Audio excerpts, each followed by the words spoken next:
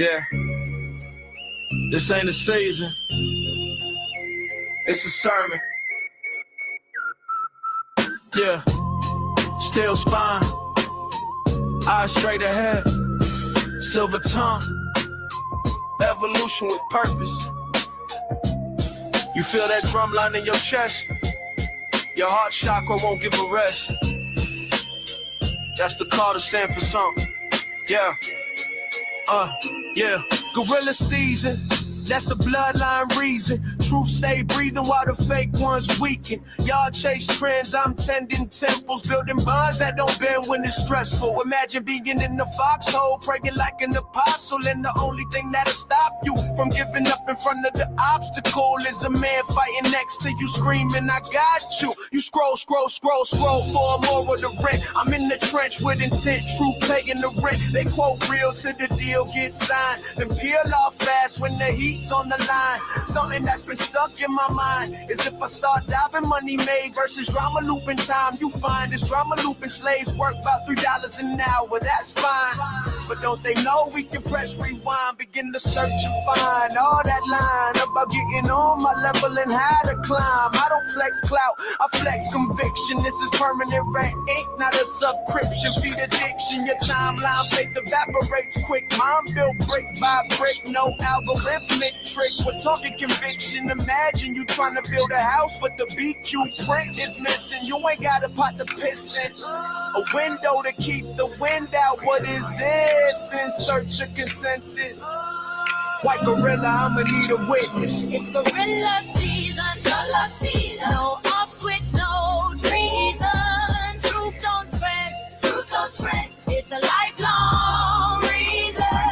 Y'all just posting for a buzz of light. We be building systems that survive the night. Y'all just posting for a buzz of light. We building systems that survive the night. I seen prophets turn profit, then vanish in the mist. Spiritual rifters with a sponsorship list. You was woke to the check clear clean, now your conscience on mute. You off the team, but the best part of this gorilla thing is the jungle been know to bring a certain acetylene, meddling with the vision scene. I'm talking camouflage, green and brown, hot with the metal grain. Crouch real low, stop breathing, hold your chest. We hold truth like a family crest, checking lies like we bench press stress. Accountability's the new revolution. Mutual correction, that's real evolution. You talk loyalty, I live that code. got brothers who would die before they drop that load. Every word that I write, I come back in flesh. Your authentic brand, just merch at best. But now you stress, cause you got a shopping cart, but it's not adding up. Use your mathematics, bruh, instead of the numerology got you stuck. It's gorilla season, no off switch, no treason. Truth don't trend, it's a lifelong reason. Y'all just posting for applause and likes. We building systems that survive the night. Y'all just posting for applause and likes. We building systems that survive the night. Gorilla don't follow trends, we set vibration. Perennial flame through each generation.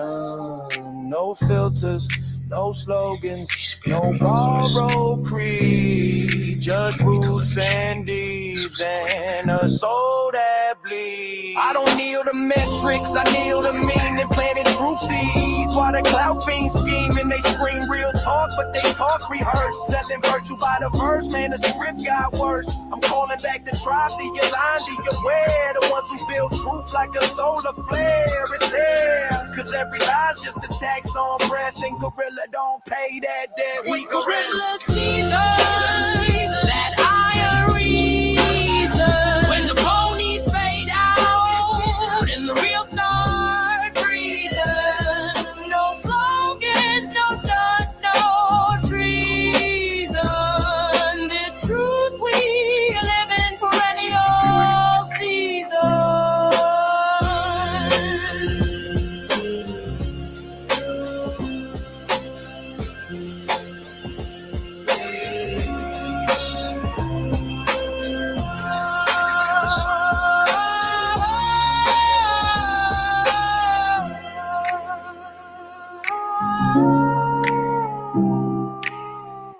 Civilization is crumbling.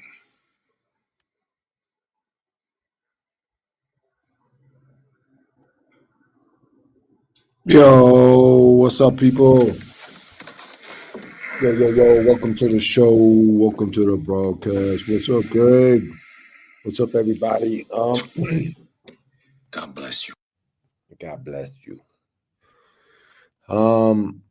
Yeah, I think if we do a little Oera Linda book study, then maybe Man on the Street.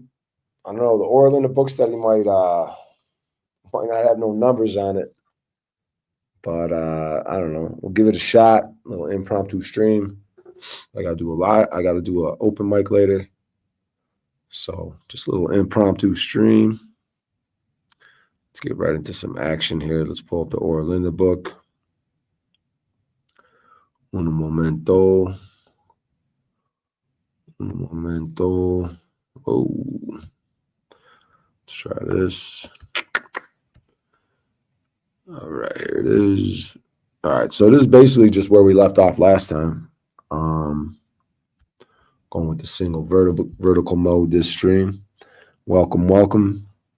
What's up, brother Greg? All right, so I'll just start reading. Like I said, if we just get no numbers with this, I might just immediately go right to Man on the Street. Then I got to prepare for an open mic tonight. So the open mic, I have to be there. Let me just double check something here. Yeah, it's this one. I'll just close some tabs too, because sometimes my computer, let me know if my internet seems janky and shit. I closed a bunch of tabs trying to, hopefully this helps resolve some of it. I'm just closing a few more tabs. You don't want too many tabs open. Could possibly cause issues. So let me just see one more. Fuck, I got a lot of tabs. Close these fucking tabs. More. All right, fuck it. We're good there. Just see, checking on y'all. All right. So I guess we'll just get right. Oh yeah, let me check that open mic. 7:30 p.m. All right, 7:30 p.m. 7 to 9. All right. Let's go. Also, if you want to play me in chess or poker or something, let me know. We might be able to figure something out. The poker has to be on honor system. But whatever, we can figure it out. I could even pull up this poker website and play a little bit on stream. That'd be silly. Could possibly get back into poker slowly but surely. We'll see. We'll see how everything goes. But they got so many poker bots. Like they'll show like a video of someone in a room, and there'll be all these phones or all these like computers, and there's all these just bots. They're like bots, just because what they'll do is like if there's 9 people at a table, like a few of them could be bots that are sharing information on the cards to try to fuck you over. So I don't know. The bots, I guess, are a problem in online poker, but and you could also use real-time assistance when you play online poker, like because poker, like chess is definitely poker dominates, and the computer dominates in chess. It also dominates in poker. Like I think they set it up with heads up versus the best players in the world. And the computer beat the best players in the world, but heads up just means 1-on-1. Damn, numbers are fucking tanking. I'm gonna have to get to Man on the Street. Between shadow banning and fucking Oera Linda book studies, we'll see where this goes. So it says, this is inscribed on the war bird by the Aldegmude. The war bird is not a maiden city, but the place where all the foreign articles brought by the sailors were stored. It lies 3 hours from Midisblik. Thus is the preface. Hills, bow your heads, weep, ye streams and clouds. Yes, Schoonland, Scandinavia, blushes. An enslaved people tramples on your garment, O Freya. This is the history. 101 years after the submersion of Aldland, which could be the submersion of Atlantis,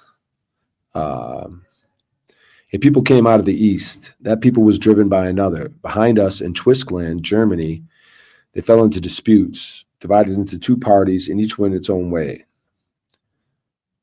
Of the one, no account has come to us, but the other came in the back of our Schoenland, which was thinly inhabited, particularly the upper part. Therefore, they were able to take possession of it without contest. Let me just make sure everything should be legit. All right, just make sure I wasn't muted or something.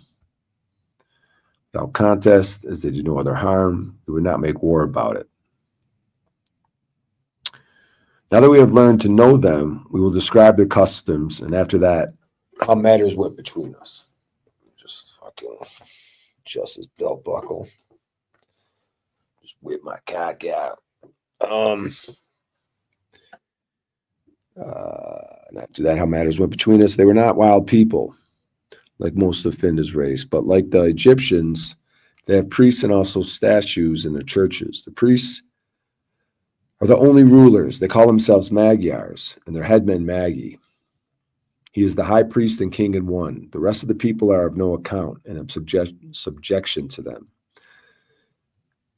This people have not even a name, but we call them Finns, because although all the festivals are melancholy and bloody, they are so formal that we are inferior to them in that respect.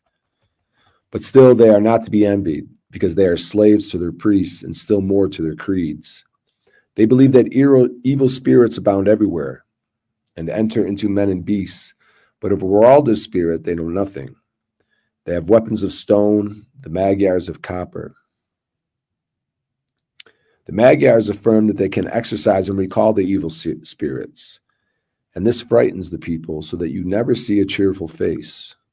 When they were well established, the Magyars sought our friendship. They praised our language and customs, our cattle and iron weapons, which they would willingly have exchanged for their gold and silver ornaments, and they always kept their people within their own boundaries, and that outwitted our watchfulness.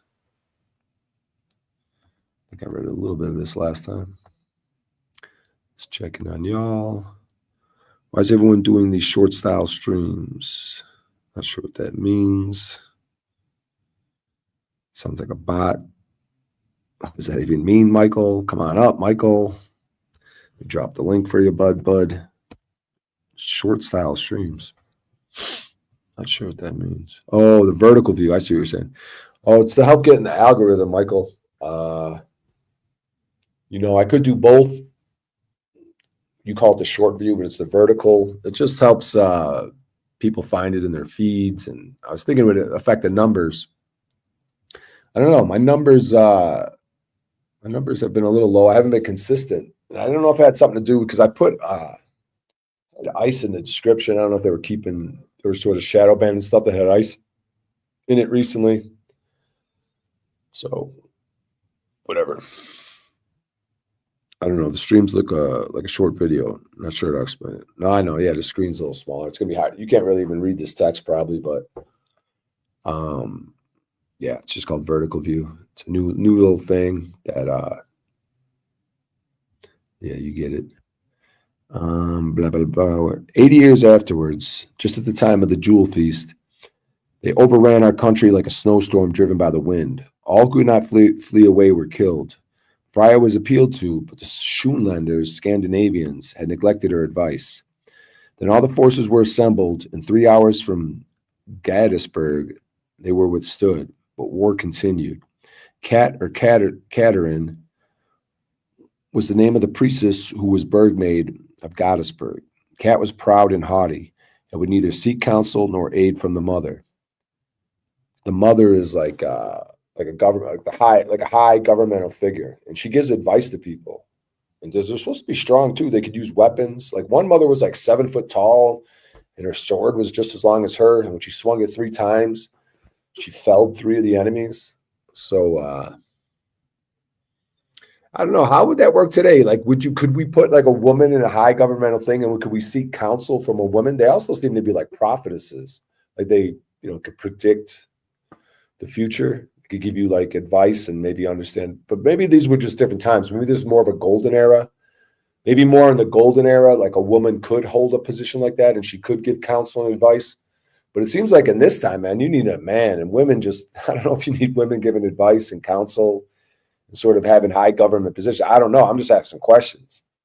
But it doesn't seem like it at this time right now. Just like how their community seems like really like socialism, like really community type shit. But maybe that works best in like a golden era, like pure community type shit where you have like community food, community like jobs, like the whole community does like one big job, and that's where most of the work comes from. Like they made paper for like for the world, you know what I mean? They were the world supplier of paper, or the best at it, or that's mainly what they did at one point. But then through this book, you see how things slowly fall apart, how they go from like a golden era and maybe go through these age changes and just through natural catastrophes, and as age changes and people just aren't as honorable. It's not, you know, things just fall apart and get diluted and corrupted. And you guys know the story. Yeah, appreciate that. Appreciate that. USA says I'm on target.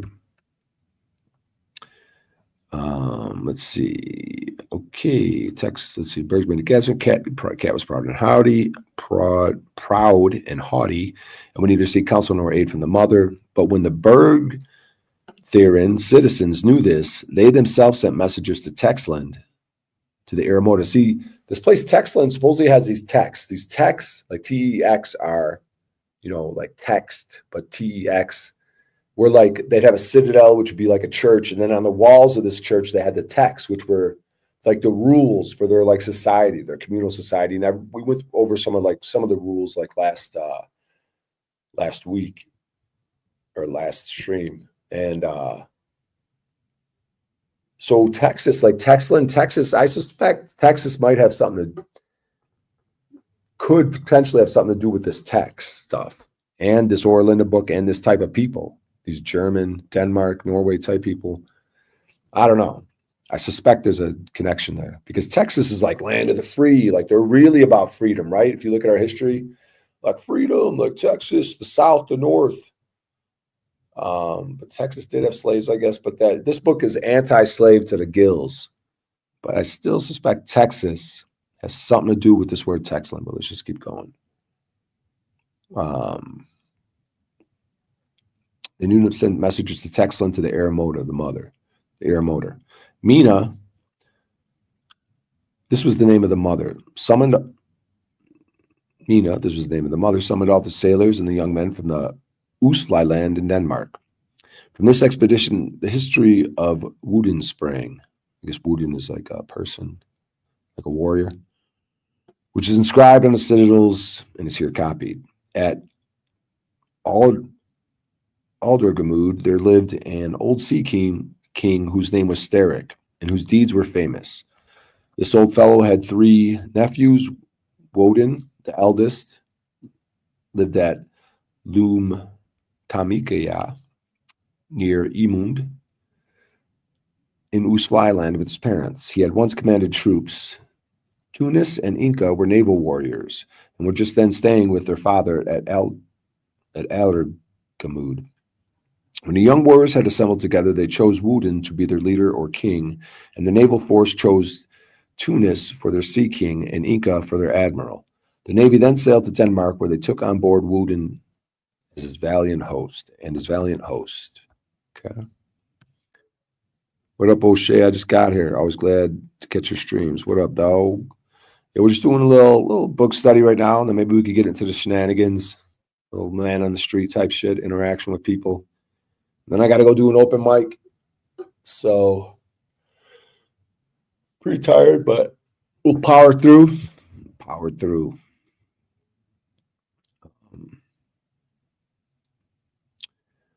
The wind was fair, so they arrived immediately in Schoonland.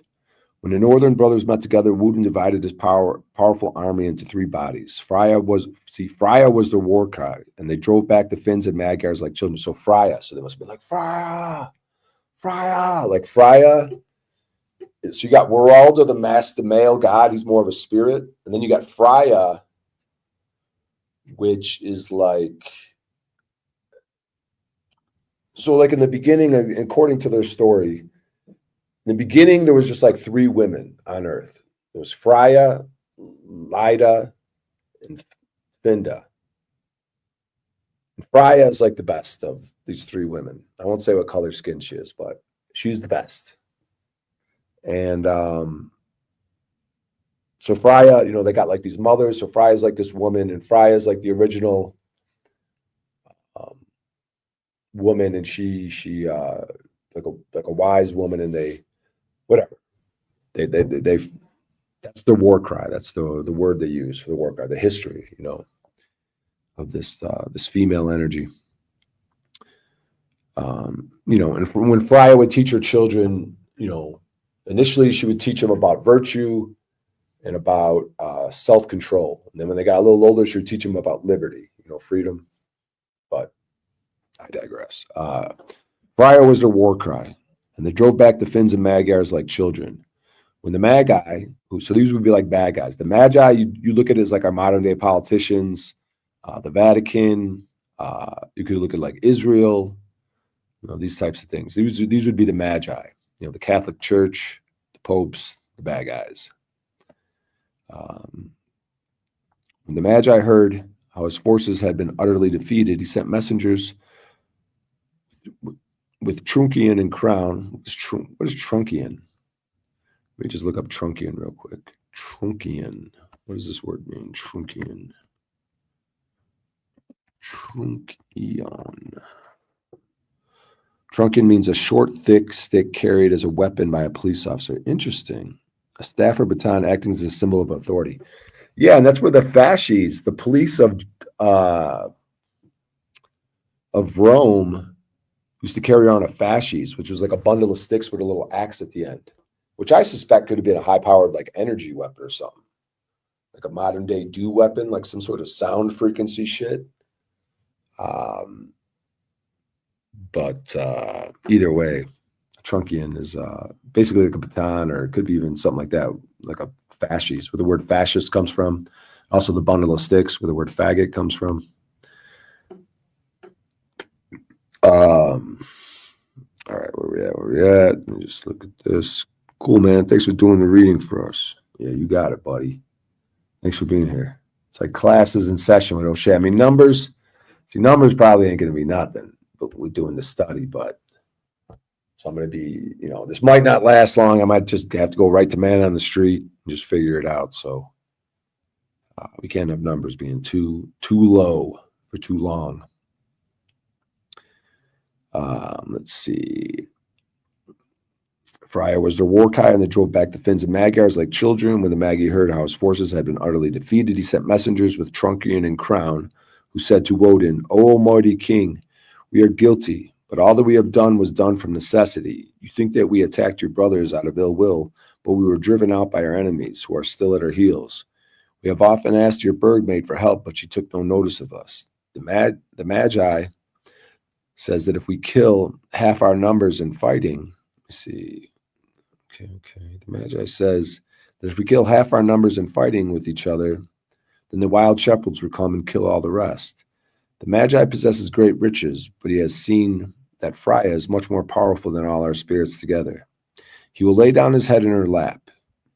You are the most warlike king on earth, and your people are of iron. Become our king, and we will all be your slaves.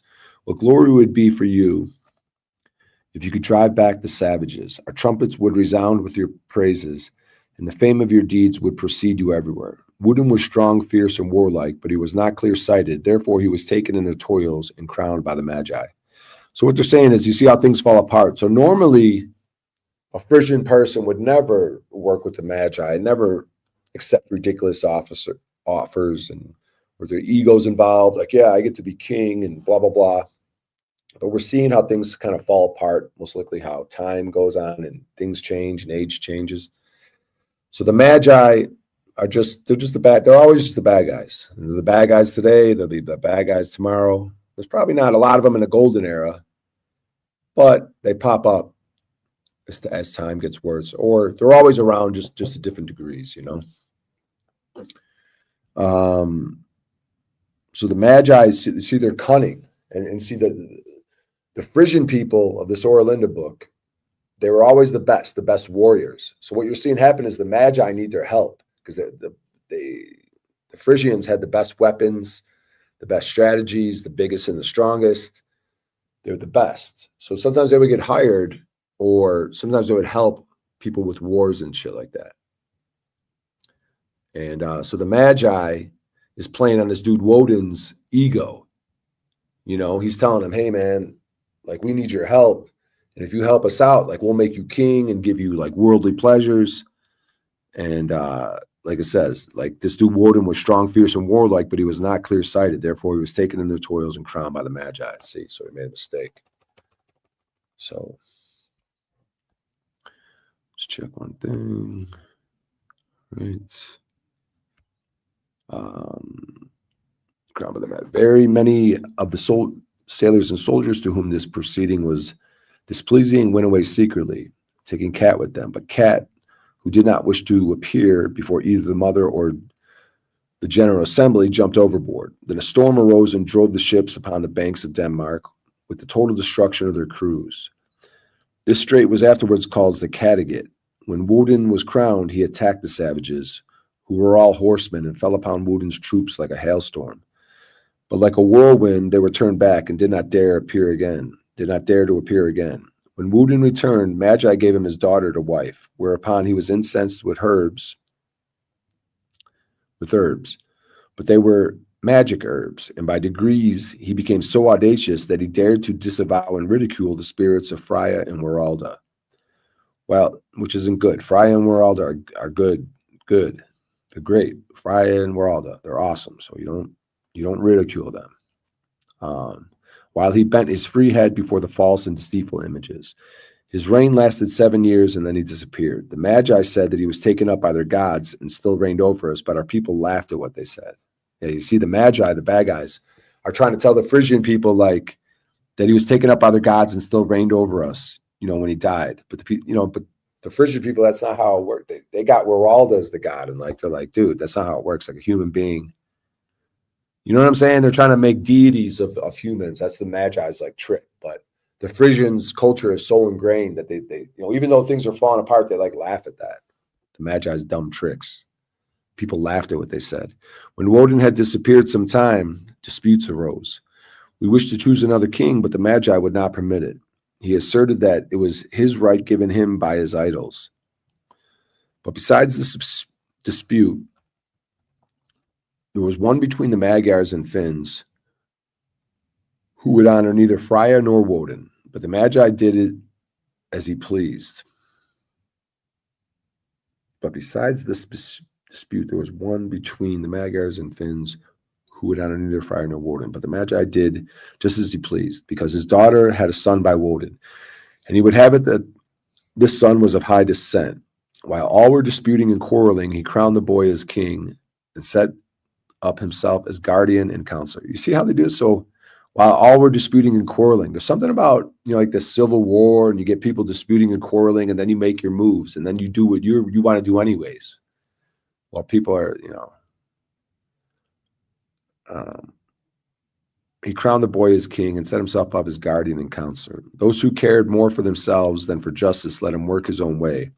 But the good men took their departure.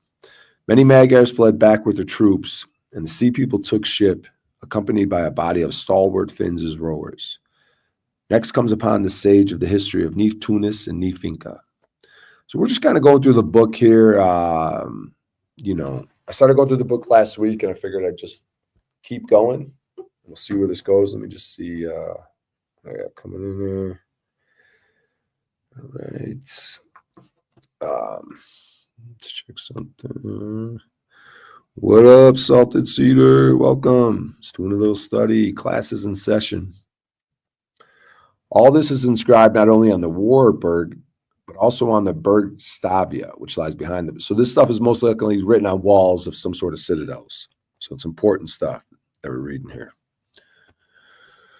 When Tunius wished to return home, he went first towards Denmark, but he might not land there, for so the mother had ordered, nor was he to land at Flyland or anywhere about there. In this way, he would have lost all his people by want of hardship. So he landed at night to steal and sailed by day, and sailed on by day. At night to steal. What does to steal mean? Maybe not to steal things, because these people ain't about stealing things. But anyways, thus coasting along, he at length arrived at the colony of Cadiz. Steal might be whatever, just to hold strong or something. Thus coasting along, he arrived at the colony of Cadiz, so called because it was built with a stone quay. The fuck is a stone quay? God damn it.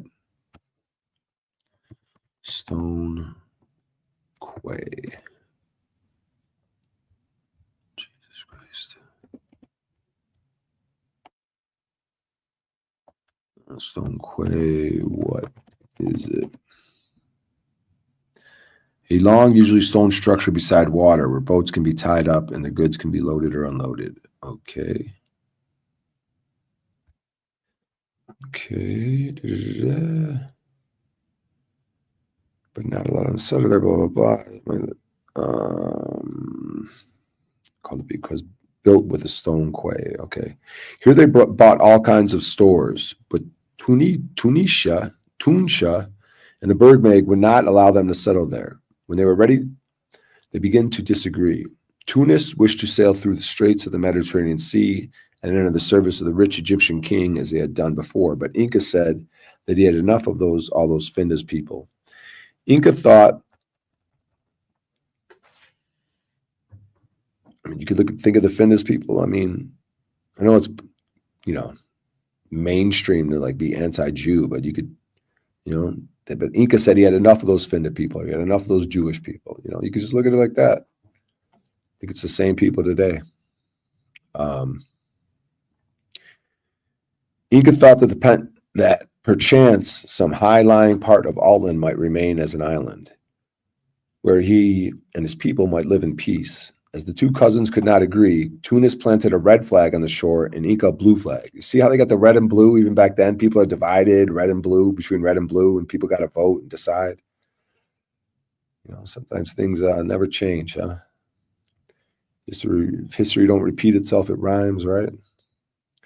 Tunis planted a red flag on the shore and Inca a blue flag. Every man could choose which he pleased, and to their astonishment, the greater part of the Finns and Magyars followed Inca, who had objected to serve the kings of Finda's people. When they had counted the people and divided the ships accordingly, the fleet separated. We shall hear of Tunis afterwards, but nothing more of Inca. Neef Tunis coasted through the straits of the Mediterranean Sea. When Atlant, or Atlantis, most likely, when Atlant was submerged, there was much suffering also on the shores of the Mediterranean, on which account many of Finda's people, Krekalanders, and people from Lida's land came to us. On the other hand, many of our people went to Lida's land. The result of all this was that the Krekalanders far and wide were lost to the superintendence of the mother. Tunis had reckoned on this and had therefore wished to find there a good haven from which he might go and serve under the rich princes. But as his fleet and his people had such a shattered appearance, the inhabitants on the coast thought they were pirates and drove them away. At last they arrived at the Phoenician coast 193 years after Atlant was submerged. Near the coast they found an island with 2 deep bays, so that there appeared to be 3 islands. In the middle one they established themselves and afterwards built a city wall round the place. Then they wanted to give it a name, but disagreed about it. Some wanted to call it Friasburg, others Neftunia, but the Magyars and Finns begged that it might be called Thiasburg.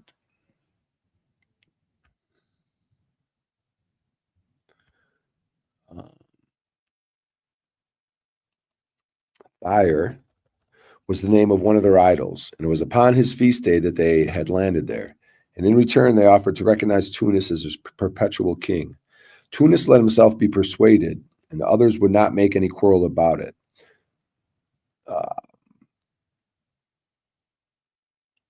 So it's like you see how things are falling apart. Like they normally didn't even have kings, and then, one of these Frisian people. He became a king, and now that Frisian person's gone, and now you got these Magyars, these Jewish type people. They want to have a perpetual king. So it's like, if you look at like Donald Trump, he's trying to enact some laws so he could get a third term, become sort of dictator. Seems like they're going like straight communist, full lockdown on us right now. You know, after that latest murder in the street and the way they're responding to it. You know, the way we used to look at like China or Russia, like, oh my God, communism and their dictatorship and tyranny. Well, welcome to America, people. Landed there. In return, they offered to recognize Tunis as the perpetual king. Tunis let himself be persuaded, and the others would not make any quarrel about it. When they were well established, they sent some old seamen and Magyars on an expedition as far as the town of Sidon. But at first, the inhabitants of the coast would have nothing to do with them, saying, "You are only foreign adventurers whom we do not respect." But when we sold them some of our iron weapons, everything went well. They also wished to buy our amber, and their inquiries about it were incessant. But Tunis, who was far-seeing, pretended that he had no more iron weapons or amber. Then merchants came and begged him to let them have 20 vessels, which they would freight with the finest goods, and they would provide as many people to row as he would require. 12 ships were then laden with wine, honey, tan leather, and saddles and bridles, mounted in gold, such as never been seen before. Tunis sailed to the Flymere with all this treasure, which so enchanted the Grebetmen of Westflyland that he induced Tunis to build a warehouse at the mouth of the Flymere.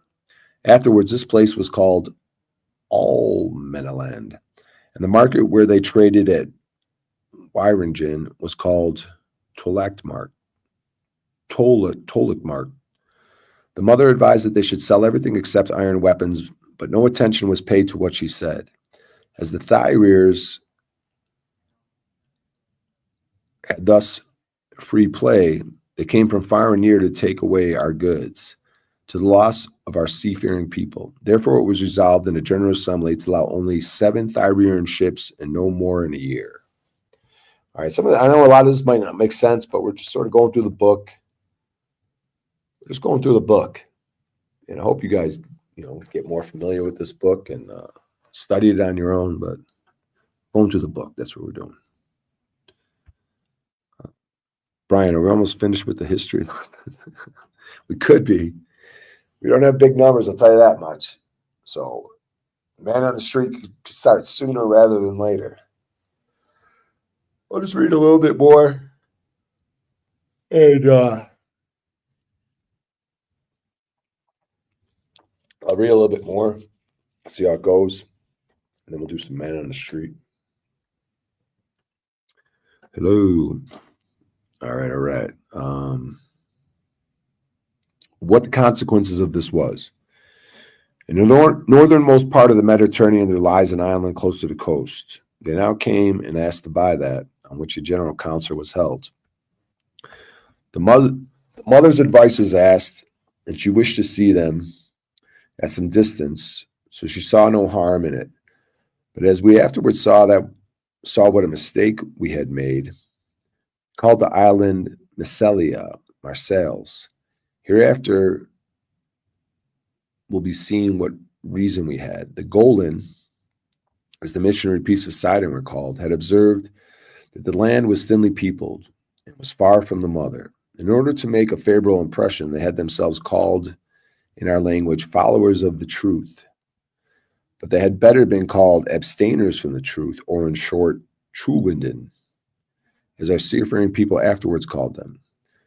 When they were well established, the merchants exchanged their beautiful copper weapons and all sorts of jewels for our iron weapons and hides of wild beasts, which were abundant in our southern countries. But the Golan celebrated all sorts of vile Golan.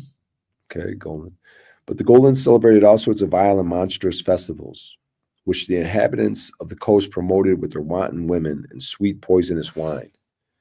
If any of our people had so conducted himself that his life was in danger, the Golan afforded him a refuge and sent him to Phoenicia, that is Palmland, When he was settled there, they made him write to his family, friends, and connections that the country was so good and the people so happy that no one could form any idea of it. In Britain, there were plenty of men, but few women. When the Golan knew this, they carried off girls everywhere and gave them to Britons for nothing. So all these girls served their purpose to steal children from Meralda in order to give them to false gods. So I think what you're hearing is, things are just falling apart with these great Frisian people. They're making mistakes. They're mixing up with other people because normally they just keep to themselves and they're the leaders of the world. But here they're getting involved with people they normally wouldn't. Things are, and then the bad guys are sort of stealing the good guys' children and women and bringing them off to places like Britain, where Britain was basically like a prison.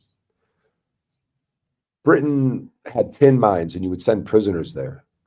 Basically, the story that Britain talks about what they did with Australia, as far as sending prisoners to Australia. So, according to this book, Britain was like that. So all these girls serve the purpose to steal children from Meralda in order to give them false gods. Okay, now we will write about the war between the Bergmaiden, Calta, and Minerva. All right.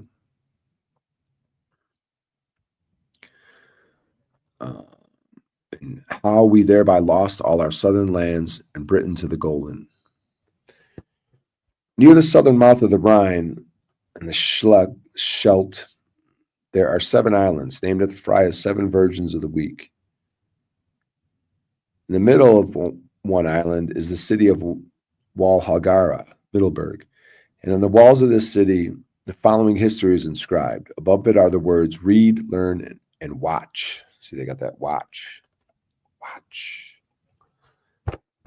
Damn, I'm tired. Fuck. We are gonna power through, though. I still gotta get on stage later. I still gotta do Men on the Street. Fuck, I'm fucking tired. Fuck, we're gonna power through, though. Fuck it. God damn. All right. 563 years after the submersion of Atlant, Atlantis most likely, that is, 1600 years before Christ, a wise town priestess presided here whose name was Minerva, called by the sailors Nihilania. This name was well chosen, for her counsels were new and clear above all others. On the other side of the Scheldt, at Flyburg, Surgerd presided. This maiden was full of tricks. Her face was beautiful and her tongue was nimble, but the advice she gave was always conveyed in mysterious terms. Therefore, the mariners called her Calta, and the landsmen thought it was a title. In the last will of the dead mother, Rosamund was named first, Minerva second, and Sigurd third in succession. Minerva did not mind that, but Sigurd was very much offended. Like a foreign princess, she wished to be honored, feared, and worshipped, but Minerva only desired to be loved. At last, all the sailors, even from Denmark and Flymere, did homage to her. This hurt Sigurd because she wanted to excel Minerva. In order to give an impression of her great watchfulness, she had a cock put on her banner. So then Minerva went and put a sheepdog and an owl on her banner. The dog, she said, guards his master and his flock, and the owl watches that mice shall not devastate the fields. But the cock, in his lewdness and his pride, is only fit to murder his nearest relations. When Calta found that her scheme had failed, she was still more vexed.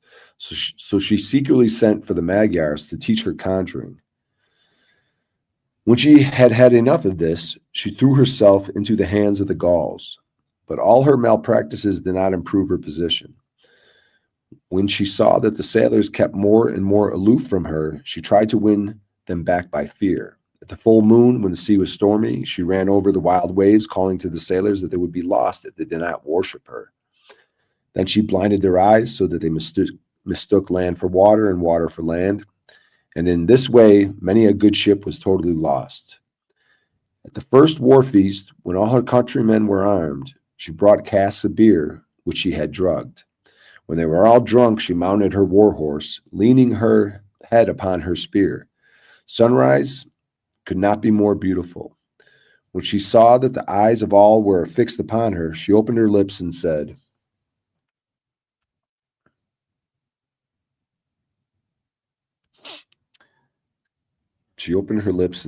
Sons and daughters of Freya, you know that in these last times we have suffered much loss and misery because the sailors no longer come to buy our paper. Let's check this real quick. These fucking dumb emails coming in. What is this? There's Timmy probably getting back to me. Let's see. All right, yo, I'm passing out. All right, Timmy. I might be doing some work with Timmy. That's good stuff. We'll figure that out. Okay. She said, Sons and daughters of Freya, you know that in these last times we have suffered much loss and misery because the sailors no longer come to buy our paper. Because paper was their main industry, right? They were the paper makers of the world. But you do not know what the reason of it is. I have long kept silence about it, but can do so no longer. Listen then, my friends, that you may know on which side to show your teeth. And on the other side of the Scheldt, where from time to time there come ships from all parts, they make now paper from pumpkin leaves, by which they have saved flax and outdo us. Now, as the making of paper was always our principal industry, the mother willed that people should learn it from us. But Minerva has bewitched all the people. Yes, bewitched, my friends, as well as all our cattle that died lately. I must come out with it. If I were not Bergmaid, I should know what to do. I should burn the witch in her nest. As soon as she had uttered these words, she sped away to her citadel. But the drunken people were so excited that they did not stop to weigh what they had heard. In mad haste, they hurried over the sandfall, and as night came, they burst into the citadel. However, Calta again missed her aim, for Minerva, her maidens, and her lamp were all saved by the alertness of the seamen. All right, so you see things are falling apart in this thing. Like there's quarreling, there's civil division. The people are becoming divided. So you're just slowly watching a great and grand benevolent society sort of slowly fall apart, you know. Such is life, you know, such is how things work. Brian, Jack just went live. Let's give him a roast. Let's see. Nah, maybe not. Oh, man. Don't you know it's bad taste to announce other people are alive on someone's live? Don't you know that, USA? But I feel yeah, this stream could be my stream could be different in that regard. But normally, when someone's live, you don't announce that other people are alive. But whatever. Whatever, man. Holy fuck, am I tired, dude? This reminds me of like when I went on that poker run. I don't know. I never thought about it, but when I was describing the poker the other day,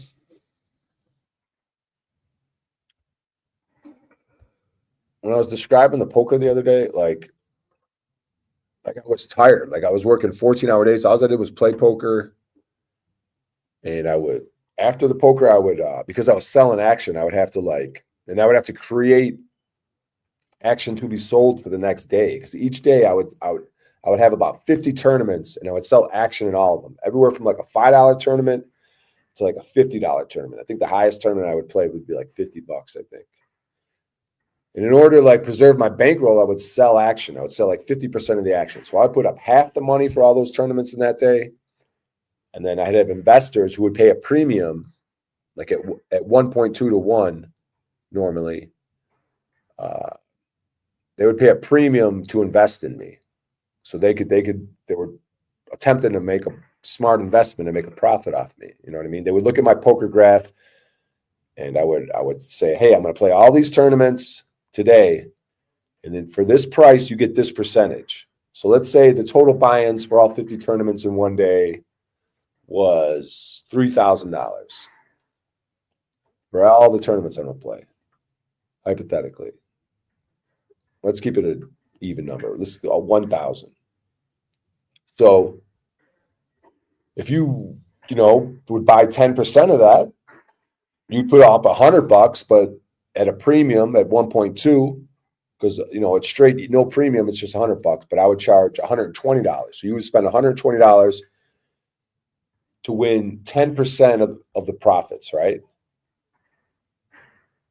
So let's see. So if it costs $1,000, it doesn't really matter what it costs, but like if I profited $1,000, then yeah, you would get what the fuck would they get? What the fuck am I talking about? Because then that's break even. Yeah, I would just give them the straight 10%. Yeah, it didn't matter because I was getting the premium and I was only selling 50% of the action. I'm trying to think that works, right? The math fucking works at that. So I would give them, they would win 10% or whatever the fuck. If you bought 10%, yeah, you'd get 10% of the profits. But the thing of it is, I did this for like a month, right? So I only did like a month. I worked hard for like a month, but I was chasing the number one tournament player. So I was essentially, for that month, I was trying to be the best poker tournament player in the world for that month because I was on Poker Stars and that was the biggest site in the world, most prestigious. And they had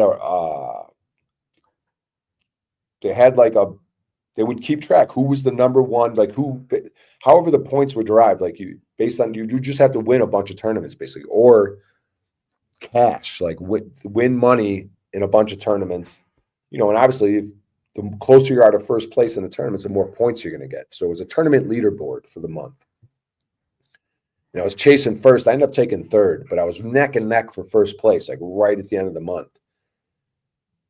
So it's just like, wow, I never really thought about that. That I was like, for that month, I was like the third best poker tournament player in the world for that month online, which is pretty fucking cool in hindsight. But I worked my balls off and I was tired every day. Like I would set my alarm like early in the morning because I would have a schedule. I'd have to play 50 tournaments in a day, and it would take like, you start at like 8 a.m., 9 a.m., whatever it was, and you would end at like 7, 8, depending on like, maybe you're going long in tournaments because you're winning them. So maybe, but generally like from like 9 a.m. to 9 p.m. or 7 p.m., something like that, depending on how well you do in the tournaments.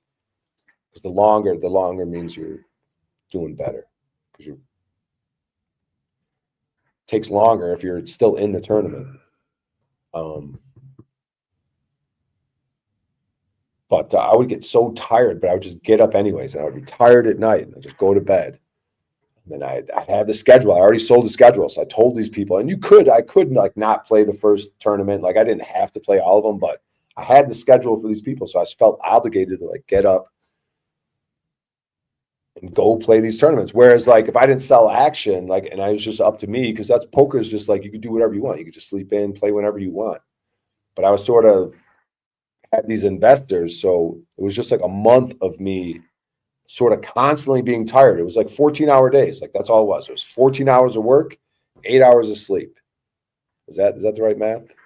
14-hour days. Yeah, that's the right math, right? Does that equal 24? 14 and 8? Or is that 22? It's 24 hours in a day. Whatever. Works out about right. You guys know what I'm trying to say. Whatever. Damn, I'm tired, dude. I'm just saying the tired feels familiar. This type of tired where you're actually kind of like being productive. Because I went to a mic last night and I had sort of a different attitude like at this open mic last night. The last couple of mics have been good. And I had a real good conversation with this comic last night about who's going through similar things with me in the comedy scene. And I don't know. And he said people sometimes go, because I took a few months off and, because I was acting out. And he goes, yeah, man, that's common in our community. He's like, people have some sort of existential crisis. They leave for a few months, come back. The comics are weird people, dude. So I don't know. Things are sort of looking up is what I'm saying. What's the best vegetarian meal in Denver? I don't know. Maybe we should break out the calculator. Fuck is huge. Vegetarian meal in Denver? I don't know. There's no good food anywhere, really. I don't know where there's good food, to be honest with you. Plus, I don't eat out that much. It's expensive. It's not that good. Vegetarian meal? I don't even know. Pizza 314's got a decent little pizza, but that's not very healthy. I mean, you get some Italian, Indian shit. I haven't really been eating it. They probably got some decent Indian restaurants that are vegetarian. I haven't really experienced it that much, though. I don't know, man. Restaurants kind of suck. Cook your own shit. Cook some nice Indian food. Cook a nice vegetarian meal is look for a Middle Eastern meal where you take onions and you cook them like right before they're about to get burnt. You cook them to they're brown and black like onions. You take a bunch of onions. So eventually you're going to have onions, lentils, rice. You could have like quinoa and rice, but it's really like rice, lentils, and those onions. I forgot the name of the dish. It's like a Egyptian type dish. I don't know, man. The fuck am I rambling about? But yeah, if you want to cook yourself a nice vegetarian meal, look for that one.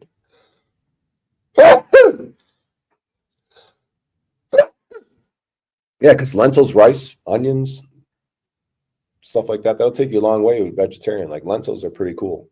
Get some protein in there. All right. When was the last time you had vegetarian food? Yeah, I've been eating some meat lately. I eat vegetarian stuff. I was doing vegetarian for years there, but I've been sort of getting out of it.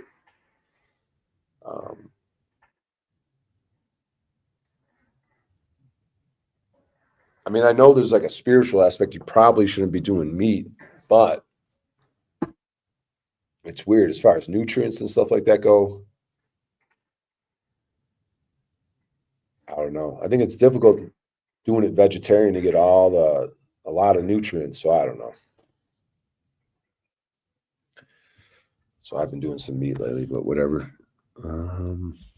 Timmy Carino, what's up, buddy? Oh, when was the last time you had a vegetarian meal? I remember it's on Timmy's ass about that vegetarian shit. I don't know. I mean, I've been mixing in a little bit lately. I've been, I guess I'm back on meat. I said that. Oh, vegetarian. Ain't been in this town. I've been in this town. It's gonna be coming up on 2 years. There ain't been no vegetarianism here, dude. But I don't know. Like I sort of have a new attitude, like where I'm like it's possible I play a part in these problems that I have in the comedy scene and shit. So I'm just trying to like I'm back to going to open mics. I'm like kind of putting it on me, like, because instead of being like, fuck these guys and fuck these comics, like what can I do just to rise in my career, man? It doesn't have to be beefs with these comics. I could always leave town at some point, but I don't know. I just sort of want to take more responsibility and not be such a bitch, I guess. Like try to get on stage and fuck it. It's not that big a deal if other comics don't like me. The main goal is to come up with new material. You guys have heard the same jokes over and over. I might have some jokes that work, but I got to come up with new stuff. So that's a difficult task, is trying new stuff on stage. That's going to be the thing I've been talking about for a long time, but yeah, man. But so like I got some new shoes, right? Like yesterday I wanted new shoes. I was like, I need some new shoes. And this one dude, he had some nice Airwalks for sale. And I got a good price on them. This dude was on the street, had some Airwalks that fit me. And I got a good price on them. And then I got some new pants. I got some new pants that kind of have like a modern fit where it's like they're not real bell bottom. So my fit, they call it the fit, your fit. Got me a new t-shirt. So I got all this, the new shoes, the new pants, the new t-shirt before I went to the mic last night. And I just felt, you get some newer clothes that fit you properly. And that boosted my confidence. And then my attitude at the mic, I was like, I took a couple of hits of weed. I'm trying not to do the weed. Like earlier today, I took a couple of hits, but I'm like smoking other people's weed or I'll try to pay them. I'm on that thing. Try not to keep weed on me. But just throughout the day, if I smell a little bit, come on, and, hey man, I gotta give you a couple bucks. I'll take a hit off that. Try not to mooch people's weed. Always trying to pay for it or exchange something. But sometimes they're like, oh no, don't. No, I refuse to accept anything here. Just hit it, man. But I really should be off, not really doing the weed. But I feel like if I'm only going to do a little bit every day and not have it my own on me, then I think that could be kind of manageable. But it does. It's a slippery slope because it can result in me having a bag of weed and then I just don't even do live streams. I might not even do open mics. I might just smoke weed and eat and look at YouTube and Reddit. So,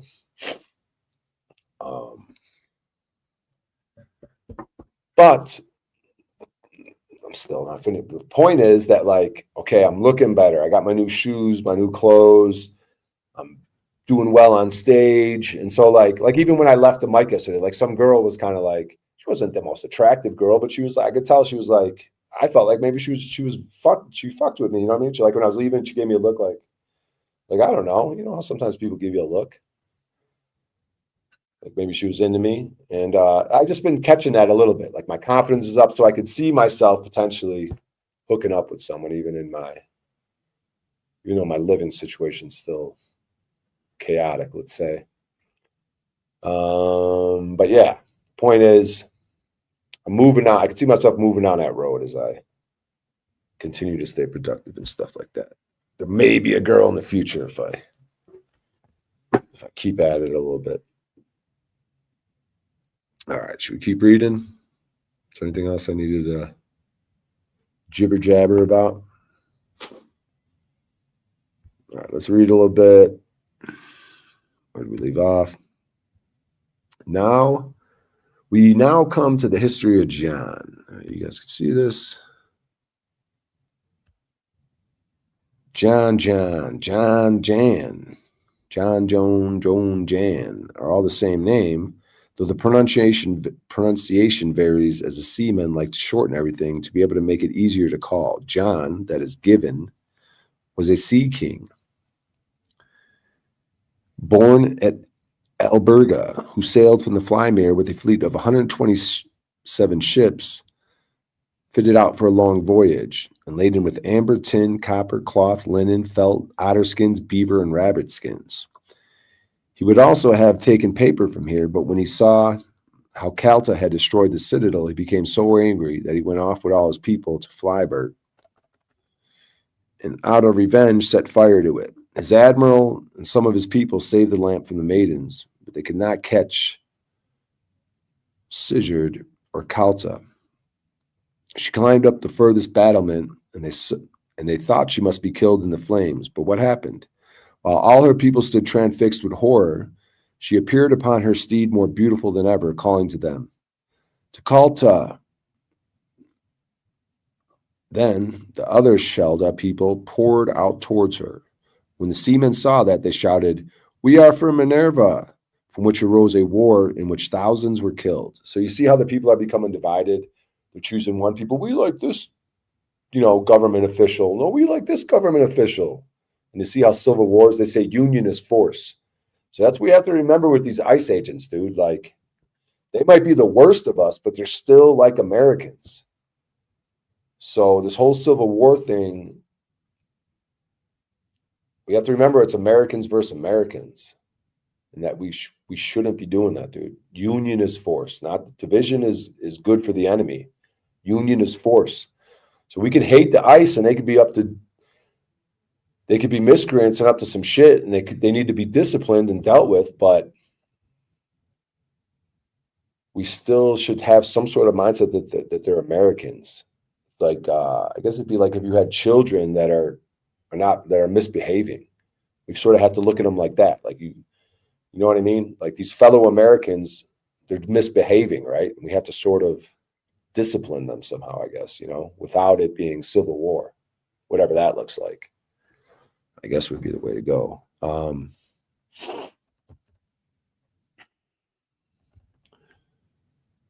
Okay. You almost have the gypsy guru look complete. Well played. Yeah. I mean, I'm half contemplating as I continue to maybe get opportunities with comedy and stuff. I could like, because I think if I did something like even trim the beard more or did something with a haircut and contact lenses, like it could radically alter my look. Because you go from sort of like the homelessy look to like kind of like, I don't know, some different type of more modern look, normalish sort of look. So that could be a potential thing. I could change my appearance, you know, maybe if opportunities presented themselves, or I don't know, just as a way to maybe create more opportunities, to sort of look more of a pretty boy or more handsome as a way to potentially get more opportunities in this industry. So I don't know. I mean, these are options that I'm open to at some point. So, and I do tend to switch up my look anyways. I'll go from long hair to short hair, long hair. So it is kind of a cycle thing. Okay. At this time, Rosamond the mother, who had done all in her power by gentle means to preserve peace, when she saw how bad it was, made short work of it. Immediately she sent messengers throughout all the districts to call a general levy, which brought together all the defenders of the country. The landsmen who were fighting were all caught, but John and his seamen took refuge on board his fleet, taking with them the two lamps, as well as Minerva and the maidens, both the citadel. So these lamps are very important. I guess they're probably lamps that never go out. They're probably made with alchemy. So like a lamp, like you think of your light of your soul, like why would a lamp be important? You know, fire, you got a light, a lamp, a watchtower, you know, maybe in the ocean, what do they call those things? A light tower, a lamp. There's some sort of eternal lamp that has some sort of power too, because the Magyars always want to get a lamp, but they don't know how to make a lamp and how to have a lamp lit. And sometimes they'll get a hold of a lamp and it'll burn out or something. Or these lamps really aren't supposed to be extinguished. They're like potentially unextinguishable. Because if you make the philosopher's stone through alchemy and you take that powder of the philosopher's stone and mix it with like a lamp oil, then that lamp oil will be like an eternal, you will never have to change the oil, like some sort of eternal flame. Just like if you eat the philosopher's stone every day, you could extend your life. Potentially eternally, all you have to do is keep taking the stone every day. If you stop taking the stone, you'll eventually age and die, but you can sort of stop and reverse the aging process through consumption of the philosopher's stone. So I think alchemy has something to do with these lamps that are important to these Frisian people. So he said there's two lamps. So taking with him the two lamps, as well as Minerva and the maidens of both the citadels. Helprick, the chief, summoned him to appear, but while all the soldiers were on the other side of the Scheldt, John sailed back to the Flymere and then straight to our islands. His fighting men and many of our people took women and children on board, and when John saw that he and his people would be punished for their misdeeds, he secretly took his departure. So I guess you're seeing how things are falling apart. I guess this guy John seems to have something to do with the Frisian people, and he seems to be, being a miscreant. So that's not how the Frisians normally operate. Normally they don't do anything wrong, like for the most part. You know what I mean? They do good, honorable things, but you're seeing how things are falling apart.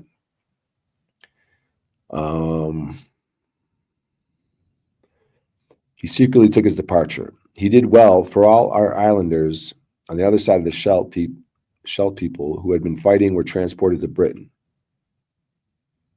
For all our islanders and the other Scheldt people who had been fighting were transported to Britain.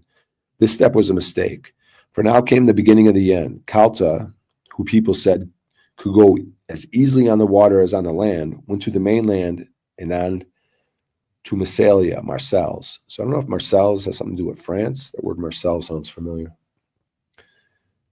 Then came the Gauls out of the Mediterranean Sea with their ships to Cadiz and along all our coasts and fell upon Britain.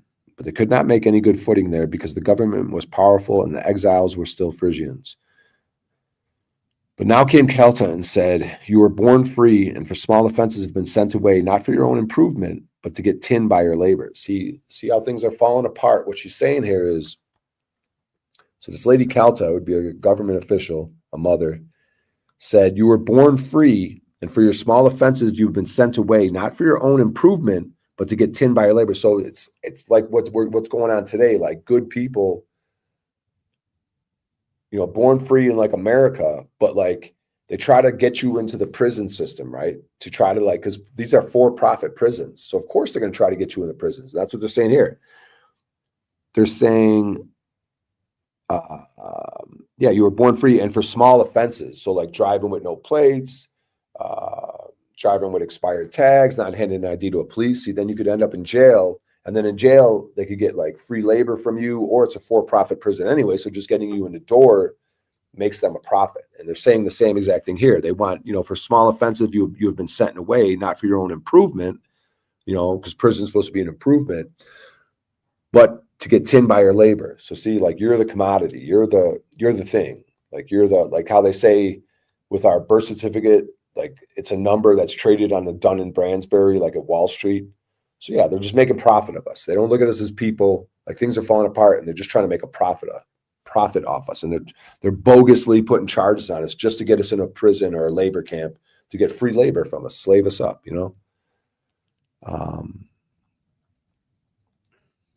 But if you wish to be free again and take my advice and live under my care, come away, and I will provide you with arms, and I will watch over you. This news flew through the land like lightning. So you see how like slaved up people, like if you tell them there's an opportunity to not be slaved up, and this is what I envision will happen like here in America or something, like everyone's so miserable, like I can't find work. Prices of living has gone up. Price of housing has gone up. Price of food has gone up. And people are just getting more miserable, and people are getting taxed out. Taxes are fucking crushing and crumbling people. People don't have savings. People are getting murdered in the streets. So you see how like people are just getting miserable and fucking getting crushed, and they're being suppressed, and they're being slaved up, And then when people hear something about freedom, there might be some work, or people might not get murdered in the streets, or people might not go to jail for bogus ass shit. Like you're telling them about freedom, and then people will perk up. It's like if you told people in America, man, we got this situation where there's some good work. You're not going to slave you up and try to put you in jail for bogus little minor things. Oh, you didn't pay taxes. Oh, you didn't have a plate on your car. Oh, you didn't have a hunting license. All this shit, all this suppression. So you know what I mean? So they're saying, but if you wish to be free again and take my advice and live under my care, come away. I will provide you with arms and will watch over you. The news flew through the land like lightning. And before the carrier's wheel had made one revolution, they say the time, they're talking about a distance of time. It's the six-spoked wheel, and when it rolls, it signifies amounts of time. So they're saying, before the carrier's wheel had made one revolution, she was mistress of all the thayirs in all our southern states as far as the sea. She built herself a citadel on the highland to the north and called it Kaltersburg. It still exists under the name of Kuranek. From this castle she ruled as a true mother, against their will, not for her followers, but over them. Okay?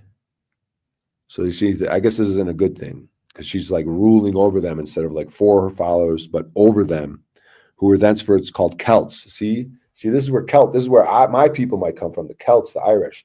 See, but it might not be a good thing, the Celts, like my current people that I come from. I think let me just keep going. Thenceforth called Celts. The Gauls gradually obtained dominion over the whole of Britain, partly because they no longer had any citadel. Secondly, because they had there no burg maiden. And thirdly, because they had no real lamps. From all these causes, the people could not learn anything. They were stupid and foolish, and having allowed the Gauls to rob them of their arms, they were led about like a bull with a ring. See?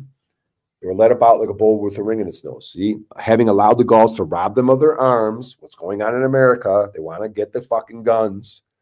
They were led about like a bull with a ring in its nose. You see? Just like, let me get your gold for its wartime purposes. We need gold. So the decree, everyone's got to give their gold. Everyone's got to bring their guns in. Everyone's got to bring their guns in. You know what I mean? See? It's the same shit we're dealing with. All right, what else we got?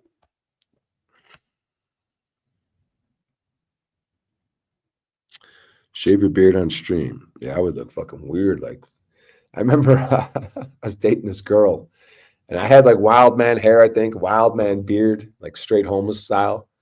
And then I got like a haircut, and then I shaved my beard. I think I was trying to like trim it down, but I ended up like shaving its skin to this face. And she was like, "Don't ever do that again." I guess she didn't like it, like skin right down to the skin. I mean, I guess the best look is some sort of beard, even if it's just like a grab, like stubble-y face type thing. But like just straight, smooth skinned. I don't know. I don't know what you guys would think if I looked like that, but I remember this one girlfriend, she didn't. I remember her son, like I dated a girl, she had children, and like her son, her young son was like watching me shave my shit, and he was all like intrigued because like I said, I went from a wild man homeless look to sort of getting a haircut and shaving my face clean. But I shaved my face. That used to be my thing. I used to never use a beard trimmer. I would shave my face clean and then let it grow to stubble. And then before it became a beard, I would just shave it face clean, let it grow to stubble. And that was sort of my thing for a while there. But now I got a beard trimmer, and I would just keep like a trimmed beard. But now I'm just doing more of a bigger beard and long hair, sort of more of a homelessy look. But whatever. Bobby Fischer and his crazy homelessy look. Some dreads. Could Joe Dirt up your game? Yeah, I did. What did I do? Braids, like micro braids one time. Like I had a micro braid on my hair. I paid like $50. I went to the ghetto. I go, I'm going to find the worst part of town and find a barbershop. That's pretty much what I did. I just went to the worst part, the worst black ghetto in Chicago, found a barbershop, and just went in there and negotiated some sort of deal, $50 for a dude to spend a couple of hours micro braiding my hair. But it didn't look good up here. Like the braids, they kind of fell like dreads. I kind of had to wear a hat because it looked kind of funky up here. But like, whatever. I had a head full of micro braids. I guess I could turn into dreads. I think Philosopher's Stone is the pineal crystal. The gland acts as an antenna of sorts. Yeah, that's why I was just telling someone today, like we were looking at a pine cone. So a pine cone's like compressed, but then it opens up. That's like the opening of your pineal gland. And then a pine cone also looks like a mandala or whatever. So there's something to that. The Vatican has like a pine cone, a giant pine cone. So there's got to be some significance in reference to the pineal, like illumination, Illuminati, illuminated. When your pineal gland is illuminated, your third eye is open. All right, we've been live for an hour 17. I got to be at an open mic at some point.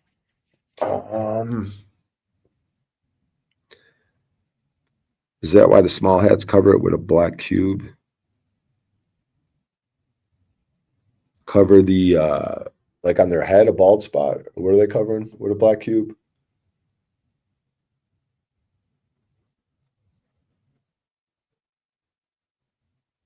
Yeah, what do they cover with a black cube? What was I talking about?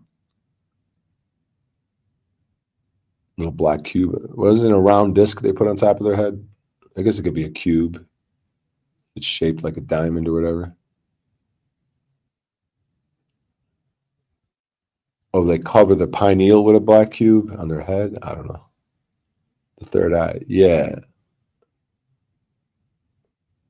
Yeah, that black cube, the black cube of Saturn. Black cube is like synonymous with Saturn somehow in those rings. Yeah, there's some sort of geometrical shape with the rings of Saturn and a black cube.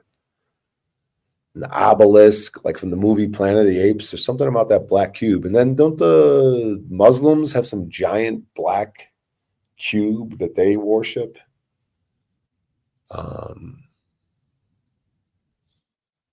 And then the New Jerusalem is some ginormous cube, which is interesting. Brian, yes, it's Saturn worship. Yeah, Saturn, Saturday, Satan. God damn, I'm tired. But we're going to power through, people. Let's check this phone. Let's see what fucking... All right. What the fuck does that say?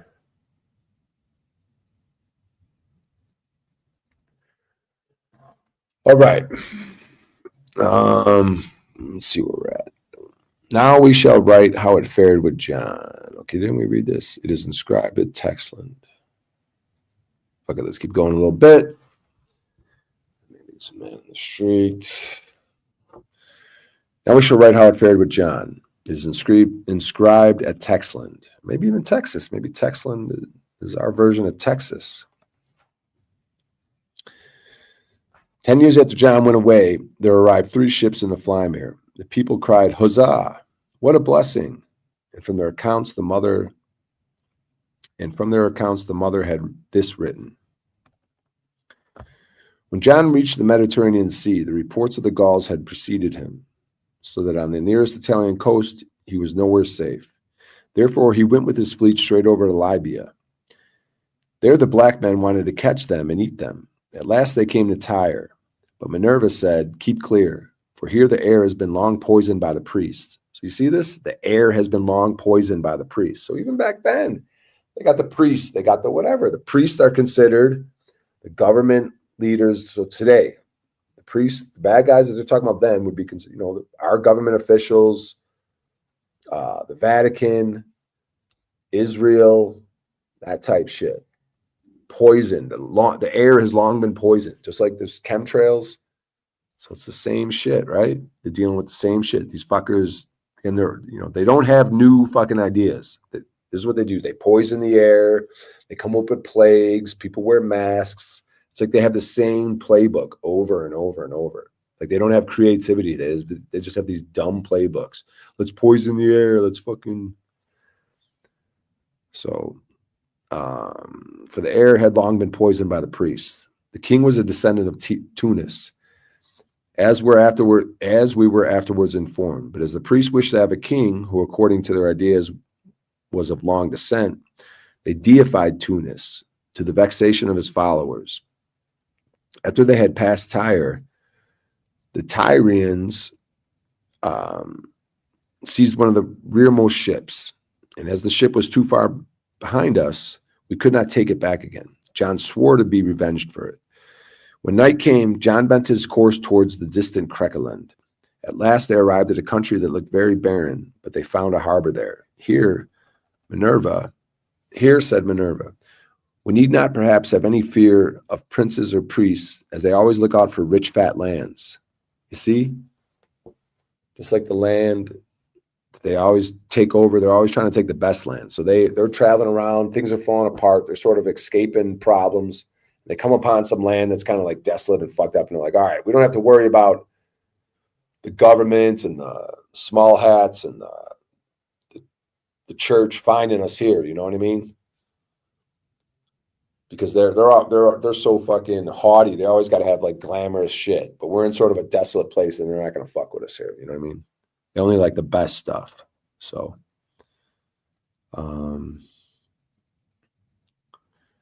there was the government. When they entered the harbor, there was not room for all the ships, and yet most of the people were too cowardly to go any further. Then John, who wished to get away, went with his spear and banner, calling to the young people to know who would volunteer to share his adventures. Minerva did the same thing, but she wished to remain there. The greater part stopped with Minerva, but the young sailors went with John. John took the lamp of Calta and her maidens with them. Minerva retained her lamp and her own maiden. So you see, union is forced, but people are becoming divided. People are separating. People are choosing sides. So you see how things are falling apart. Between the near and distant coasts of Italy, John found some islands, which he thought desirable. Upon the largest, he built a city in the wood between the mountains. From the smaller islands, he made expeditions for vengeance on the Tyrians and plundered their ships and their lands. Therefore, these islands were called Insulae Piratarum, as well as Johannes Insulae. When Minerva had examined the country, which is called by its inhabitants Attica, she saw that the people were all goatherds and that they lived on meat, wild roots, herbs, and honey. They were clothed in skins and had their dwellings on the slopes, Hellinga, of the hills, wherefore they were called Hellingers. At first they ran away, but when they found that we did not attack them, they came back and showed great friendship. Minerva asked if we might settle there peacefully. This was agreed on the condition that we should help them to fight against their neighbors, who came continually to carry away their children and to rob their dwellings. See how one strategy of shit is to take people's children, raise them up in your deplorable society, and then send them back to the original society that you stole them from to kind of corrupt that society? See how they have these weird ways of fucking with people?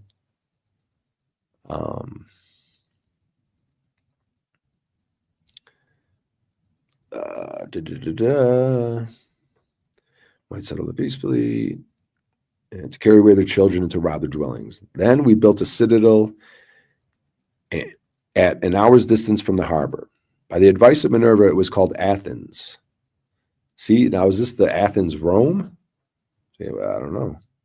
By the advice of Minerva, it was called Athens, because she said, those who come after us ought to know that we were not here by cunning or violence, but were received as friends, Atha.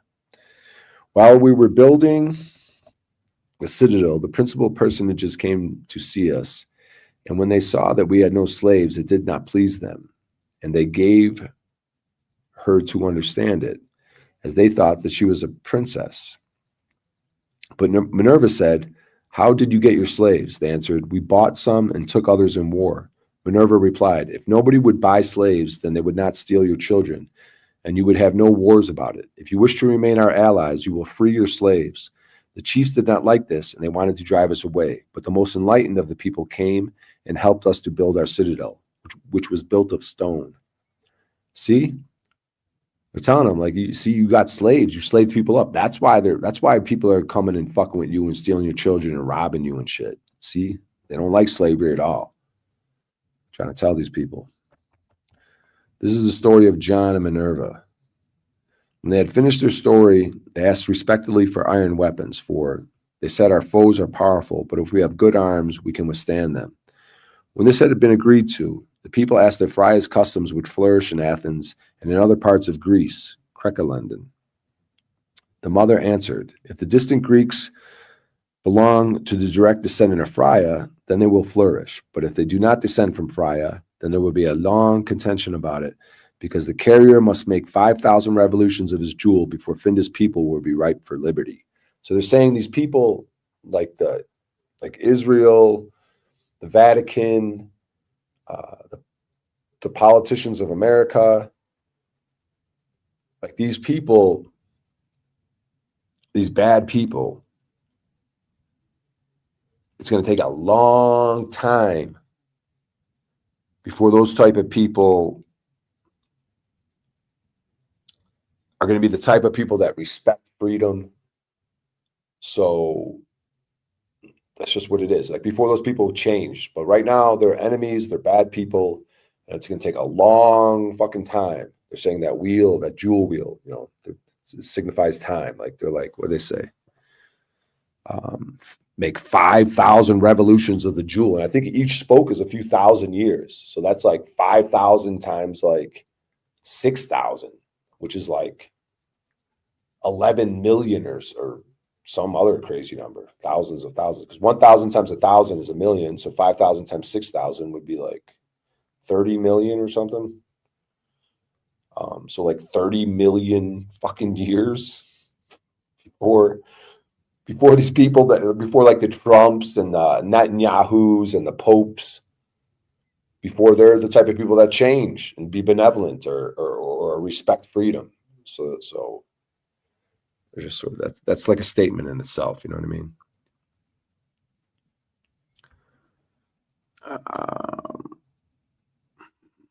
The black cube is the representation of Saturn and Moloch worship. The Jews worship the god of child rape and sacrifice, but the average Jew has no clue. Did you go to the open mic yesterday? Yeah, it was good. I had a great conversation with a kid who's made a lot of the same mistakes I have, and he's also younger than me. But his thing was like he would get drunk and make a lot of mistakes. So I don't even have alcohol to lean on as an excuse for my mistakes. But no, things are going good. We'll see how tonight's open mic goes. But the last two open mics were very productive, good times. Because I went to 2 mics 2 days in a row. I went yesterday, the day before yesterday. I'm going to go tonight. we'll see how it goes. I haven't been doing too much new stuff at him though, because the first mic 2 days ago, it looked like a hot room. It looked like a lot of people I didn't know, so I just go to the go-to shit. Last night's mic wasn't really a hot room, but I ended up doing a different thing I never did before. I passed out all my cards to all the people, and then I called on people and had them read the 2 words on the card, and then I did my bits I would do the bit after they read the 2 words, and that seemed to help with the engagement and sort of whatever. Helped it be a good night. And then some other comics did well that night, so it was a fun night, and I got to talk to them and smoked a little bit of weed with some of them and sort of maybe got to, I don't know, mend things or just sort of, I don't know. It's just a good vibe for me anyways. One guy pissed me off. It seems like when I walk in, this one guy has this fucking face, dude. It's always like a smile or a smug fucking, and I don't know if it has anything to do with me, but God, sometimes things enrage me and I get in my fucking head, dude. Then I'm like, how's this guy going to do on stage? And he started off doing all right. And he was up there a long time and he had like lows. Sometimes when people that I think hate me, I want them to do, I don't want them to do well, but I'm just trying to like correct my mindset. Like, why should I wish anyone not to do well? Or I'm just trying to correct how I think, right? So I always was just trying to be positive. Like, oh, if I got personal beef with this dude, I was still trying to be like, no, root for him to do well on stage. Like, because what does that have to do with me? Like root for people to do well. Like, why should I root for people to not do well? Like, so whatever.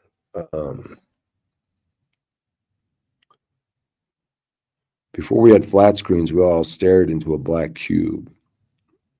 Only the shape has changed a little. Is this about juices? Lou Bass, how was Florida? We never hooked up. All right. God, I'm exhausted. I guess we might as well. We could keep reading a little more. This is about the Geertman. I guess I could leave off here and come back to this next time I go live. What time is it? 4 to 5. All right.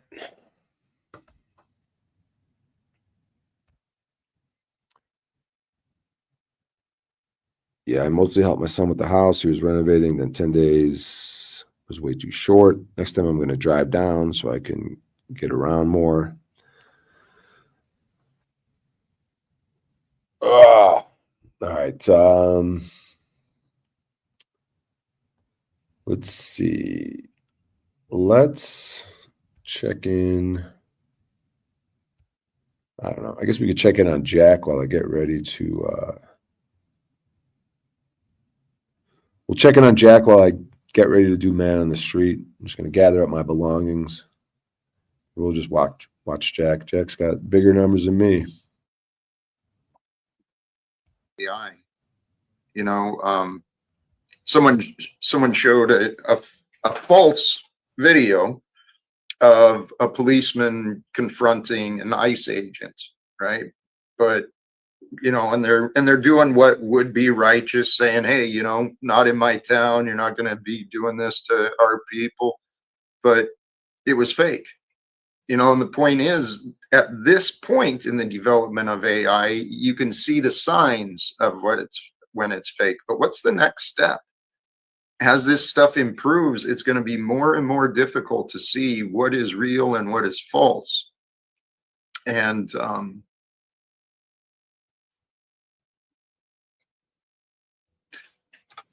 I suppose that makes it even more important for us as people. We got to figure this out. Well, How they do will. we? Yeah, go ahead. Sorry. No, they will be pushing for a digital watermark on platforms like this, like YouTube, where it'll clearly say in one corner, and then that'll be somehow universalized. At least that's my premonition of the thing, and I've heard people talking about it.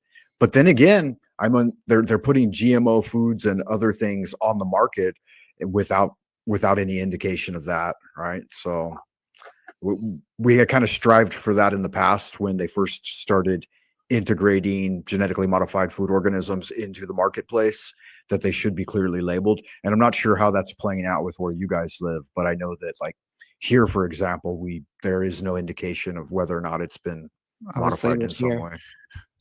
You're probably fine either way. But with the AI stuff, that would work if AI could only be made by the people who own big data centers or huge platforms. But a neural network is something you can run on your own computer if you're tech savvy enough. It doesn't need to be like the super powerful thing. It just you might take a long time to get a result, but it's still an AI. Um, and I always think of AI as a double-edged sword. Like it's something that depends heavily on how we use it. It's the same as a knife. You know, you can use a knife to maim somebody, but you can also use it to cut up veggies and feed somebody. And if it were floating through space and had no chance of hitting anybody, it would be no different than any other hunk of metal floating through space. So it's literally how we choose to use it. And when like right now, there are plenty of content creators who are making content that's way better than what they could make without AI. They can put music to it. They can put something that's better than stock footage and free, apparently, from what I can tell. And that's making content creation more accessible for people. At the same time, you can use AI to bomb children in other countries. So, you know, I don't think it makes sense to write it off as evil or good. Awareness is key, but if we don't have a culture that's like, okay, first of all, let's get really good at detecting AI, because for every advancement that AI makes, we can also make advancements with using AI to detect other AI. But secondly, like, let's draw hard lines in the sand. Like, if you make content that uses AI, like I always tell people, when this Furby was drawn with AI, the mouth movements, I animated that myself. The software is not AI. That actually makes it go up and down in response to my voice. But to draw this Furby, I used AI because I don't have these sort of skills. And so, you know, if people aren't being accountable, we need to cancel them, right? Like we need like an AI cancel culture almost when people don't label their shit. Yeah. See, this gets dangerous though. And I suppose in any action, in any answer, there's the potential of danger, isn't there? But the idea of, well, you guys just said the word, putting an image or something to identify it. It's really heading down to the path of making sure that the people have their papers, right? Is that where we're heading? Where we're going to have to carry some sort of verification to prove that we are real and not something imagined? Yeah, I could see where it could go in that direction. And the other, I think the pushback there, at least in my mind, is that people are discerning enough for the most part, at least in our generation, that we're going to be making those choices that won't make it as attractive for the advertisers or whoever to generate so much of it. Because I don't know, like me personally, I'll listen to a couple of minutes of it, maybe 30 seconds to a minute, and then I'll tune out because of the irregularities. But you're right, when they overcome that and they make it near lifelike or better than lifelike, it'll be much harder, and it's going to be increasingly more difficult for the next generation who's growing up with such a large amount of it in their space. But again, bringing us back to the catalyst, Jack, like how do we do better, you know, like in interacting with folks, so that, because I think that living human beings, they're reaching out for spaces like this where there are still folks camming up and integrating and socializing. And for me, that's all really YouTube has become, that and like an audiobook storage site. Right? I don't know. The potentials are incredible, both in the good and the bad. But what it comes down to, kind of like with the topic and my own personal goal, as people, it's time for people to do better. Right? And what does that mean? Yo, y'all hear me, see me? Was good, was good. Pull up, pull up. Why is my thing? Hey, ay, ay. Why is that box so small? What do I do here? What the fuck is happening? Okay. All right. Yo. All right, give me a second. Let me put this shit away. We're gonna do some man on the street. License to use YouTube is a step too far, brother. All right, give me a second. We're off to see the wizard, the wonderful Wizard of Oz. Gonna do some man on the street. What kind of bits are we doing? We're doing Somali solar security. We're gonna pet some dogs. What do we got going on? We're gonna have enlightening, philosophical, spiritual conversations. We're gonna talk about the latest murder. What are we gonna talk to the good people about? What's our plan? Just kind of wing it. See how it goes. What are we doing here? What are we doing here? Can I get this fucking goddamn laptop? What the fuck is blocking? Fucking laptop from getting in the fucking bed. And I'm yelling in this place. All right. Fuck up my nice office spot by yelling like a madman.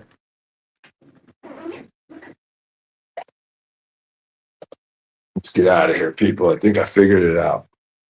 Let's get going. Let's get this show on the road. Let's get this show on the road. All right, here we go. Here we go. Here we go. Oh, rest in the bag. Ay, ay, ay. All right. There we go. Oh, that felt good. Good. I gotta adjust it.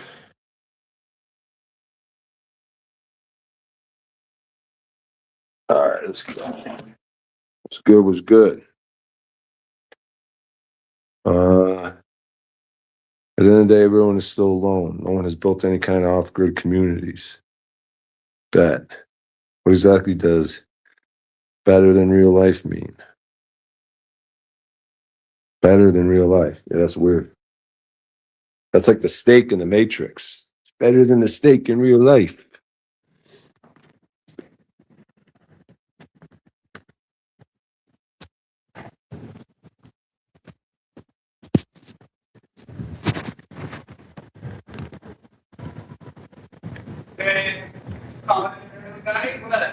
Oh, I'm live. I'm going to 16th Street. Say hello.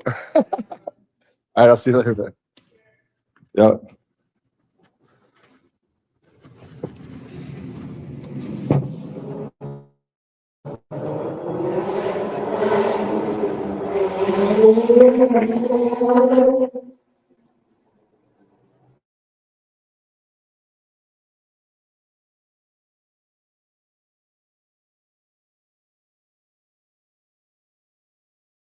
Let me see what my volume's like over here.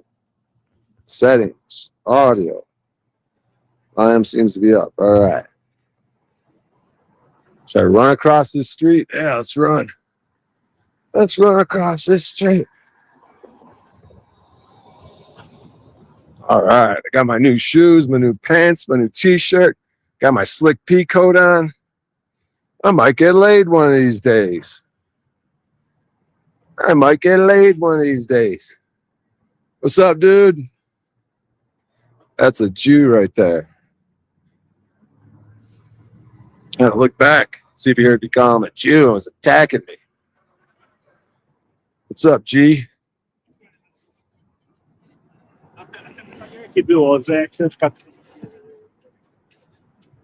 We're off to see the wizard, the wonderful Wizard of Oz. Yeah, boy. Sell Somali insurance backed by Melanin. That's right. Somali Solar Security. What the fuck are we going to talk? Should we go in that fancy hotel where we were playing the piano the other day? You want to take a quick little pit stop in there? Remember that fancy dandy hotel where the guy was playing the piano? Ridiculous. Let's run across the street. Oh, we got the crosswalk anyways. I like running across chaotically, manic style. I think I'm going through my manic phase here, guys. So this is when the productive. I think I might have been going through a manic phase for that month when I made all that money, when I was like the third best tournament poker player in the world for that month, as far as the tournament leaderboard goes on PokerStars. That month, there's another poker player that described, because these people had this, like they had backers, right? Like sometimes people invest in poker players and poker players have backers. So basically like the backers put up all the money and then you split the profits 50-50 with them. Or depending, some people have better deals, but that's generally how a backing situation would work. The backer puts up the money and then they split the profits 50-50. But these backers were talking about one of their horse. They call the poker player the horse. You know, the people that the guy they're investing in. So one of their horses, this kid, they suspected he had bipolar because he'd be fine. He'd make him a bunch of money, but then it would all sort of crumble. His attitude would be weird. He'd be acting erratic. And then he realized he had manic depression. And then I did some research on it. Yeah, and they say in your manic phase, like, you're going to be super productive. You're going to have all this energy. They say that's the time to work. Take full advantage of it. And then in the depressive phase, I don't know. Somehow try to mitigate it. But we could go in this hotel right here. See, they got these pictures of the construction, I guess, of the hotel. You can see things in the background.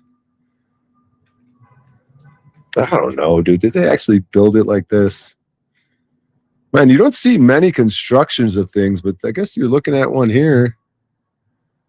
Is this really an old school construction? And then this champagne thing, look at this. They used to stack up those fucking glasses like that, dude. How come they don't do anything like this? Look at all those fucking glasses. Look at that champagne. Look at this picture, dude. What a crazy picture. Look at that bottle cap. Is this shit real? Or is this some sort of AI shit? Like, what is our history? Is AI already insanely advanced? Makes the buildings in the World's Fairs. This looks like some AI shit. Like, look at this little language. Look at these dots and these little faces. Like, look at this crazy arch. Like, who made this? Who decided where these holes go? Doesn't this look like some 3D printed? Did they really calculate this or just randomly? Like, what the fuck is this? And this shit is so solid. Whatever type of cement, polymer shit, this shit never is going to fucking decay. Even though it's got little fragile little areas and holes, this shit's solid as fuck, like stone. Some sort of alchemy. But it's got all these little faces. You see that? Little face. Little face. Little face.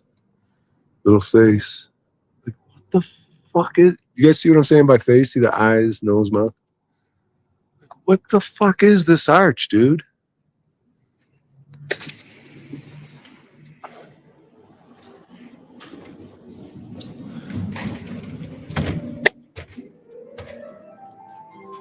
Then look at this thing. This goes down to some crazy artesian well. This is what the guy talking to a construction guy to say today. He said these things, they got these brick. Oh, there's a guy playing piano. They got these brick wells and stuff. You see this? Natural artesian water. While you're here, drink it all in. This natural spring water flows from our own artesian well, located 750 feet below the hotel. See that? They got a well, a crazy well. And look, water comes out of it. See, you could drink water. It barely comes out, but it's that's probably some special water, some better water. What does this say? The water from this fountain flows from artesian wells sunk 75 feet. So like in this thing, whatever this is made out of, is pretty cool.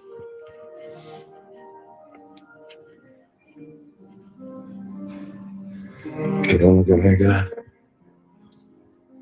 Oh. What's up, brother?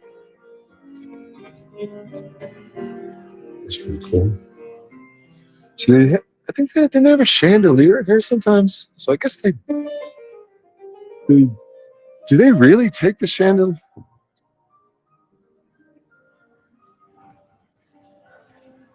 I mean, is there really a chandelier here sometimes?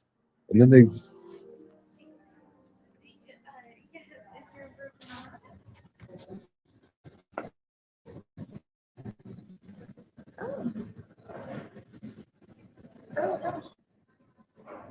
Oh, no, that's not okay.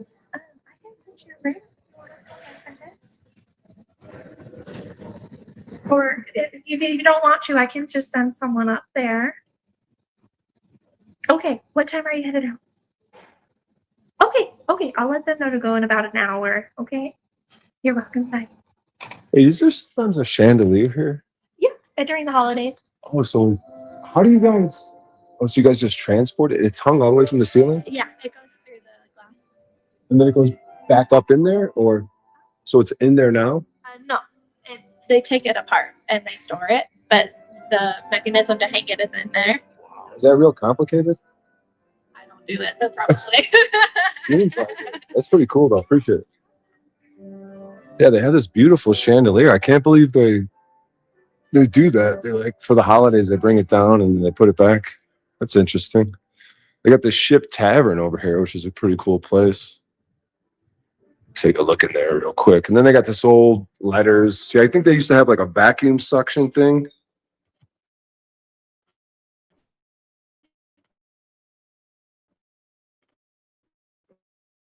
Um,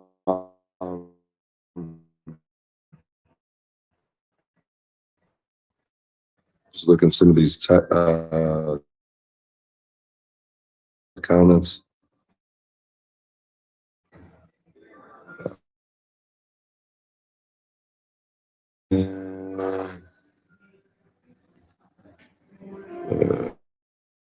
What's up, dude? What a bunch of beta sims. The genius minds.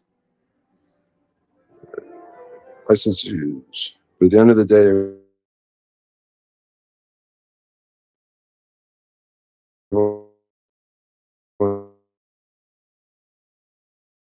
still alone.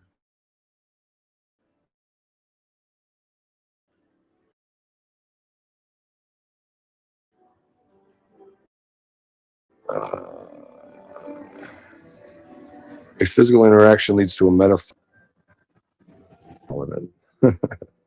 Those murals over there. He shit, Brian. That's what to a portal. Like vacuum stuff. So I guess this thing used to have vacuum things to like probably all the floors seem sent all over the place.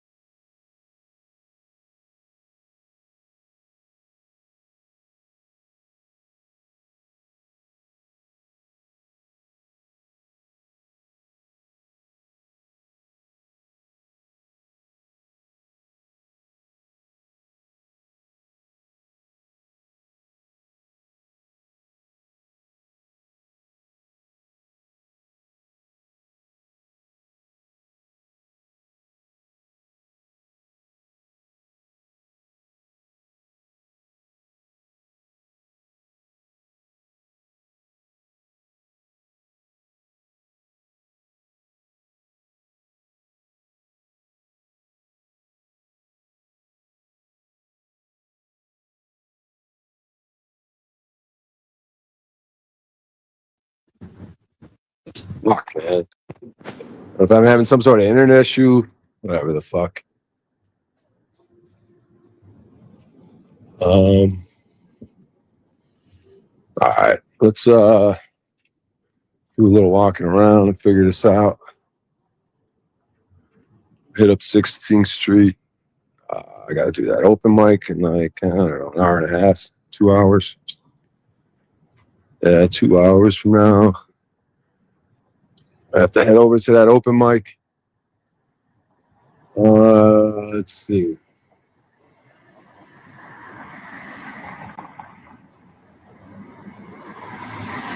Yeah, man, they got some cool buildings, dude. Like this building across the street's probably hard to see, but something about that brick design. That's an old world building. But every square inch of Denver was perfection in terms of architecture.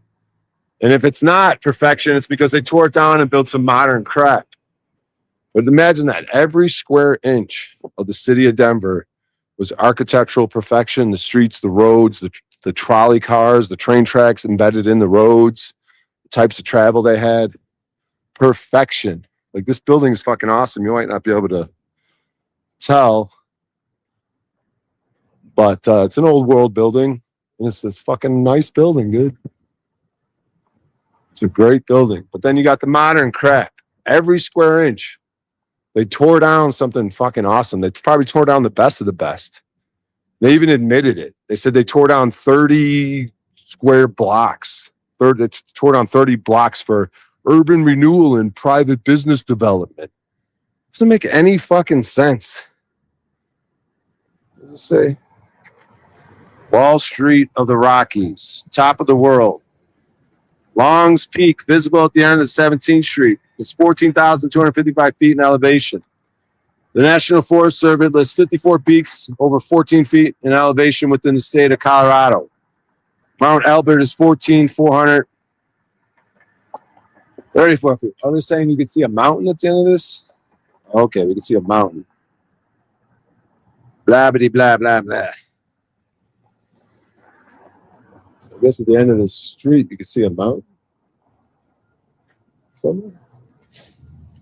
You smell the old marijuana. That's the thing, man. It's like you go outside, you start smelling marijuana. And you're like, all right, who's smoking that? Then I'll be like, hey, what's up, brother? Let me get a hit out there. I'll give you few bucks. A lot of times people are like, nah, get the fuck out of here, which is good for me because I probably don't need to be smoking. Speaking of smoking, that chick was fucking hot. Little young buck, little redheaded young buck. Cutting out. Back now, good. Yeah, what the fuck, dude? My shit keeps cutting out. They're probably shadow banning me, fucking with my stuff when I read the Oera Linda book. Or I could get a better phone maybe at some point. I do have kind of a cheapy phone. God damn this technology and $1,000 phone. And God damn it.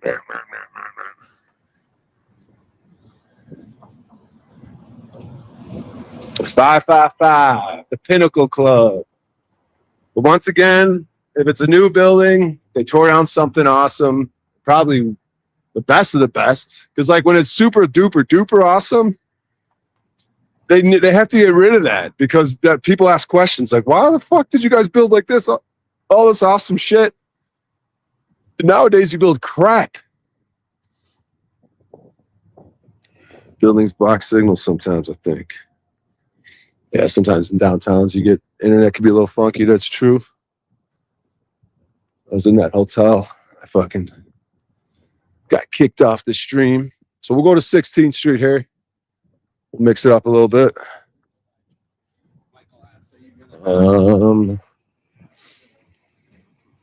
We can take suggestions. We can do our normal dog petting, Somali solar. What other stuff should we get into? There's another beautiful building ahead of us. Downtown, like I said, every square inch had it, like brick. But we got a nice old school over there. It's got a lot of ornamentation up top. And I think a lot of that had functionality. It wasn't just ornamentation.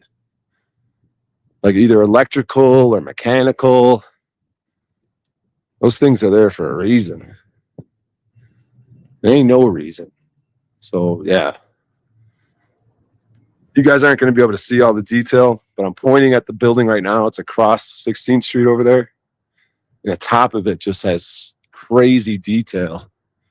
Ornament type shit. And it's got sort of spiral-y type things going on. Sort of square-shaped spirals.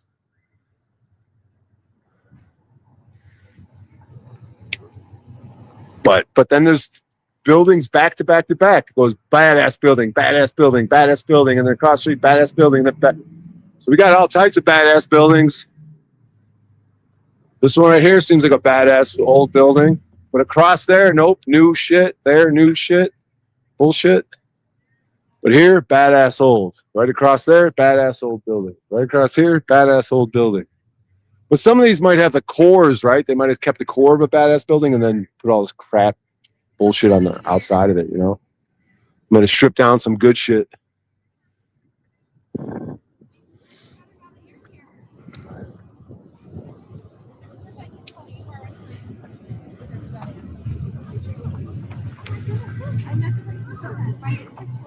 Save some puppies. You save some puppies. I love those guys selling shit. All right, so we got another badass building. We got a badass building, badass building, badass building, badass building. We got a watchtower. And we got badass buildings this whole row. Down this street, badass buildings. Here, new crap. That looks badass old school across the street. Looks old schoolish. Then you got that tower, then dumbass new shit, and some dumbass new shit, then a badass one. So Denver is one of those towns where there's a lot left over, but they destroyed so much. But Denver had every square inch covered. And I suspect they probably all did. Like even in the deserts where it's all like nothingness, probably everywhere had every square inch covered in badass shit. Somehow, some way. This one's really cool too. But see how it's all badass on the upper floors. The bottom shit is just newer crap that they remodeled. Without the upper floor is totally badass, totally old school.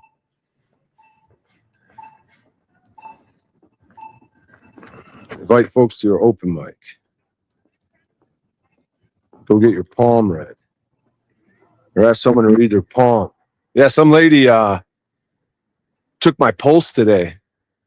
Some medic was like walking around the streets like trying to give medical care to homeless people. And I fucking said, hey, can you check my pulse? And she was some pretty nurse chick. And I just liked that she was holding my hand.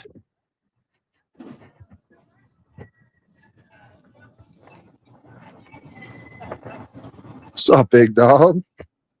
What's up, big dog? You trying to get jiggy with it? You trying to motivate me to do my best? Well, you know, I was going over the books last night, and it turns out we got a grant. They put an application way back for the ISP program, Israeli Student Placement Program. So basically, the long and short of it is these people are going to get an Israeli assigned to them in their house, and they're going to kind of communicate regularly. It's kind of like a census sort of program. They'll do it. You just once you say Israel and you know safety and stuff, and they just trade information. Like they get information, they try to learn. It's good for the Israeli students. Where you get paid is for the upkeep and maintenance of the Israeli, right? So, you know, for every student they place, that you know. Are you saying something, Ryan O'Shea? No, I'm giggling. Oh well, I mean, this is potentially big, is what I'm saying. Yeah, no, I'm here. I'm gonna be. This is great stuff. Yeah, so it's a tax write-off, right? We could start there because folks are going to say, well, you know, why is anybody going to take the Israeli and they're doing their civic duty by, you know, having sort of a pen pal type relationship with the Israeli student? But why would they pay you to upkeep and maintain it? Well, it's a tax write-off. They get various benefits, privileges, shit like that. And then to a lesser extent, they have to pay for upkeep and maintenance fees, which you and I will do. It's very simple. We'll go over it at some point. I'll go over it with you. Yeah, the upkeep on the Israeli, very, very menial, minuscule, Brian O'Shea. There's a lot of room to grow here.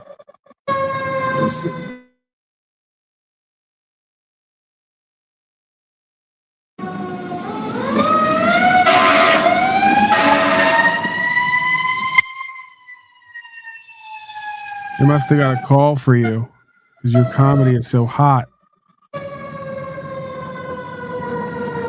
Good Lord.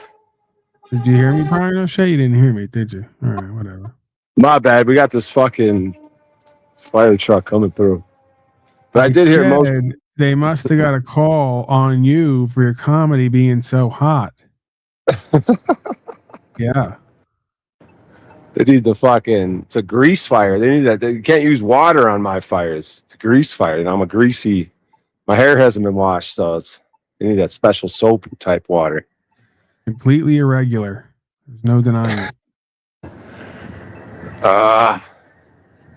So okay, the Israeli. What's the name of the program again? The grant? ISP program, Israeli Student Placement. Israeli student placement. So it's like a student exchange type thing. I mean, I don't really know who's on the other end of this thing. I'm just telling you what I know, which is very little I can confirm, but that's better for all of us, right? If we really don't know, this way we're not liable. Part of the LLC thing, limited liability. But according to what I'm told, there's an Israeli student on the other side of this communication, and they just kind of learn and study, and it's like an abroad program, some kind of, I don't know. I wasn't good with this stuff growing up. So this is what I'm told. Some kind of thing for the kids, for the Israelis, and then we get information sometimes about like dangerous stuff that might happen. So it's like safety. There's a lot of safety that goes on. So we get information from where? Wow. I'm just trying to give the benefit of the doubt. I really don't. I mean, because like realistically, like, do we even? Not me, but some people might say, like, do we even want to be talking to Israelis at all? Students. I mean, what is that? Like, how do we know they're students? Who's really there? Maybe there's someone else behind it. I don't know. But these people, this is what's hot right now, right? State of Israel's hot right now. Really can't, do any wrong. So, this is an opportunity. I figure we jump on it. Yeah, I like it. Right? It's one of those things that sells itself. Yeah, you get the Israeli student in your home, and so. Well, I don't I don't know if they come to the home. I think they set up some kind of equipment, like maybe a microphone camera. They watch you in your house and how you live. They see what it's like to be an American, and then you can talk through the computer somehow. I get the impression it's an electronic interface. Nobody actually shows up. It's like almost like a pen pal kind of thing. Yeah, so the Israeli student has full access to how an American would live, and like if he was living with that family, he could see what's going on in their home. He could communicate with them whenever he wants. He has full access to their home as if he was living there as an exchange student through cameras and microphones. Well, this is I don't know why you're laughing, Brian O'Shea. Your laugh is rather contagious, I mean, here I am laughing now, and I'm like, what the hell's so funny? But no, I mean, that's the beauty of the internet. It connects all types of people, to have a, more broad experience. Yeah, I hung out with a French exchange student because, like, I used my brother's address to go to a fancy high school for junior, senior year in a suburb of Chicago, and there was they had a student exchange program, a French kid and a kid from Czechoslovakia. And I don't know, the French dude could have been a 35-year-old man pretending to be a high school student because he was banging some of the American students. I won't say whether or not I was one of those students, but he did buy a lot of weed and alcohol. I had the Weed Connect. Sounds like you all had a great time. Yes, I had the Weed Connect. They would buy the weed. They would use me I would get smoke all the weed because I had the Connect. They would buy all the weed and using their parents' credit cards, buy alcohol and weed, and it's a great time in high school. Oh, that's where we're at, man. It's a Frenchman's world, It's a what world? The Frenchman's world. They got the world in the palm of their hands. Yeah, how do the French become so powerful? Why is there like the French Quarter, New Orleans? How do the French good at war and stuff? Like, what makes them powerful? They're smart. They stay out of the way. They wait for everybody else to fuck up, and then they just move on in. Next thing you know, they're over your shoulder. I was reading a conspiracy post today that Switzerland has a lot of power. They're one of the only few countries that don't get fucked with for banking, something else. And people think that they're low key, like a major player. They say that what happens in time is the real major players, the kings, they can't be outwardly the power figure. So they have to go low key. They keep their power, but it's not obvious to the outside world. They suspect that's like what's going on with you and I, right? I've had to step back and refocus my power and keep low. And right. That's why I've started to help train you as well. You know?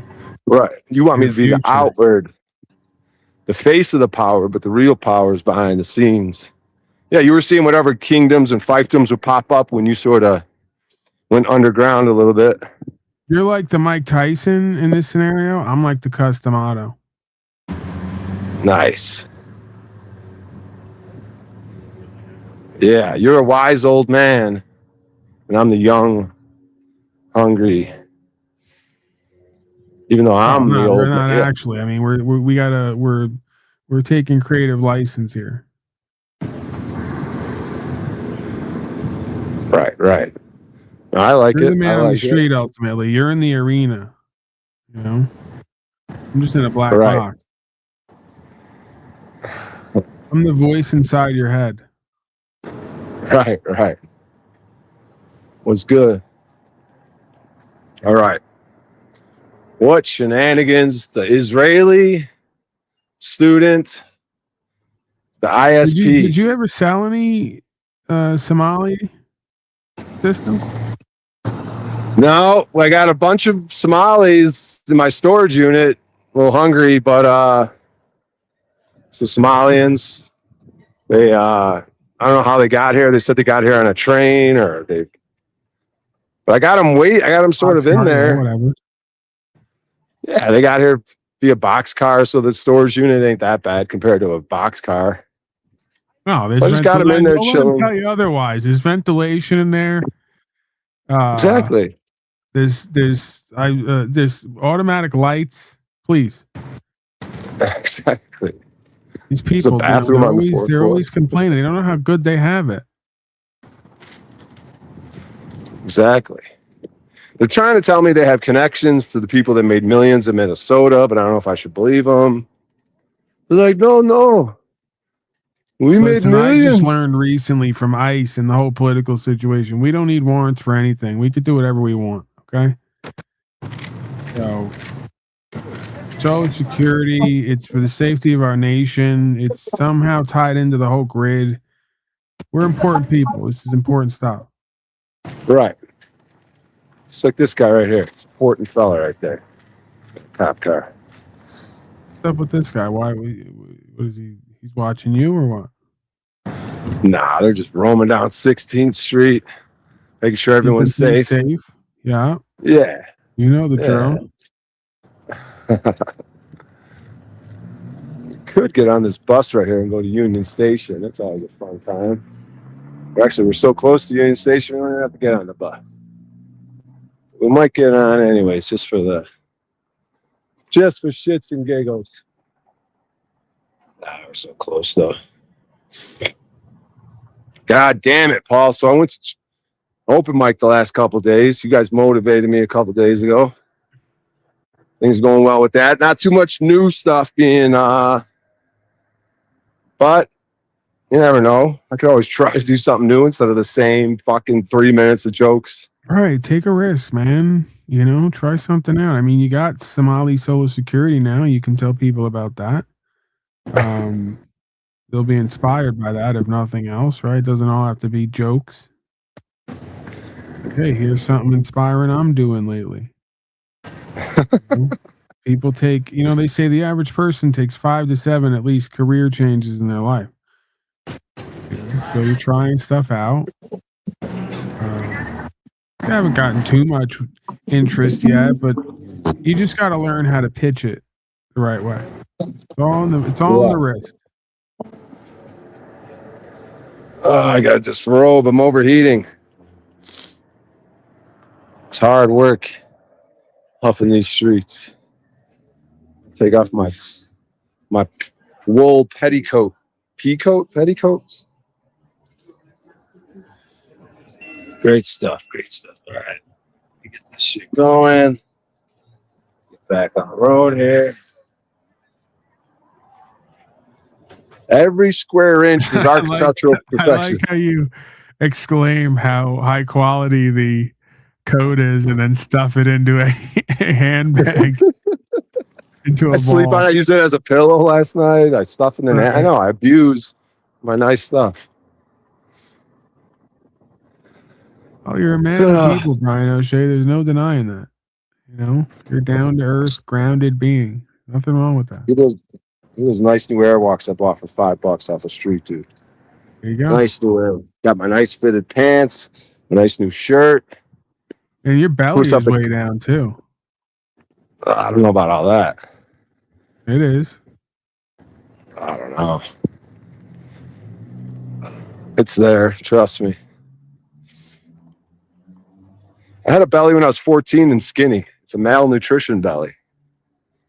It's from eating fucking crackers and margarine. It was a staple of my main staple of my diet. Yeah, it doesn't sound like the right type of food pyramid. Yeah. Look at this glory, dude. Look at these glorious fucking buildings. Red brick. Look how old this red brick is. So old, it's breaking apart. I see this shit.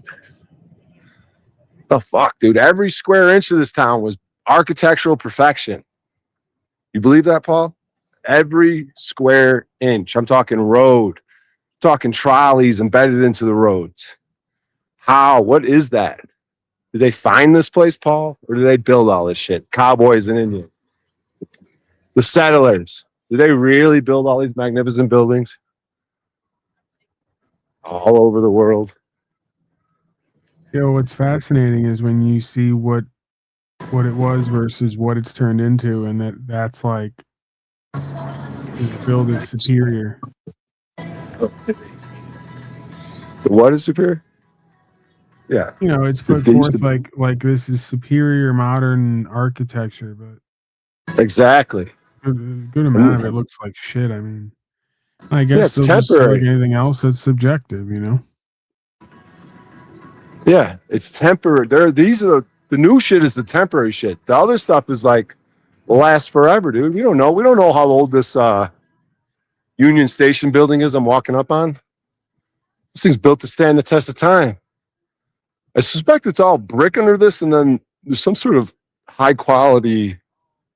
Well, this might actually be some sort of granite stone, but like even the cement, they're able to make some sort of cement that's almost like granite that just lasts the last time, even if it's ornamental and thin pieces that will just seem to last hundreds of years. Some sort of different geopolymers. Yeah, why are you not, you know, in between these other great programs we have? Why don't you start a security of history or architecture foundation where people contribute for you to lobby and advocate on behalf of these buildings? Voice for the voiceless, Brian O'Shea. You are the voice for the buildings. You know, because why shouldn't there be, if we're going to do policies and codes and all the bullshit? I'll shoot you $2. Why aren't they gonna? You saw for that guy $4. I just offered him a couple bucks. He said, "Nah, don't worry about it." Sorry, dude. I'm on a live stream. Oh, you're fine, brother. You're fine. We'll take what we're hitting this guy's weed. Give it back. Thank you so much, dude. Yeah, of course, dog. You have a good day. My name is Brian, bro. Thomas. Pleasure, bro. Smoking other people's weed. Oh, that's what I do. That's some real crackhead shit. I know. It's a good way to get a fucking cold sore. For both of us. Whatever, dude. Yeah. I was gonna say for him or for you. It keeps me. See, at least I'm not buying it. I have these dumb strategies. If I smoke street weed from other people, that I don't have in my pocket. Buying weed is totally more humiliating than just walking up to strangers and saying, "I'll give you $3 for 2 hits." Well, it's not humiliating. It's just the fact that from. see, this got the egg and dart, dude. The egg and dart motifs. You can't really see them. This is a sick building right here. It's fucking hot as hell in here, though. Fuck this place. Let's get out of here. This is the one I was screaming sports ball in the other day. Sports ball. Yeah. It's a hell of a building, though. This is like $1,000, or it's like a few $100s a night. You got a suite, it's $1,000. But yeah, the lowest price room is like $300-400 a night here. You should start Brian O'Shea advertisement and advocacy. Here to tell the story of these buildings and advocate for them to be upkept and maintained. The integrity of the nation.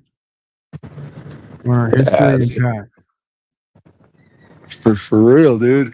These things are fucking crazy. How could they ever tear these things down? If you hear this, the list of the buildings that have been torn down, the glory. And then the World's Fairs, they're supposedly temporary buildings that they tore down. They built all these glorious buildings, all this stuff, and it was all temporary. They say the World's Fairs. What a retard. It almost like an AI, like a computer came up with this story. Like, what a dumb story that they think people are going to believe. In the 1800s, you built these crazy buildings that were temporary. They're like, oh, they were just plaster and stuff, just made to be temporary. A big glass building, like millions of square footage, made of stone and glass that's temporary. It's like, get the fuck out of here, dude. You want to talk about heartbreaking, dude, and genocide. The genocide of the architecture, the shit they tear down. And the creepy ways they'll go about it nowadays. If there's a glorious building, what they'll do is they'll make it abandoned, supposedly. They'll put wood in the windows. They'll get the graffiti all up on it. They'll stop taking care of the grass and they'll let weeds and different nature grow around it. And then, they're planning to tear it down for some sort of fucking money grab. Instead of maintaining. He's talking about down there, your herpes roulette. You ain't lying, that would bro. be interesting content if you just kept walking up to people smoking stuff and then just like I love that he licks the joint and then goes here you go, and like, no, it's all right.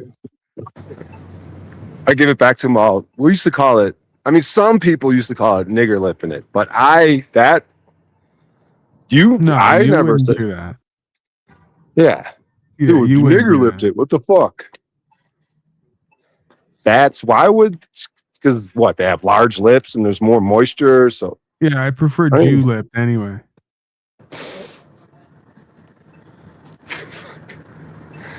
You're fucking kike lipped it. Yeah. Oh my God. You trust me, I do think about that. Do you ever get cold sores? Just the fact that you offer fucking $3 and the guy goes no. It's like he's embarrassed to take the money and you're not embarrassed to give it at that point.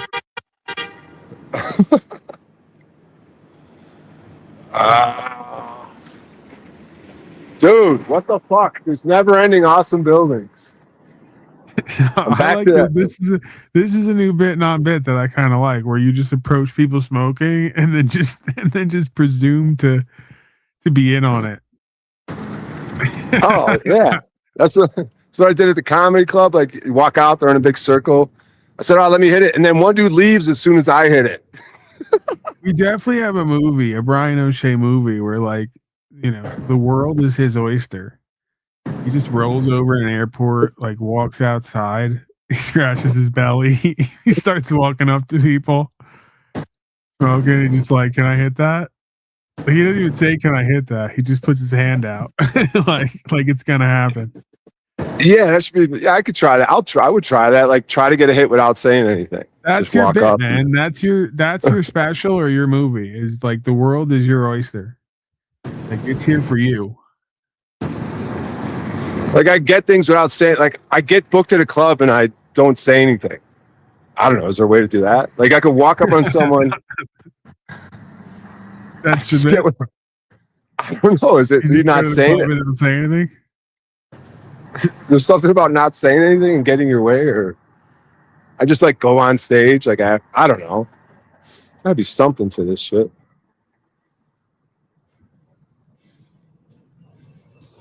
Yeah, words. We got to do some sort of vow of silence. The word, you think in words. If you stop using words and talking, eventually you'll think in forms. You think in words, right? Your thoughts are words. In the beginning was the word. In the beginning was a thought.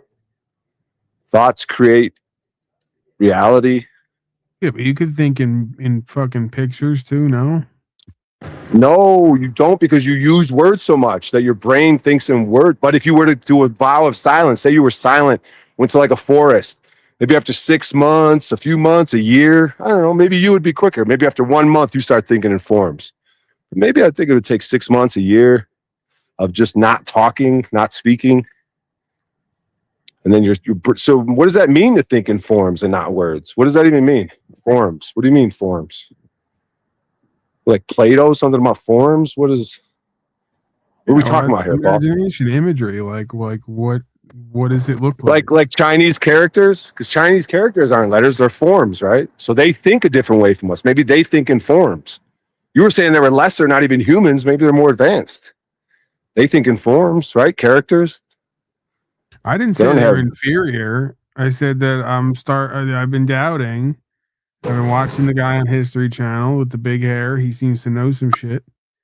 And he's not saying it outright, but he's alluding to that maybe there's something going on there. Something bigger is going on here, brothers and sisters. And it's potentially that Asian people are part lizard or something. I don't know. Not what it seems to be. I do think in forms, right? A whole bunch of people. You got those thoughts about a whole bunch of people?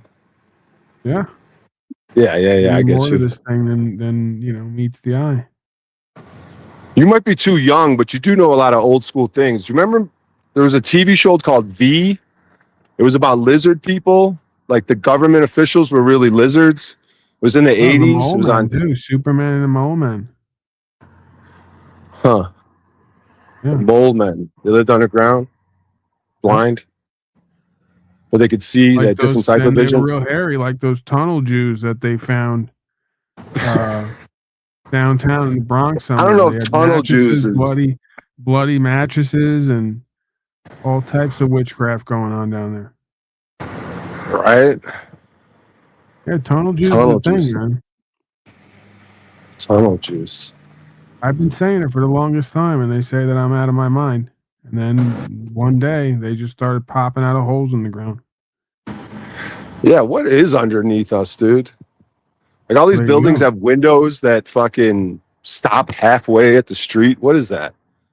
Dude, you said you had a well before that went 750 feet down, and then you went to turn it on, and like nothing came out of it.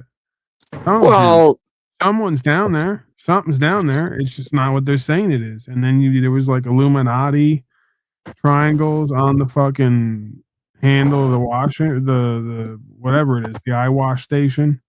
The fountain, drinking fountain? Water fountain, yeah. Fountain of youth. You ever see a fountain? All the gold is down there. They got the gold from Fort Knox. The tunnel Jews took it and shuffled it down underground, where all the artesian wells would have been. Yeah, do you even know what a fucking artesian well is? No, I think that's what that was. I think that's what that was. I think yeah, but do you even know what that means? You don't know what it really means. So artesian water, I guess, would mean flowing water at a certain depth. If I had to guess, artesian has something to do with a certain depth or a type of water. It's another fucking ritual, like artesian. We're artesian. We're teasing you, Nothing pig really Latin. down there. The tunnel Jews are down there. We're just telling you there's water down there because you're so fucking stupid. You believe it, even though you turn on the knob and nothing comes out. We're teasing you. We are teasing you. Yeah, it's Italian Illuminati mocking you. Yeah, they sent that Vatican representative over here to with his propaganda that the state's all good and trust your leaders that came on your channel. Whatever his name was. Fabio. What was his name? Stefano. Hey, the Polly. The Vatican has sent me. They pay me a good money to argue with you, to fuck with your numbers. Another glorious brick fucking building with a giant goddamn arch. This was some sort of train depot. Fucking glory! Jesus Christ! The fucking beauty! That you start walking up to old buildings and tapping into what they were or are, and then telling us what the imagery is that you're getting. Look at this arch, you fuck faces! The glory! The God! Look up! So you're looking up at the glory of God when you look up these buildings. Your eyes up to the sky like you're looking at God, not looking down. Just hit on something. Because like tours with Brian O'Shea is a thing, but screaming tour, I feel like is next level. You're laughing because it really kind of gets your blood going. It's exciting, right? Like it's pretty much a tour on steroids. So I just got a lot out of that. Like I didn't realize how much I got out of that. And I'm like, I think I need more of that, where you just like over here to the left, and then you scream to us, wake us up. Dude, I'm telling you, dude, it drives me mad. I do this on the street. I literally I get mad. People had to tell me to calm down the other day. Every time I get crazy. You're passionate. You got a passion in life. People want to try to dampen that fire. You know? Dude, it's everywhere. What the fuck? It drives me literally insane, dude. Look how fucking awesome this shit is. That was the train stage. You know how many people went through there? You know how many lives have been in there? And this is the 1800s. What's the story makes no sense. Where do these big locomotives come from that they have so many of them that they can have Big Jim in my locomotive crashing fucking come down and we're going to burn and fucking crash locomotives. Who the fuck, man? In 1819, early 19, what the fuck? What factory is making all this steel? That bullshit. The fuck, dude? Look at this building. Another one. Good God. It's never fucking ending. Who the fuck made this shit? And why is everything else such shit? Look at that dumb glass bullshit steel compared to this fucking awesome building. You fucking losers. Fuck you all, dude. Look at this dumb fucking building right here. You know these dumb fucking buildings they tore down? Look at you should just cry from heartbreak, dude.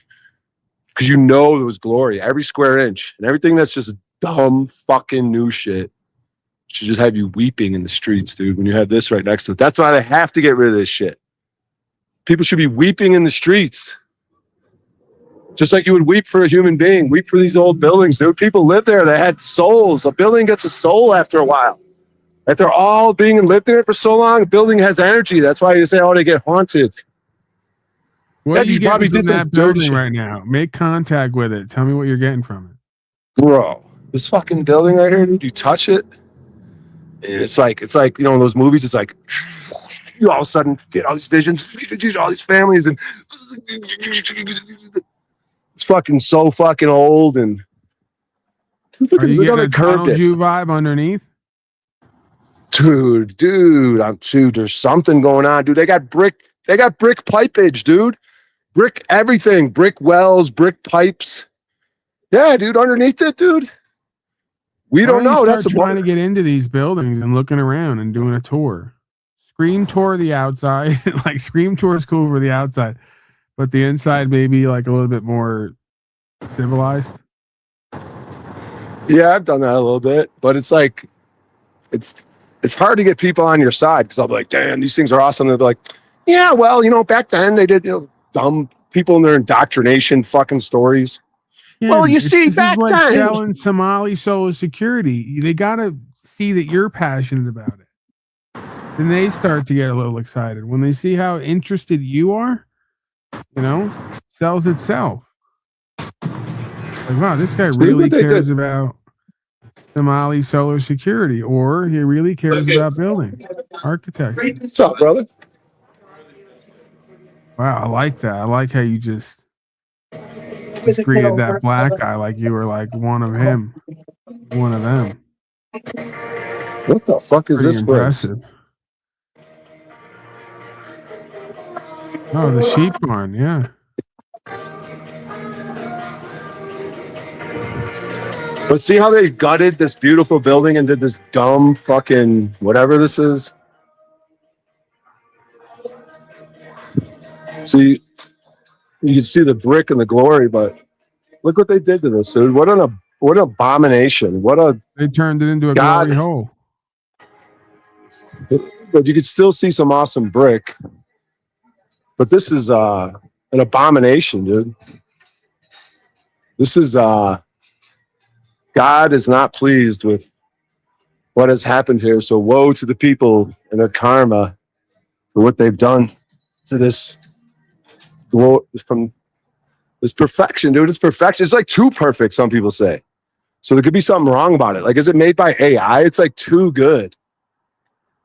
Yeah, could things be like too good and too perfect? It's like being too rigid. You know what I mean? Is this like a slave culture AI thing? Is this not good? Do things have to be this good? Like, what is this? What is that, dude? Who built that? Where's the training? Where's the kids and the grandparents and the lineage of this shit? That big old chimney right there. Oh, 1872. What the fuck, Paul? What a strange world we live in, dude. I gotta go get on stage tonight. The fuck? Had no voice at the mic the other day. That was weird. Doing a mic with a crazy ass voice. What's up, Paul? What you thinking about over there? They're just dumb. Just Look at watching you walk. Look at the dumb inside of this building, dude. Glass. You can tell how fragile this is. Bunch of glass. The other thing's just stone. Just waiting to stay for thousands of years. This stupid glass bullshit. I mean, they got some glass stuff from back in the day but those might have been more functional, like a sort of grow house maybe or something. What do they call those things? Greenhouse. But yeah, look at this, just crap, dude. Every square inch. So, dude, here's where the weeping should start. Because every square inch was awesome shit. When you see this, just crap, dude, you should just weep. Brian just weep. FJ's plaque up that says the Trail of Tears begins Dude, here. just start weeping. Why wouldn't you, dude? They took the best of the best, too. Because they don't want people questioning. That's what Vietnam might have been about. They spent months and months bombing. Vietnam has these same buildings, if not better. Why? Why does Vietnam, jungle people, dig a hole, come out of the hole and bow and arrow your ass because they're so primitive, but they got fucking just the same buildings, if not better than we got. And they spent months and months bombing them. That's what that whole war campaign was. They spent months bombing? What the fuck are you bombing for months in the supposed jungle? And it wasn't the fucking jungle. Taking out buildings and bridges and shit, probably awesome viaducts. Every single country in this world has these awesome buildings, and it makes no fucking sense. Especially the places they tell us ain't shit.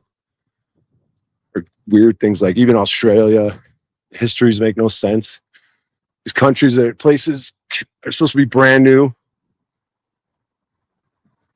They got these crazy old fucking buildings that are clearly weathered. oh, we built this 2 years ago, and it looks like it's 3,000 years old. Whatever, dude. I constantly do the same rants, though. I'm sick of myself. Makes me so angry, dude. And no one listens. No one gives a fuck. Well, you're not I'm yelling loud enough. I lost my voice. I'm losing it again from the yell I just did. You need a fucking loudspeaker. I'm gonna be that guy now. Fuck. Yeah, well, what is that? What do you mean that guy? Fucking You're loud. too important to be loudspeaker guy now? What's that about? Oh, that's typically above that that? Jesus asshole that's doing it and fucking. Let me tell you about Jesus, you sinners. I think that's a great bit. Brian O'Shea competing with the other loudspeaker folks. We're just yelling the same old garbage about, Romans 13 and whatever else. You're yelling about some shit people don't yell about enough. Architecture, tunnel Jews, reptilian Asians. I mean, the list goes on and on, man. Like, what the fuck even is this place? I like that bit where you just look up at the sky and you start yelling. Like, what is this place? Where am I? Oh my God, we're coming up on a bunch of awesome buildings, dude. I'm gonna lose my fucking mind. I lost my voice again. Fuck. See, this is why you need these times like this. This is why we all need it, because you've gotten way out of hand with yourself. Oh, you're not going to be the loudspeaker guy. Step up, Need man. it. Oh my God, dude. Look at this. This is Everybody can see you. Everybody can hear you within a certain sphere of influence. They're yours. They belong to you for a time. There's a bunch of awesome buildings. It's kind of like an old Westie, what they say. Oh, these were old Western saloon type Plus, shit, now but it's think all about it brick. this way. You're a comedian and you just turned the whole town into your stage. Once you're a loudspeaker guy, you can just do sets wherever you go. Pull Well, up I was on kind of the thinking about restaurant while they're eating outside. Bam, got a set in. There's so many opportunities there to do sets just at your own leisure. Yeah, I did think about it. When interacting with the people, try to get something out of it I could use on stage. What's up, brother? Yeah, you're working it out, man. Let me wake up. Let you wake up. Let me wake up. Oh, another one. Well, this? You got some rolling papers, dude? No, I don't. Almost 40-something years. Oh, you got a pipe in your hand. Yeah, I still can't roll. What are you doing with that pipe, dude? Hey, he might be DUI. Ask him if he needs a piggyback ride for a small fee. This is another good way for you to hustle up some Yeah, cash. you want to get a piggyback ride, dude? You can hop on my back. All right. Maybe next time. But see, he already knew what you were talking about. He wasn't shocked or anything. It wasn't out of the question. He's just like, not right now. Maybe later.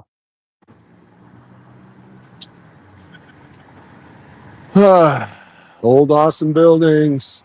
And then they paint over it. Those bastards. Put white paint on a nice red brick. Yeah, you got to start capitalizing and maximizing on all this opportunity you got. You got piggyback rides potentially all around you. You got buildings to advocate for. You got sets galore. Wherever you just find a group of people gathering outside there, or in like a limited hangout, like the windows are open, you just pull up. Yeah, I got Timmy trying to throw work at me.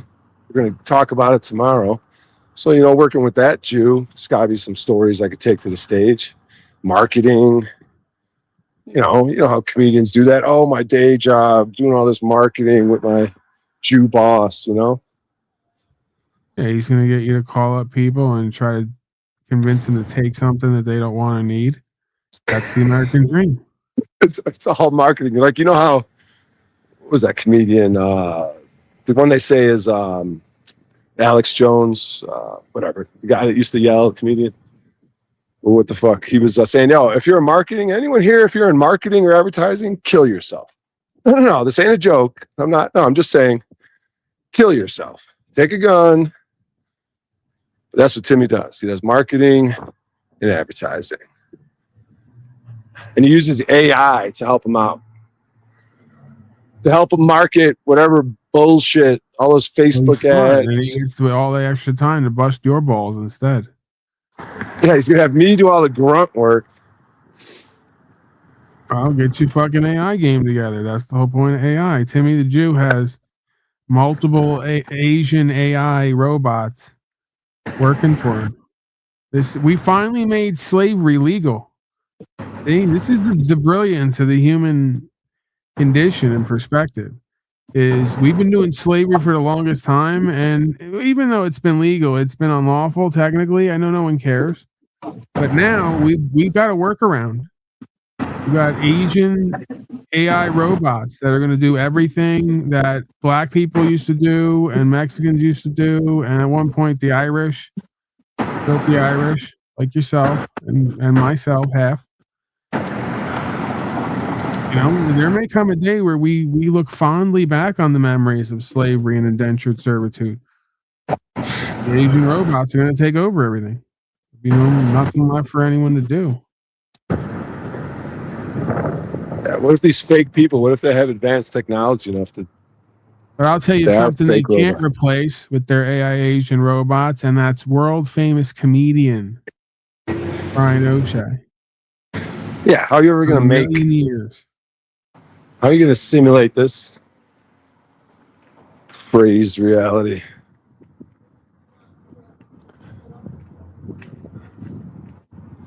See that star? Oh, it's hard to see. But they say that helps keep the building aligned. Those stars have a function. There's like metal rods. So they got like metal rods all in this building. And if the building begins to lean, you just start tightening rods and straighten it out. Yeah, I even learned like egg and barrel from you. Watching your egg and dart. Well, yeah, whatever. Egg and dart. I learned that from you. Watching your travel show. Yeah, and the egg, or you say, oh, what is the symbol of the egg? Well, it could be the symbol of God's counsel inside those eggs that has to be protected. The laws, you know, the counsel. This is what you need more of, and this is why I'm great for you. Most people, it seems, not everyone, for most people, like, because I can get you focused and structured. You got Somali Social Security now. You got Israeli student placement. You got building advocacy. You have a travel show, right? Because you need more focus and structure. So the new kick is Brian O'Shea out and about, right? And we got your special coming up. What's so funny? But yeah, we need Brian O'Shea out and about. It's a travel show. So it's just all about you traveling to certain places, seeing what's there. And then in between, you know, part of the travel show is kooky and quirky aspects of Brian O'Shea, right? Yeah. Like those old school shows they try to do. Like, who's that guy that did one? He's a comedian. What the fuck is his name? An old Jew comedian, a short Jew. He would go around to bars and different towns, whatever. Yeah, they have a lot of travel stuff. Anthony Bourdain, travel eating shows. It's kind of like that. Yeah, but that whole genre. Because you look up at the sky and scream. They don't do that. Yeah, with architecture, you're looking up. Yeah, you're yelling to God. Yeah, in the bad times, it would make sense to look up and yell, God, why? Whoa. God. You got to start leveraging your position too, right? You got to start walking into these places and going, listen, I'm a comedian and I'm a reviewer. And I'm willing to, if you cover the bill, review your food or your services. And then, you know, it'll be good for you. I'll talk about it on my broadcast. You know, and then you know you're not doing it for the free food and free shit, but it's the perk that comes with the job.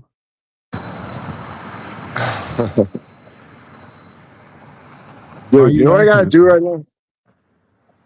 Because I got to go to my storage unit that's over here, and I got to grab my house, my tiny home, out of a storage unit. Because it closes at 7 p.m. Because I'm in a high. See, there's a rescue mission right here. There's a homeless shelter, and then there's all these homeless people, and they use the storage place, so they close at 7 p.m. because they don't want the homeless sleeping in the motherfucking thing. But I got to go to the storage unit and grab my essentials for sleepage tonight. And then I got to take that. So I'm going to be carrying around all this shit to the open mic, but fuck it. It's going to make the story better when I make it, right? It might take me a few lifetimes. Where do you sleep at when you're done with the open mic? I don't want to get into it. It's, whatever. They took my car, dude. Comedy club? No, I don't want to dox my location, but it's dude, you're urban camping. Yeah, that's what it is. That's fucking cool, man. You ever have any wild immigrants come up and defecate near you or try to attack the tent? Maybe try to see what's in it? Yeah. I've had people in the middle. I woke up in the middle of the night, a dude sitting near me, dude. I'm like, dude, what the fuck? You were looking warm. You were looking warm and you wanted to hang out. Like, what the That's a fuck good are you sign, doing, man. dude? If you go to sleep in the city and you wake up next to somebody, that means that you got good energy. You're like one of those people that pit bulls come up to and lick their hand and then sit down next to. You got that, but for weird homeless people. Good karma, man.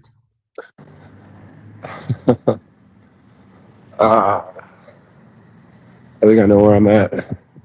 Yeah, the weather was brutal the last few days. So they had all these warming. These hotels would open up their ballrooms and people could sleep there and stay warm and shit. But now, that's ended. Back to manageable weather. Put up your tent, get in your sleeping bag. Take it on the chin. I guess I could still get my car back somehow, but at least I'm guaranteed to be able to get my shit out of it. You were making $50 an hour on that thing. You could literally be fucking working 2 hours a day, making a day's pay other places. It's probably gone up now, but it used to be 100, 120, maybe $100 a day for 6 or 8 hour day at least. 2 hours, those jobs are. bucks. That's why we got to get a union. We got to get a union for the task grab because they're fucking with it. Everyone's getting off the app. They're like, oh, we got to get off it, guys. Support. Support doesn't support us. We're getting fucked over left and right.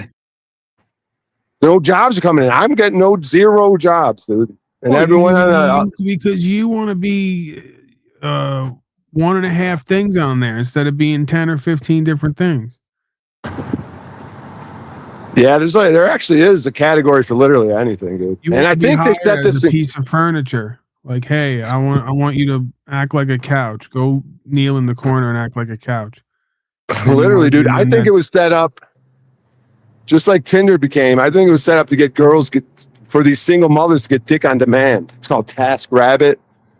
And then women there's some nefarious conspiracy to have women not be dating. They just order their dick on Task Rabbit. I'm dead serious. That's why you think you're getting all these ridiculous tasks because they want someone fuckable, and then you show up and they go, well, I guess rearrange my sock drawer over there. Yeah, exactly. Whatever. Or I'm not fucking them. They need someone that's actually fucking these bitches. Somehow they know if you're fucking them or not. Well, why are you not? This is what I mean about you, man. Because I'm that guy. The girl takes her shirt off in front of me, and I'm like, oh, she just wow, she must be hot. She's right. The girl was trying to tell you to take your shirt off or something, or whatever that scenario. I don't know. They're trying to fuck me, and I just don't know. I just keep building their furniture. They're fucking bending over in front of me. I'm just like, oh, she didn't know she had no underwear on. Yeah, I mean, you're oblivious. That's what it is. You have to remember, you were insanely creepy. if women stay in the room with you at all, they're probably into you. Especially you coming to their house as a fucking stranger. Like, you just came to their house as a stranger. They don't know who you are, and then they're bending over in front of you, turning their back on you at all. Picking Right. shit up. That's why he thinks they have AIDS. I'm like, I know I'm creepy. Why are you doing this? You must do they're this into for creepy anyone. But this is the thing. You've let who you are get to you, just like you did with the comedian shit last night. Okay, you're a creep. That works for you.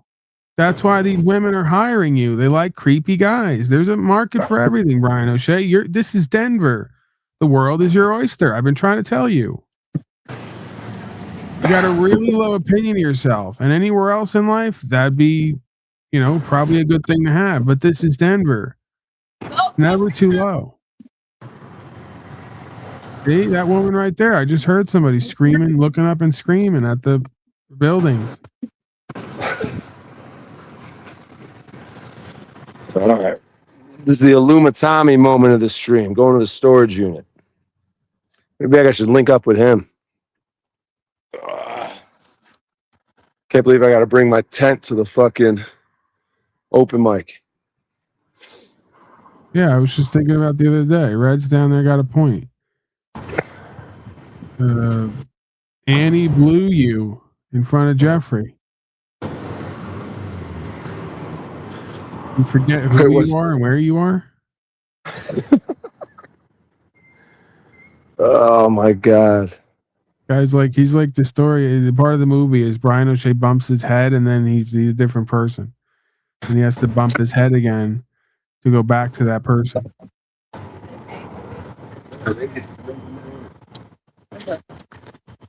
What's up, brother? Can I rip that? I was half just seeing how they react. If they're not like, hell yeah, I gotta press it. Appreciate that. It's hers. That's also how you know you're on Denver too, because it's kind of like New York, except you can actually talk to some people. Like, you walk up to people in New York and ask them for anything, it's not going well. You're not going to be receiving it well. I learned that the hard way, dude. Just through the look. They didn't even say anything. Just the look of like, oh, you peasant. Yeah, you don't approach me. We're here. We see each other. We don't approach each other. I don't know. And I learned. It's that whole deal, right? But Denver, they're like, oh, yeah, bro, we're smoking weed. We're hanging out. It's like New York, but it's not. Yeah, I mean, listen, I kind of like Denver. Other than the whole polis thing, and they try to block you up for having a gun and all this other nonsense. If I had to pick a place to be a good slave in a city, Denver would be one of them. Decent weather year round. It's not the best. It's decent. Yeah, I think the moderate winter is moderate. I think, what is it? It's generally would be moderate. Their winter, because their summers ain't egregious. Their winters ain't egregious. Pretty moderate. And then lots of sunshine can't be bad. That vitamin D on your skin. I mean, the architecture. It's got a lot of good stuff. The location of it. Even strategically, you got mountains around you. That could be some sort of military strategic thing. It's good for you.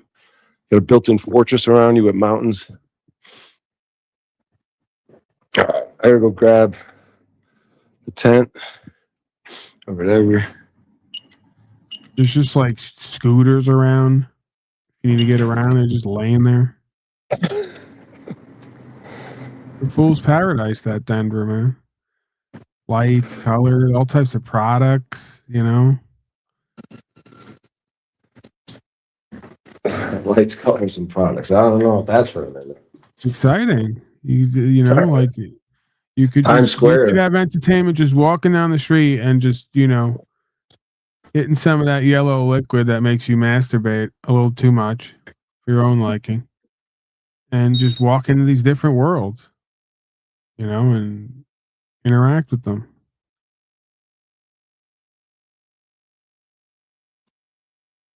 Stand on one corner staring up without moving. So many people you get to look up. Look up to God, motherfucker. Like, you just now somehow popped up into a humongous fucking storage unit. It's like it's like apartments for those tunnel Jews that we were talking about. Like, look Yeah, I at think this. this was a former The whole apartment world building, back maybe there. that it converted. Good. I don't Now know. you got Luma Tommy's like living in one of those.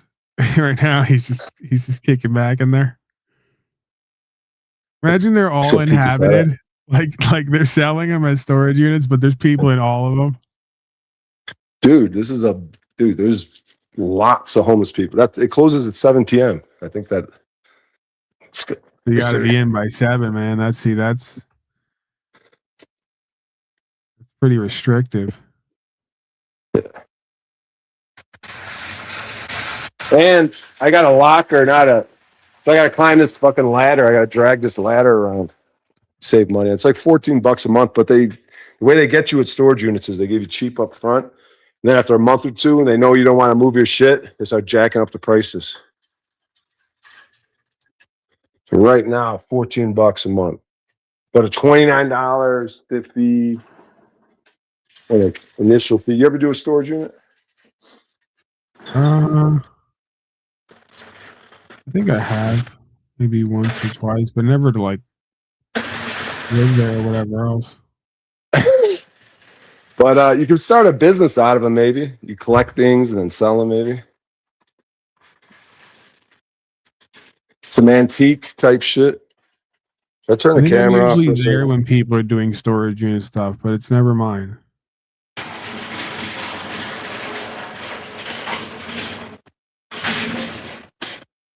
Yeah, I've been to plenty of these on my moving jobs. I think I have stuff in storage units that I'm never getting back. I just put them there. I just happened to be there, and I was like, let me put some stuff here, and then. How many of these just like eventually get sold? Was it in the TV show Storage Wars? Selling off storage units that could be valuable inside. It was always bullshit. Like, is the owner really going to allow someone to hit some jackpot without going in there first himself? Legally, I'm not supposed to be in there. And I can cut the lock. Let's check out your room, man. You're not going to let us check out your room? I don't know. I don't want to dox my number. Why do you got to put the number? Little locker. It's a 5x5 locker. Got to go up the ladder. What do you think? Somebody's going to come there and hang out at the fucking I don't know. storage unit? They're gonna break in there just because it's you, or what? What do you? I do want to show you guys. I guess I could show you the inside of it. Yeah, but they're literally all not the much same. in there. How is anyone gonna know where yours is? You really want to see the inside of my fucking? This ain't even all my shit. All my shit's in my car. This is what I've acquired since they took my car. We want to see what you've done with the place. It's not. Oh my god, looks like shit. You guys could motivate me to fucking organize it, dude. I just do not keep things tidy at all, dude. My car looked like shit. This looks like shit. But this ain't enough. I just now got it, and it already make it look like shit. All right, fuck it. I'll turn the camera on, dude. There's a bike. It's a garbage pile. But it's not a garbage. This stuff is good. I was gonna be like, you know what? It's not that bad, but you turned the camera on, and it was literally a pile. What is the bike? This stuff's all good. Look at this nice. I swear I was gonna try my best to make you feel better and talk you out of it, but the way you just shot that, it was perfect. It was totally perfect, though. Like for the bit on bit, it was great. You always gotta remember we're doing content here, so the worse it gets, the better it gets. This is what's so great about content world. It's inversion land. The worse it is, the better it is, right?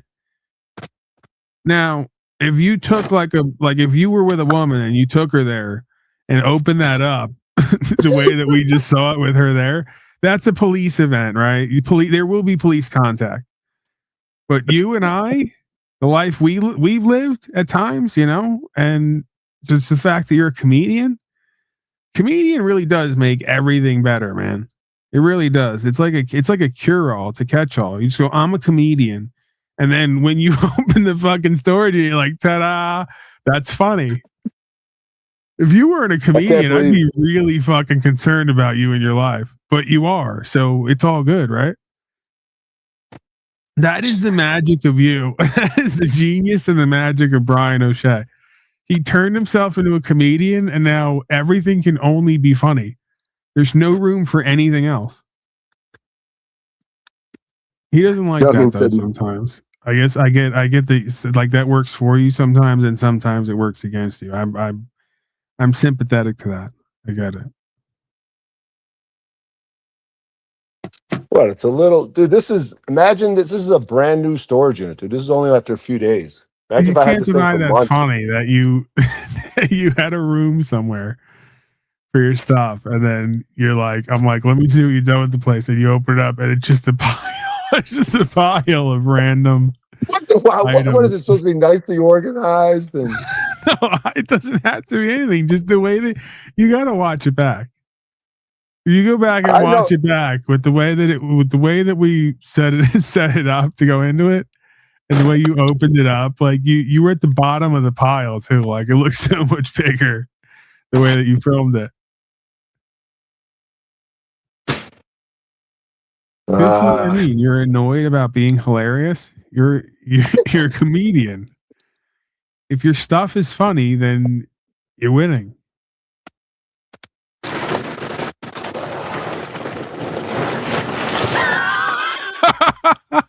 Pull out my tarp. It sounded like everything just collapsed on you. See? That was funny. I fell down the ladder stairs. Winning. Oh my God. I can't wait till I'm rich and have a special. This footage is going to be, people are going to be crying. They're like, look where he came from. He had nothing. They were laughing at him. No, they're going to be laughing their ass off about the clip of me going, let's see inside that unit, what you did with it. And then you opening it up and just being at the foot of a mountain of piled stuff. Pull up the video again without sound and then play it again. No, yeah. I'm going to clean up my storage unit. I'm going to make it perfect right now. I'm going to make a nice, clean, organized unit because everything I just took out now was all that crap. That's not funny. It's funny now. See? This is the magic of Brian O'Shea. It's funny without even trying to be funny. I'm going to make this all organized. From the beginning of time, even that's funny. The fact that now you're going to organize it all of a sudden after we just saw the heaping pile. I'm just going to show you how quick it could go from a pile of giant garbage to just some bullshit in a little locker.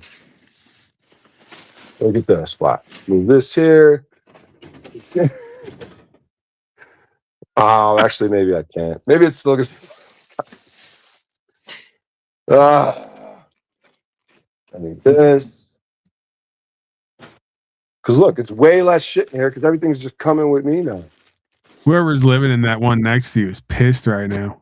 You got like a whole event going on outside. Making them up. Like, keep it down out there. All right, how can I angle this stuff so that you coming up on 7 so that it looks better on camera? How can I position this stuff right now so it looks way cleaner than it is? It's like a fat girl. It's like angles and filters. I got to do that with my storage unit. Let's see how this looks. This looks like wow. That is a great poster too. What's so funny? Look, that's for your new here's special. a storage unit. Now that's fucking wow. That's holy shit. That's a fucking beautiful storage unit, man. Look at that. It's not a pile of garbage. Nothing filthy. No, but okay. Now pull up the video before where I go. Let me see what you've done with the place, and then it just the camera opens up on a pile of a mountainous pile. I'm not saying that I'm a normal human being. I'm just saying that's how a normal human being storage unit would look. I've been around enough of these white people. You open the storage unit, it looks just like that. Everything in its place, everything. It's a lot like the nation. Very sterilized, very orderly. You and I, we're a pit of chaos. Lucky I don't own a storage unit, and I probably wouldn't film it. I'm also not a comedian. You are. And if your stuff is funny, you're probably funny. That's the theory I'm going. Like it's some kind of quantum relationship. Like you're funny, your stuff's funny, and vice versa. Like I could have opened that locker and looked at that stuff and go, "Yeah, comedian." Just fucking hilarious the way it was all piled in there together. And then like random items. Like there's a basketball, a bike, a snow shovel, some kind of wool blanket. Random shit all piled up.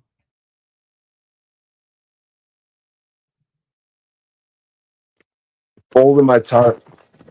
Very loud. The tarp. What's the tarp for? Because it's very cold out. You got to put the tarp under the tent. Yeah, he had a unicycle in there. Imagine being the guy who buys that storage unit when Brian O'Shea defaults on the payment. You're a young guy, you're starting out, you go, "We're going to start a business, honey. We're going to buy storage units." And then it's Brian O'Shea's unicycle as his tarp.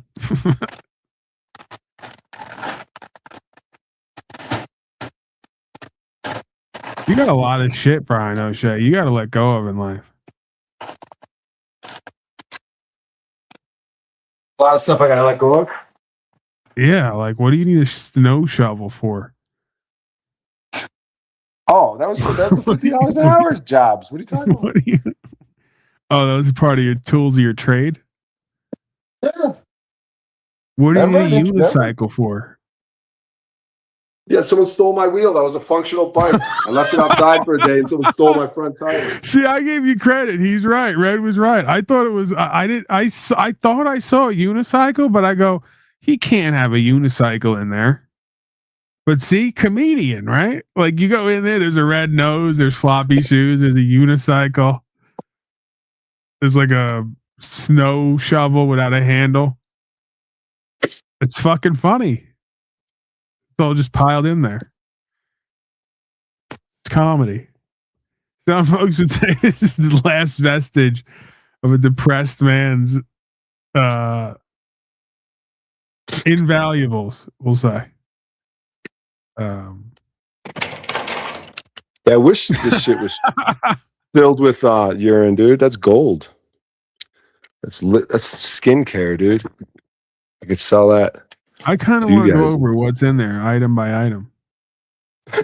There's a desktop. I don't want to tell everyone. Dude. There's a fucking desk in there. There's a computer desktop. He's whispering in there. Yeah, if the illegals living next door to you hear about that, they're gonna get in there some way somehow. Yeah, my jujitsu gi, my jujitsu outfit. There's a laptop in there. There's a laptop. Okay, laptop, jujitsu gi, half a bike, unicycle, bike, shovel. I got paperwork. Half a bike. I got some old electronics. I got a bag of trash bags. Some other paperwork. Some clothes. It's just bullshit. And this. Imagine what's in my car, dude. This is what I acquired after like 3 days. The storage unit costs more than the shit that's in there. Well, no, yeah, that's exactly. It's not for the stuff. It's so I don't have to lug around my tent during the day. It's just you so sleep standing up in there like Bela Lugosi, don't you? Huh?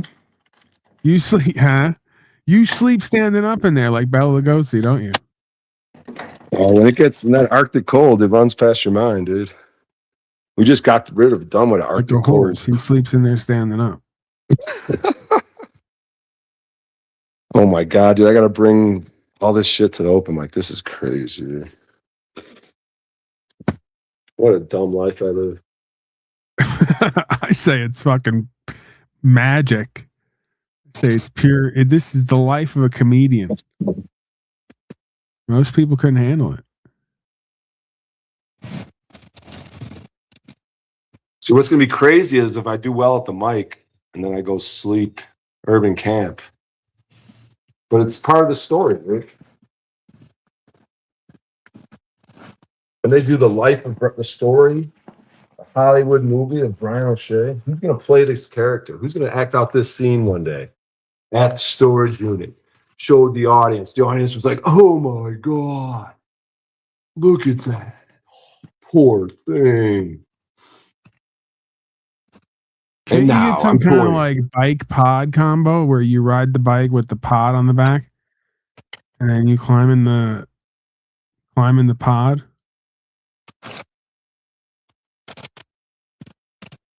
Oh, a living pod? Yeah, that's what I'm saying, dude. Living pod. Like a Oh circle, yeah. like a glass. And what if it's just clear? It's like bulletproof. And the cops could see me in there. Yeah, BP pod. You should work toward a pod, Brian O'Shea. Like Bubble Just Boy. mobile. I don't think you need license or anything for it. Yeah, I've looked into it.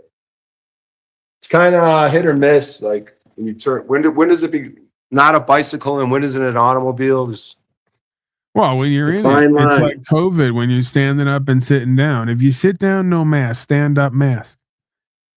So Right. if I'm not in it, it's bicycle accessory. If I'm in it, pod. Yeah. All right, let's get this show on the road. Let's get over to that open mic and drag these bags around. Yeah.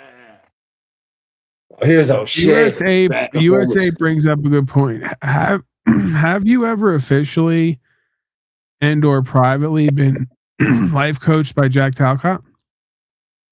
Oh, he was hard. He was on my ass, dude, to do it. When I would go over there, he was trying to get me. He's like, Brian, I could help you.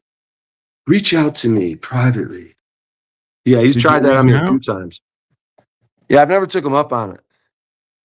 Yeah, because you're too fucking big and bad and tough and important, really egotistical and prideful to get the life coaching you may need to go to the next level. See, you're only cheating yourself. Right. And look where look at that storage unit I just showed to the audience. And that's a result of me not taking his coaching. So it proves. Well, I life coached you on that one because I kept hanging around with Jack, and he's a very organized, fastidious man.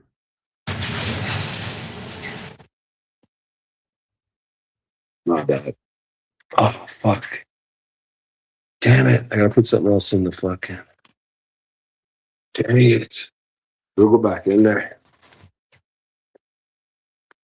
Ugh. All right. I missed the last thing you said. I said that the Jack Talcott life coaching may not be so bad, you know. That's what inspired me to life coach you just now to get a better storage unit. The storage unit game, though, they play games, dude. You got to be short term, otherwise they jack the prices up on you. That's their whole scam. Because once it's in there, they know you don't want to move like it. every couple days, like, hey, thinking about going somewhere else, but I'll hang out if prices are good. Still, you know. They don't care, dude. They sell out here. Like I said, it's a high homeless area, so probably all filled with homeless people. Shit. Let me put something in there.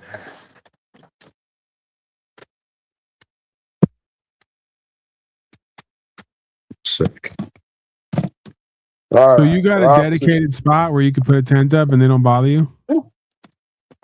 I got a spot where I could sleep, yeah, like that. Where I got the park ranger, like, I don't know if I'm giving it away, but like, he's like, dude, me and you got an arrangement. He's like, as long as you don't blah blah whatever. What? As long as you don't, is he gonna try to restrict your freedom? You can't masturbate now and shit like that. You can't smoke weed, jerk off. Like what? What's he gonna try to press you with now? Well, they're trying to say, like I'm saying, drink your own urine. Well, they're trying to say they don't want the tent up. They want you to just sleep with the sleeping bag. So, as long as I don't see the tent. Well, listen, you're a civilized human being. Did you let him know this? Yeah, that's when they. That's when he called the kind of cops. animal here. I need I need something to shelter me from the elements.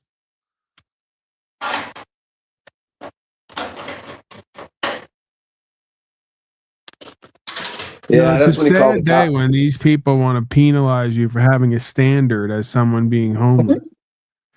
How dare you put up 4 walls and a roof? You could be there, but you got to be without it. You got to curl up like a rat. And be like more vulnerable. We need you more vulnerable.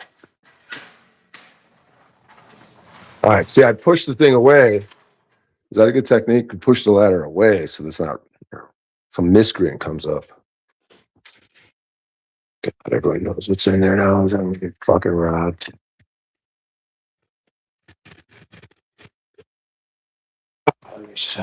Let's get out of here, huh? Somebody breaks into your thing and takes the half a bike. Damn it. Let me check this real quick. They took my unicycle, bastards. Fuck, what did I just do? I gotta do something. Fuck.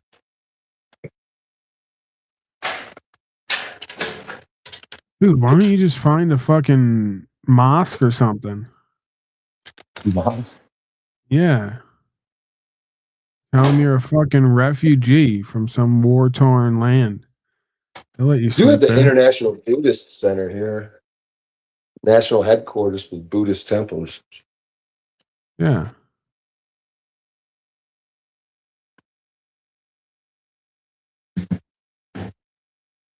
There we go. Now we're officially going. Get Addy. Sports ball.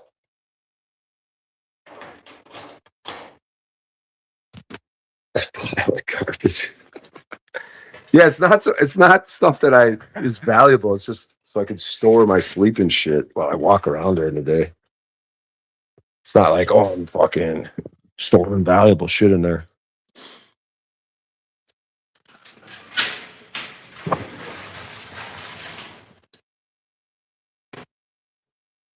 All right, let's go to the open mic. Hey, Brian's here.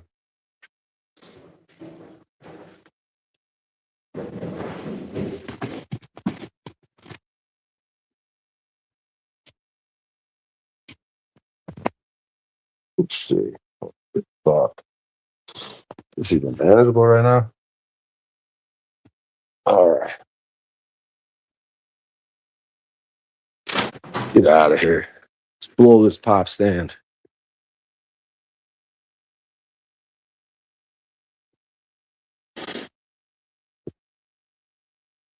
Off to see the wizard. Wonderful Wizard of Oz.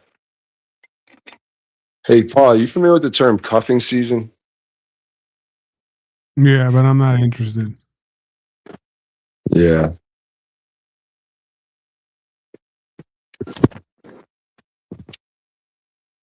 Tax season. It's cuffing season. It's tax season. Yeah, you're supposed to give that line to a woman, not me.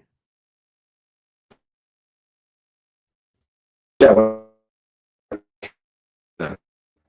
He gets easily confused with these things. Handcuffing. Can I go to jail for the winter?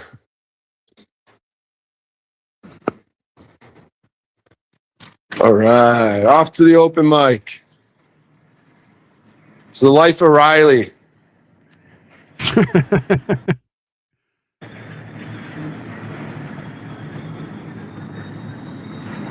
What a life. What a life. What a life.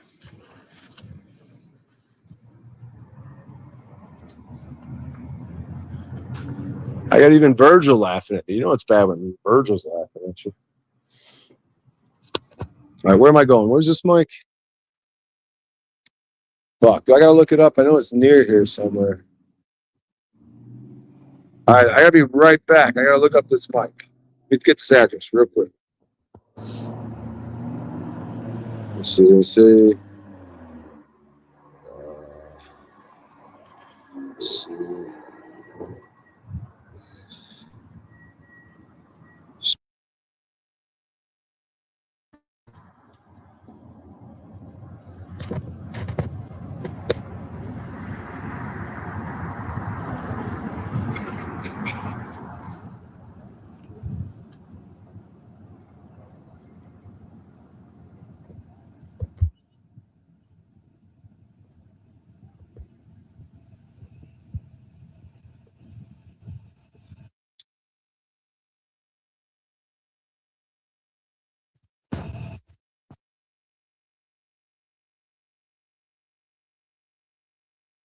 Uh,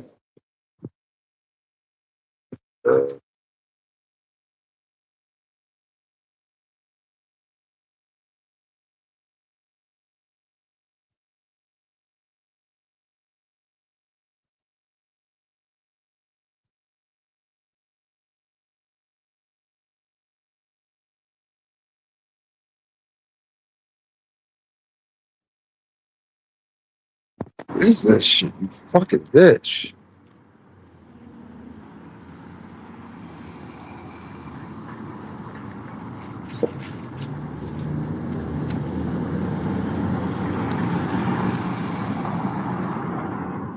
Fuck is this fucking stupid place again?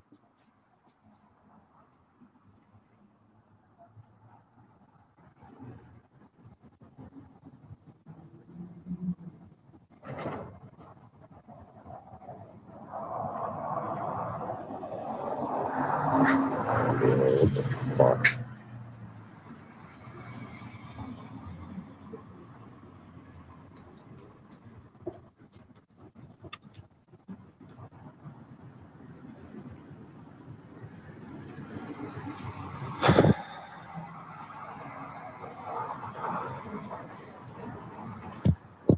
Fuck is this shit, dude?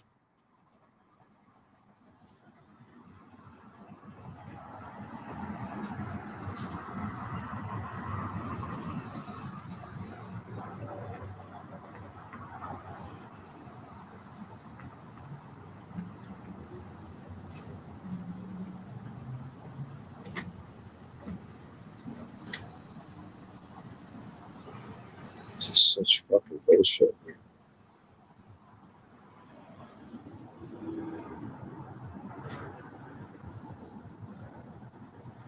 God, man, you fucking bitch, dude.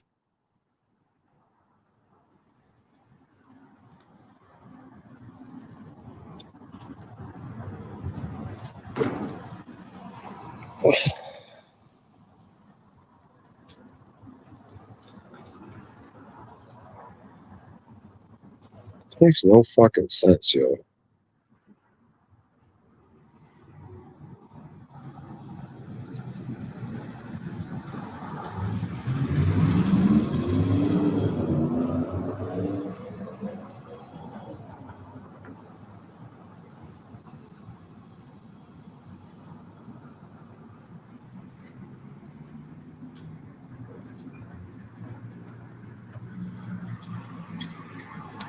Oh, man, you fucking bitch, dude.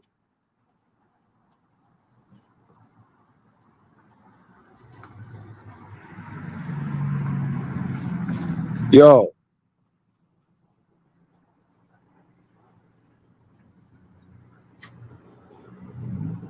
This is such fucking pissing me off so bad, dude. I can't find this fucking open mic, dude, on Facebook now. It's like, what the fuck, man? I'll be right back.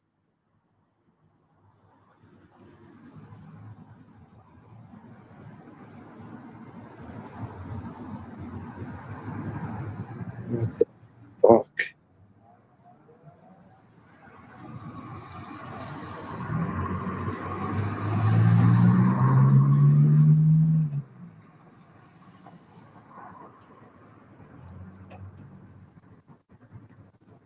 What was it called again?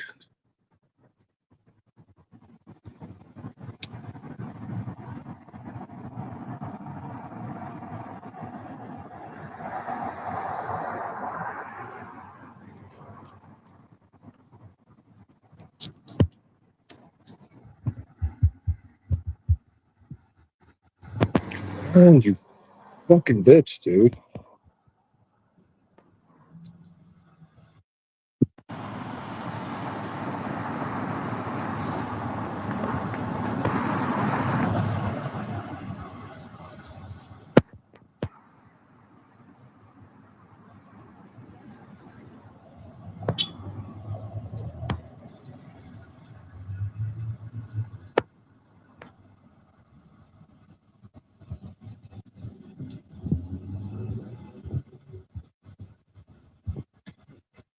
Hello?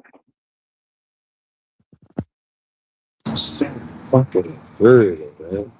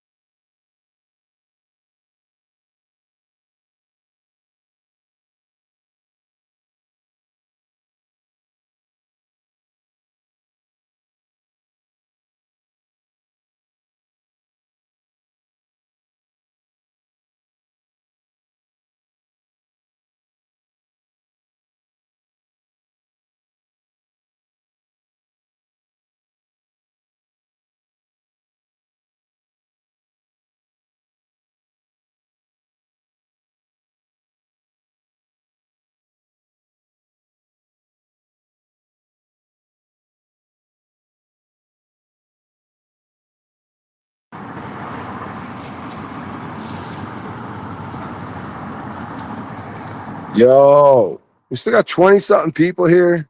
Looks like a dead town. Guys, I can't find this fucking mic. I know it's near me. I saw it on fucking Facebook earlier, dude.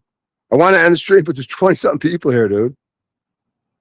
Fuck, dude. What the fuck? Can't find this fucking stream that I found. It's fucking mic, dude. I'm gonna keep looking, man. Fuck.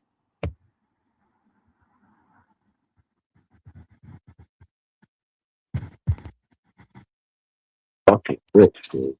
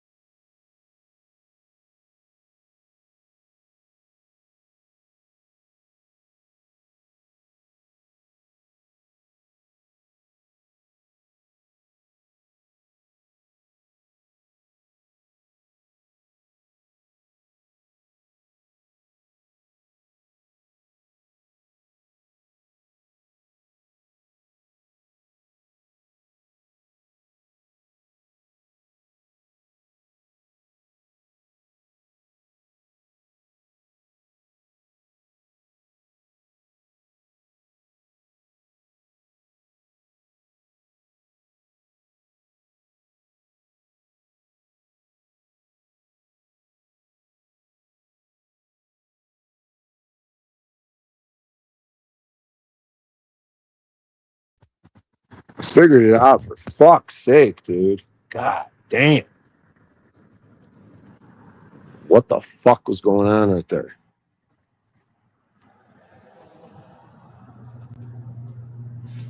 The G spot.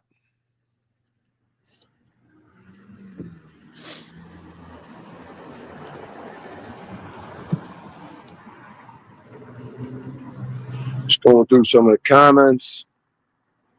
Did you turn off the stove? Ah, fuck, I gotta go back, Red 40. Why do they have that tall ass ladder when those units have to make them yeah, you could just see right into the other person's unit. Need a pop-up sleeping bag. Acts as one person set. Yeah, those are pretty cool. There's a name for those. They look like a little coffin type thing. It's like a tent / sleeping bag. Yeah, that's the ultimate like stealth camping, random spot type shit. This is really all you need. I think Brian needs Jack as a life coach. Fuck. They have things called backpacks, Brian. You can only fit so much shit in a backpack. We got to start using bags, big old bags and duffel bags, backpacks and duffel bags.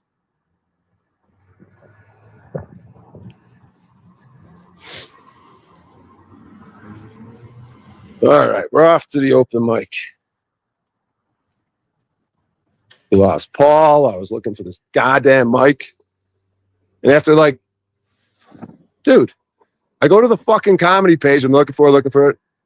Finally, I had to go back to my homepage, then re-look for it. Then it's just like right there. It's like driving me fucking insane, dude.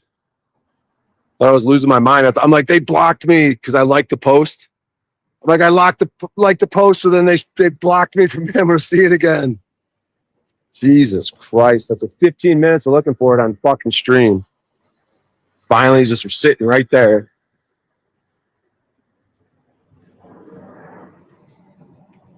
You can do it.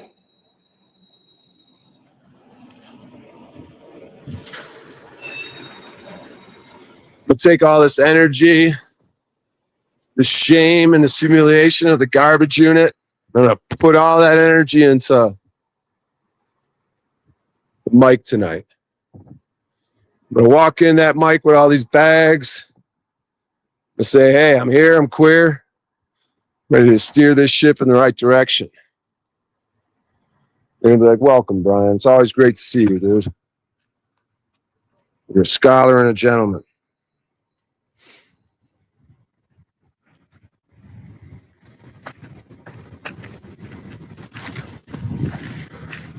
Oh, man.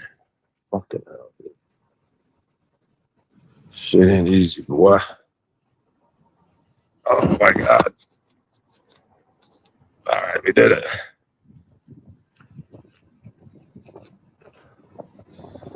Well, did all that to maybe just end the stream.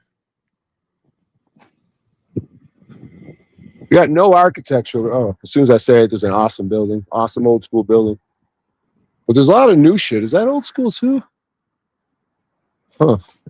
That one's definitely old. We got some new construction over here. Yeah, these neighborhoods are awesome though. That we're gonna be creeping through on the way to this mic. It's like a mixture of old glory. Oh, give me a second. The mixture of old glory and new nonsense. Architecture as you're looking up. Well, modern buildings are so awful. They got you looking down, looking at your phone. So when you look at your phone, you're looking down. When you're looking at architecture, you're looking up. What does that tell you? Or beautiful architecture. Like, this shit ain't beautiful. There's no reason to look up to this. This shit makes you want to look at your phone. Look down at your little black box. Your little obelisk. Your little magic machine. All right, we got to take this street this way. I think I know where I'm going. You know what I need is like a fucking lime machine. I got some minutes left on my lime machine. I think I do, actually. That's what I need to find. And there's one right there. Is that a blue bike? Fuck, it's a blue bike, not a green bike. God damn it. All right, that's what I'm going to look for right now. I'll be right back again. I got to look for a bike.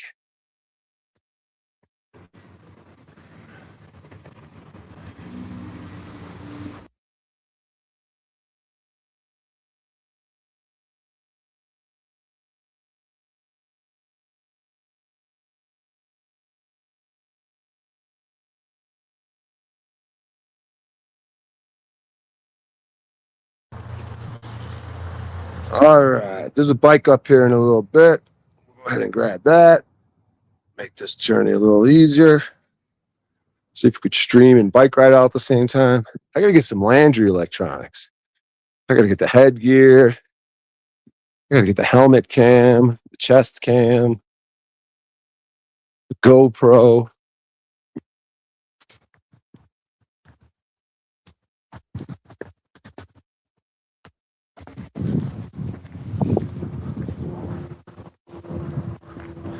Doesn't matter. We're still slaves. Helmet needs it for sure. Yeah, that's the final.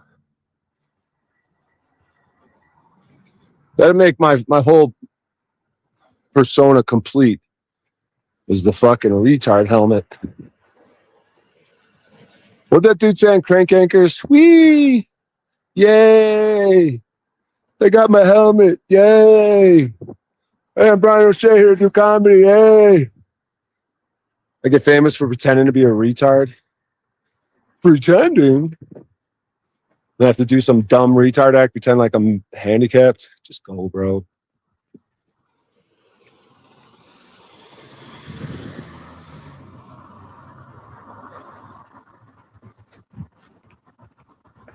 I'm all aggravated. Just go, bro.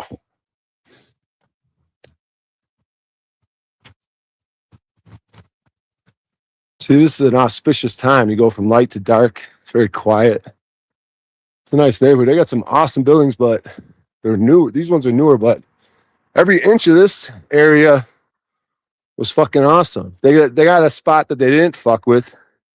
Like they preserved like a little 3-4 block area of these old fucking glorious houses, residential neighborhood houses. Badass church over there. See, this is just modern crap. If I'm not mistaken. Got the moon over there, that little fucking Jew moon. Stealing energy. Trapping souls. See, every night, the Jews are out tonight, like right around this time, they're worshiping it. Worshiping? Worcestershire sauce? Worshiping. Why am I saying war? Shipping. Worshipping?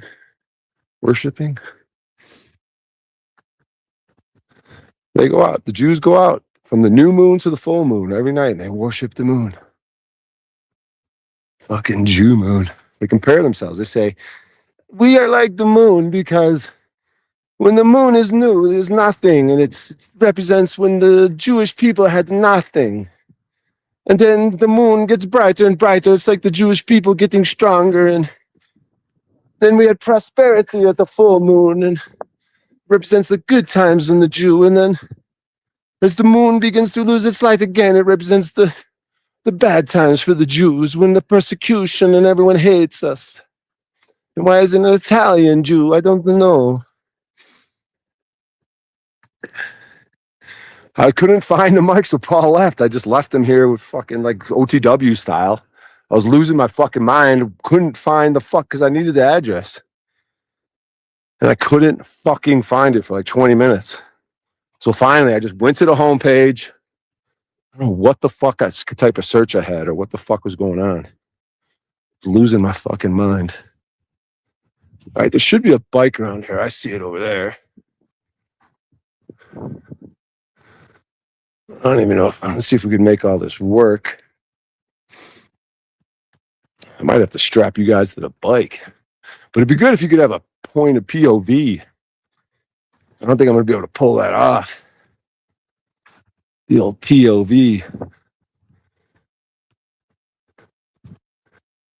Let's see. How far do I got to go still? Not that far, I don't think, but whatever. Oh, fuck. That's not the right bike. Where's the bike? Oh, my God. Give me a second. Fuck. Get up.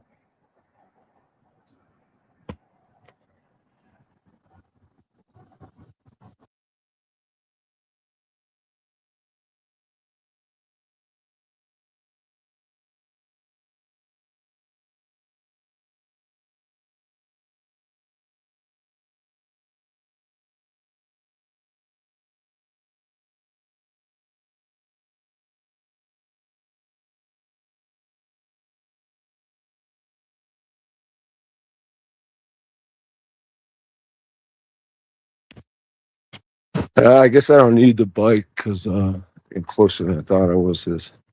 Still a 2-block walk.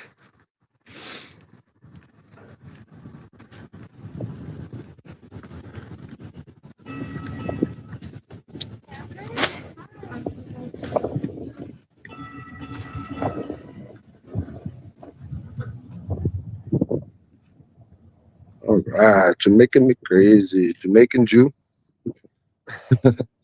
The Rastas.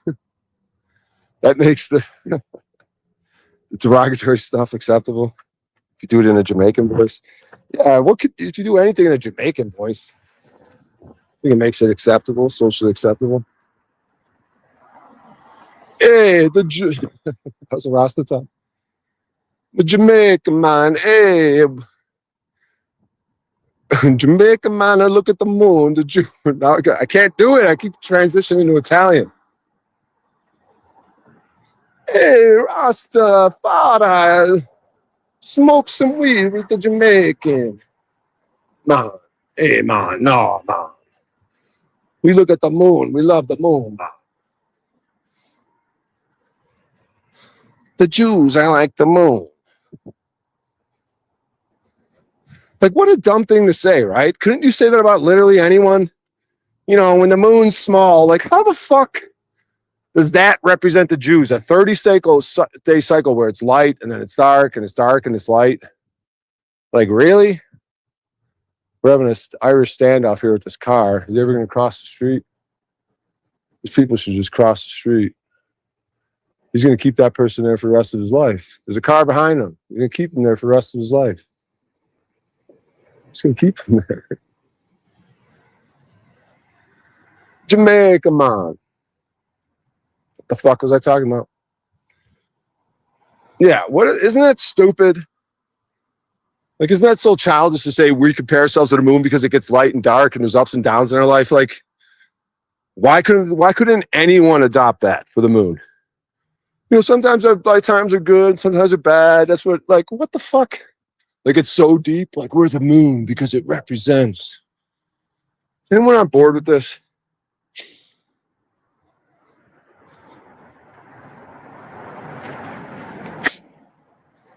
Jamaica, man.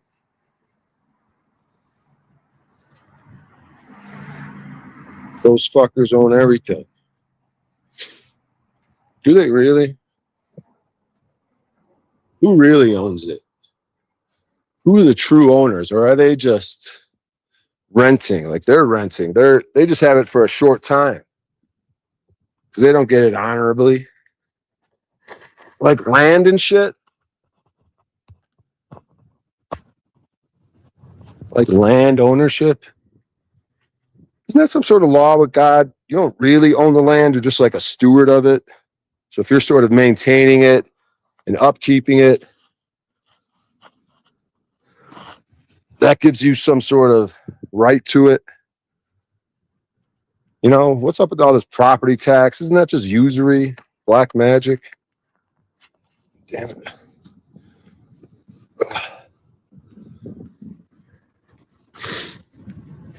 They call dibs. Yeah, something like that. It seems like they found shit. They walked into these cities that were full built. You really think they built the trains and did all these glorious buildings in a couple hundred years with the story of America? Makes no fucking sense. Pilgrims and cowboys and Indians.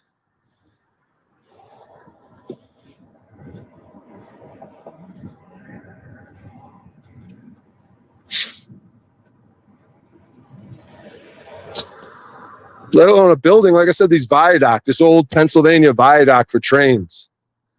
The thing's like a mile long, made of stone. Let alone a building, a mile long stone bridge. Aren't the bridges even longer? I mean, it's got to be more than a mile if it runs for trains, right? Maybe the rest is on the ground and they only needed bridges for certain parts or whatever, but come on, man. Those things are more impressive than buildings because they got to go over crazy fucking terrain. Get the fuck out of here. Oh, the Chinese built them and fucking hundreds of them died in the process.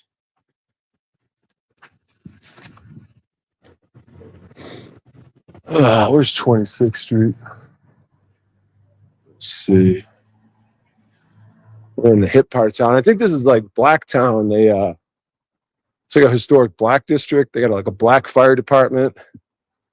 This area was historically black back in the day in Denver, I guess. Segregation. There's only 2 people here or 20 something. Could only be 2. What's up, brother? You see you, dude. You a comedian? No, I'm playing here tomorrow night. Oh, okay. Oh, you're playing? Nice, bro. That dude's some sort of band member, maybe. He's playing at the club tomorrow. Let's see. Oh, fuck. I knew I'd pass it. 27th. So somewhere near 26th and Welton. It's the wrong time to be.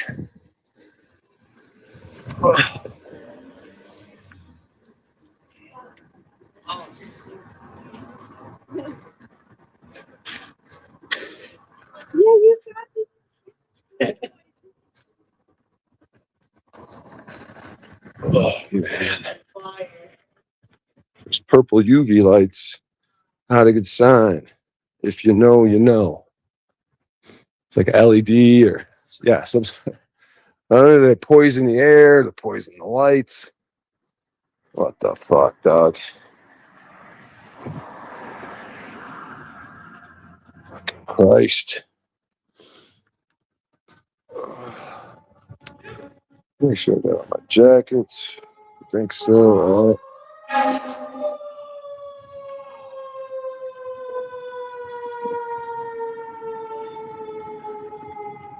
See, these train tracks built right in the ground. They've probably been here forever. Train tracks right in the street.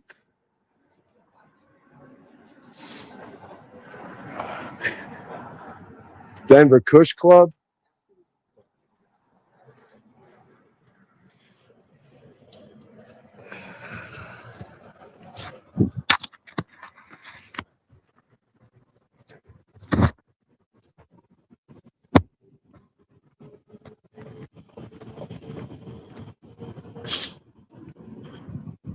Does it say 2 people here or 20 something, guys? I can never see the other letter number. Is it just G and Virgil? All right, fuck. That place is supposed to be right over here somewhere. It's a coffee shop. Fuck, let me check real quick.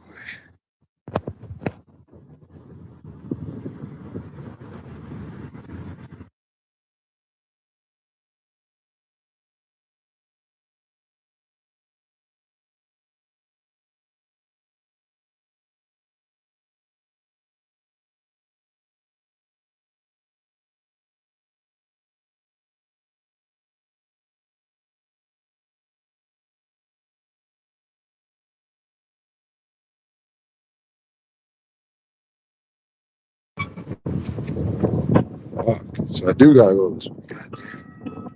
23. All right. Present. God damn it. I just went down this block once. Plugging this shit around took a long time to fucking.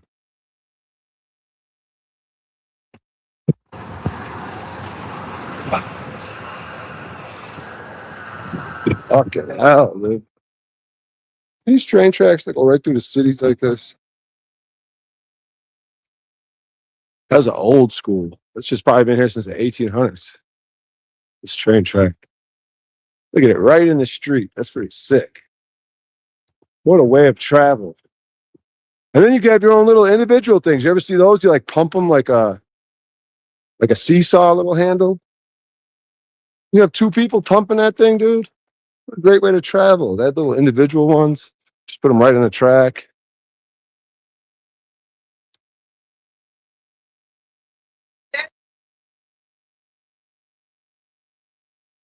Clay Street Unit and Medicinal. You guys know those bands?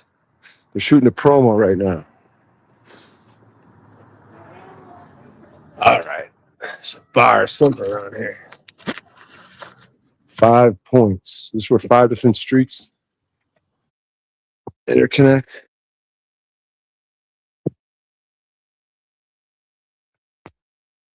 Where's this goddamn coffee shop?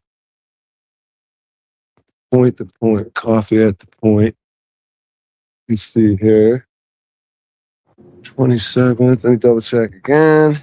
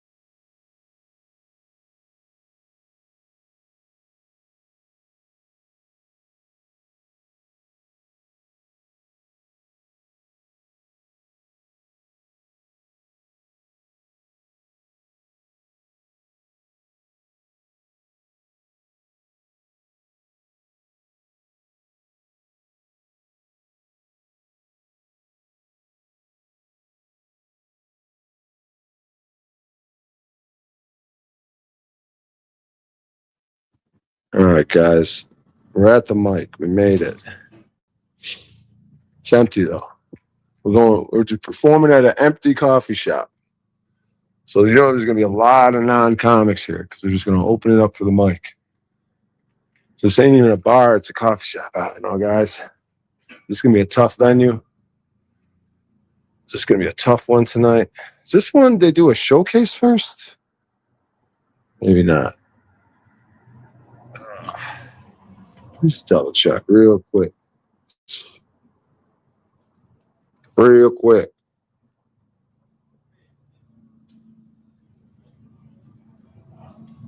Yeah, I think Oh, that's you right. fucker. Do this again to me.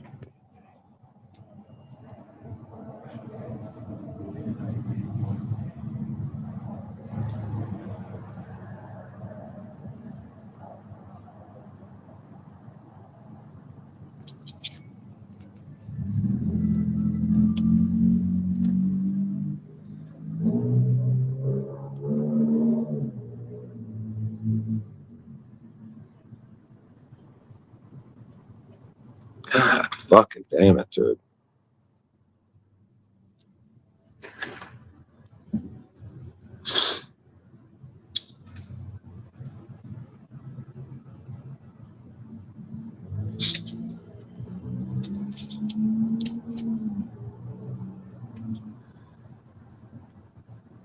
My Lord, man. I went to double check something on it, dude. Like the post is gone again, dude.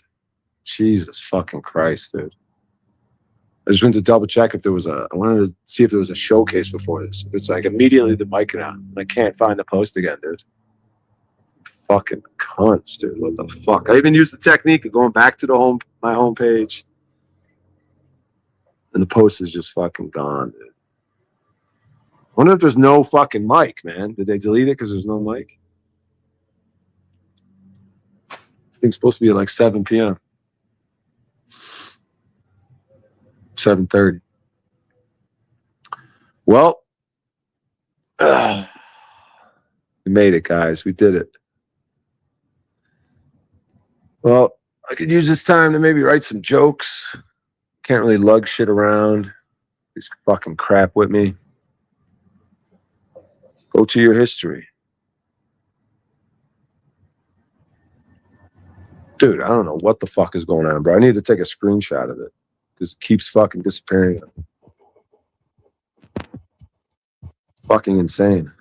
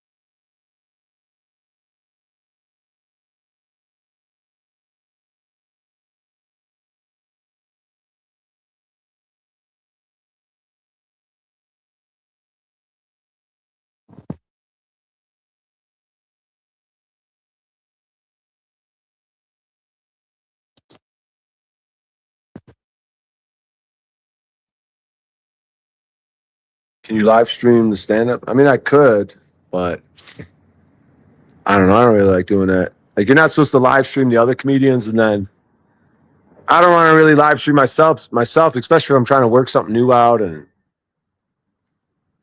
because you guys could see, like, it could just look so bad for me. It's like opening up my storage unit to a garbage fucking pile. But like,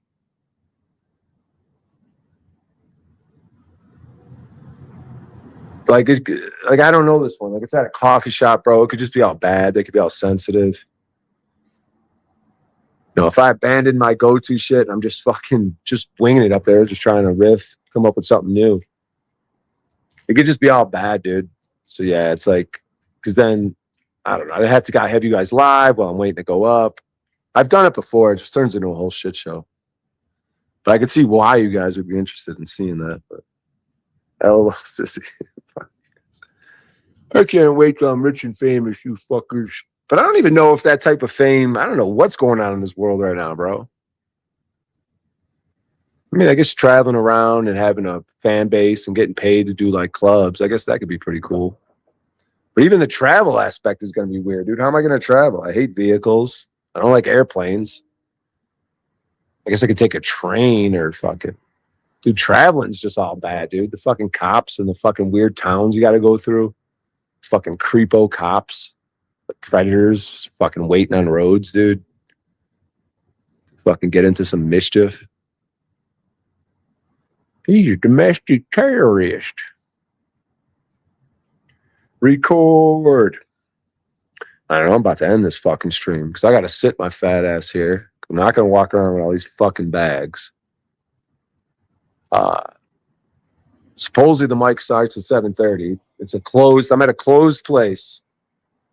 That in an hour and 10 minutes from now, supposedly is going to be a comedy open mic. Great stuff at a coffee shop. This place is going to be whatever, dude. Sometimes the job might be like networking with these fucks, but I'm kind of on the outs in this town. Kind of blew my networking opportunities, maybe. But you know what I mean? It's like you're working. It's like most of the work is probably off stage bullshit.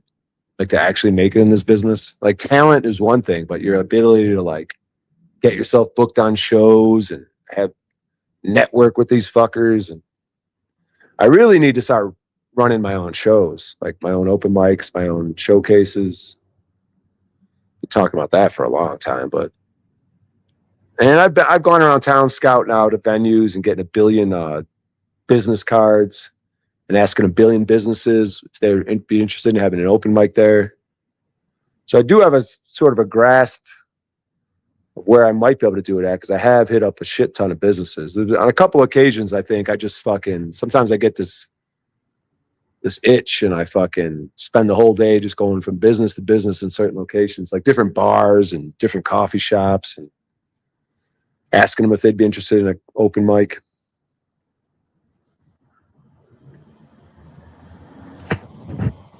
Yeah, but see, like a bus driver. But I don't want some dumb fuck driving me in some giant bus.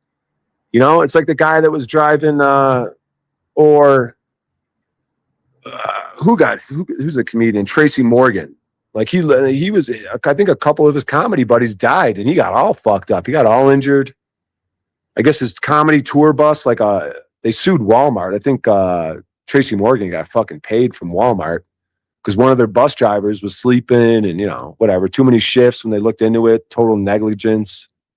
Guy fell asleep driving a fucking Walmart truck and slammed into Tracy Morgan's. And, you know, it's a good way to take you out, too. Like, oh, he died in a car accident. Oh, a truck hit him. He fell asleep. Like, what an easy way to murder you. Like, especially if you're some sort of famous person who is a little more outspoken like I would be, you know, like talks about real shit. Wouldn't be afraid to fucking voice my opinions on, you know, all types of subjects. What an easy way to take you out. Like Princess Diana. Oh, paparazzi was chasing her and we were doing high speed in a tunnel.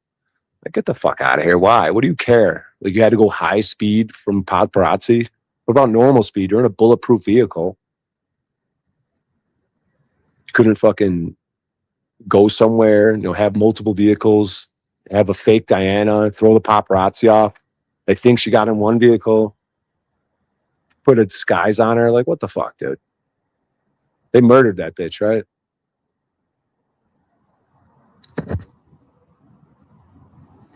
Got to start accepting the invites to the Diddy parties. Yeah, I mean, fucking, you got to like play a game, dude. Like even, who said it?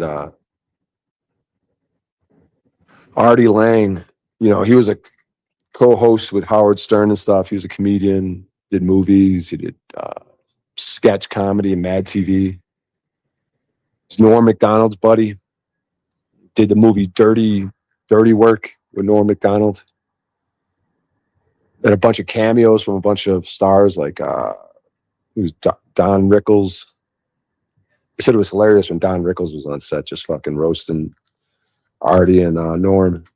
But Artie said you cannot make it in this business without being a phony, like a liar, because one guy's like, Artie, you said I had a good set. And he's like, dude, you can't make it in this business without being a phony. I was just being a little bit of phony. Like, I guess you got to be a phony, and you can't make it in this business without being a phony. Sometimes being a phony, because Artie Lang's pretty honest and open, but maybe on the come up, you gotta be phony. You gotta play little games, little gay games. But Hollywood's different now. I feel like Hollywood's over with. So they say a lot of comedians got to be their own things. They got to be their editor, their promoter, the podcast host. You got to play so many roles as a comedian now. It's not like back in the day, like when managers and PRs and agents and all this shit. You got to be a video editor, blah, blah, blah. Appreciate that, Trailer Park. Who says those deaths were real, Brian? Yeah, exactly. They say Michael Jackson took a playbook from those guys because, Michael Jackson, he bought his own catalog and shit. Like, he bought the Beatles catalog. So Michael Jackson was a major power player, dude. He owned his own catalog, dude, which is like unheard of. And then he owned the Beatles catalog. He bought it with all the profits he made from owning his own shit. And they say Michael Jackson, they put the pedophile shit on him wrongfully because he was so powerful. He owned all his shit, all his master copies, owned the Beatles master copies. And so he's, one of those situations where he's worth more to them dead than he is alive. So what Michael Jackson's may have done was faked his own death. Like Wag the Dog. Like, he just does what they do. He just used propaganda. He used the fake ambulance, fake news crew, or real news crews, but it was like a fake ambulance, like fake stories. He just fed them all fake information, but they couldn't call him out on it without revealing the bullshit they do. So Michael Jackson just used their shit. Like, he just paid a bunch of money to have a big giant movie set type operation of his death, which never really happened. And then just let the public eat it up. It's like what the public thinks at the end of the day. And then the government or whatever can't really call them out on it without exposing themselves. So it's like, well played, Michael. You faked your own death. Like, that's a rabbit hole to go down. It's kind of intriguing. But the reason he would do that is to get out of whatever the world is, like, which I suspect it feels like happened to Norm Macdonald. I feel like Norm Macdonald didn't die. He just went somewhere. I don't know where these people go. They say like the Challenger people, I guess today's the anniversary of the Challenger that died. It was a NASA mission where they sent up like teachers and different people up into space, but they never died. They say they got the same names, and they say they're just like still living. So like somewhere in the US, they all have the same names.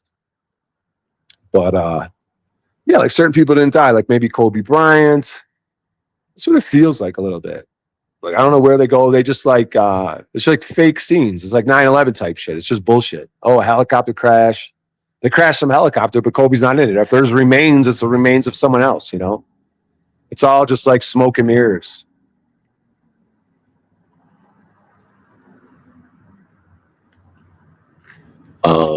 Yeah, like if you have too much information, they give you an ultimatum. Hey, we'll kill you, or you could live wherever. Maybe they go to extraterritorial places, somewhere past Antarctica or something. I don't know. Maybe in the ground. They go live underground in some luxurious life, but just make a deal. All right.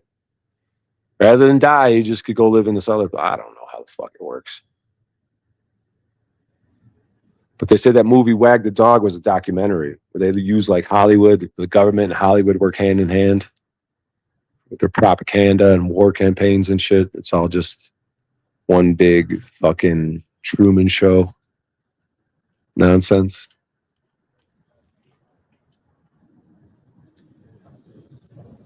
Kobe's last game, they handed out a Kobe Bryant doll with helicopter blades on his head. Jesus, really? Oh, like one of those helicopter, like toy fucking hats. What the fuck? Yeah, revelation of the method. They got to let you know a little bit. It's part of the sigil magic, sorcery, dark arts. It makes sense. We're in the Iron Age. Where's that moon at? Where's that Jew moon at? That dirty Jew moon. This is an awesome old building right here. These like corner buildings. It is. They have like a strange shape. You guys can't really see it in the dark, but it's an awesome building. Dumbass new building right here. There's the moon. What a faggot. Soul stealing faggot. Is that possible? I don't know, dude.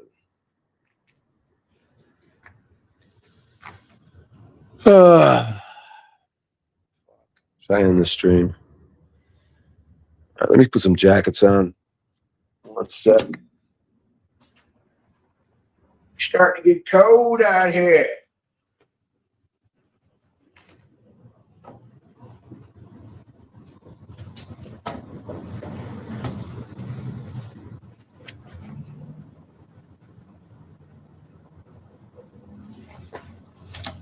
The name of this mic is called Loose Lips.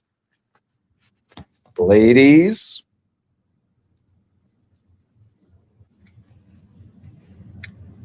loose lips sink dicks.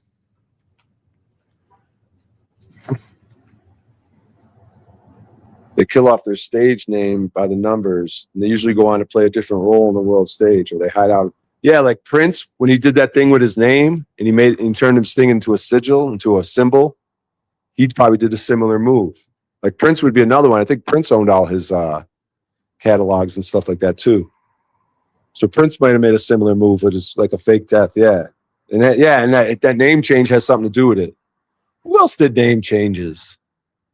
A few other people do name changes. But yeah, that Prince one, going from a name to a symbol, sigil magic. You might be onto something.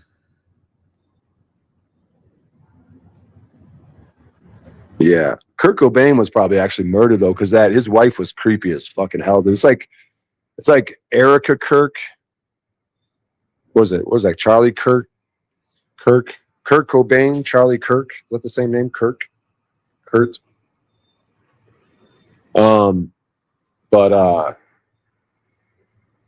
Yeah, she's creepy, bro. What's her name? Kurt Cobain's ex-wife. She's like, man, her whole family, her whole story, dude, is just creepy, dude.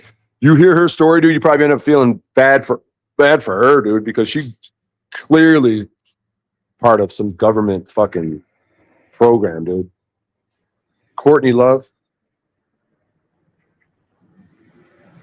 Joan Rivers, yeah, being that old and faking it, I don't know.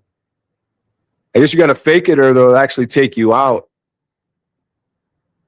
Like Mossad, Israel, like they're on your ass, like your security, they want to kill you. So you like fake your death and there's nothing they could do about it. And then you get to like make your move to lay low.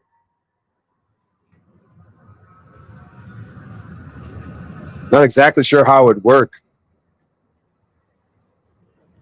Because it's all about like public perception. The public thinks you're dead, so they can't like call you out on it and like try you with Michael Jackson faked his death. Because they'd be like, what? What are you talking about? Yeah, Michael Jackson tried to escape, blah, blah, blah.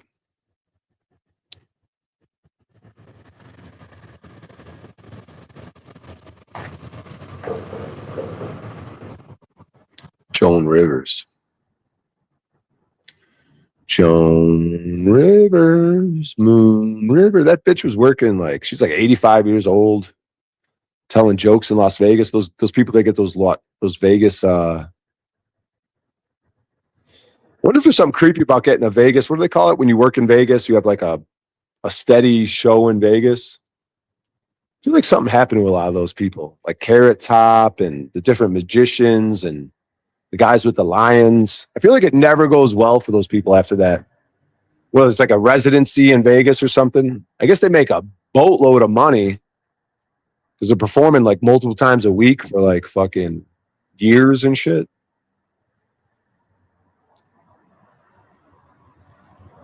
Yeah, Vegas is weird. Arizona's weird with the lack of buildings. I mean, they'll have some of these old school buildings, but then like, oh, we were doing nuclear testing, but they might have just wiped them out, trying to wipe them clean.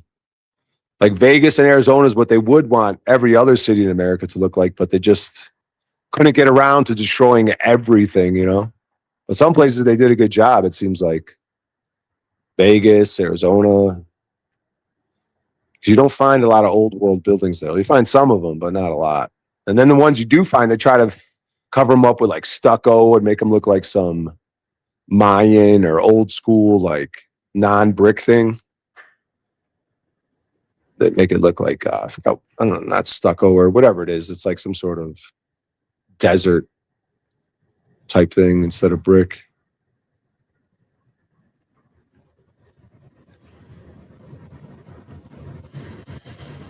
Man, something smells good.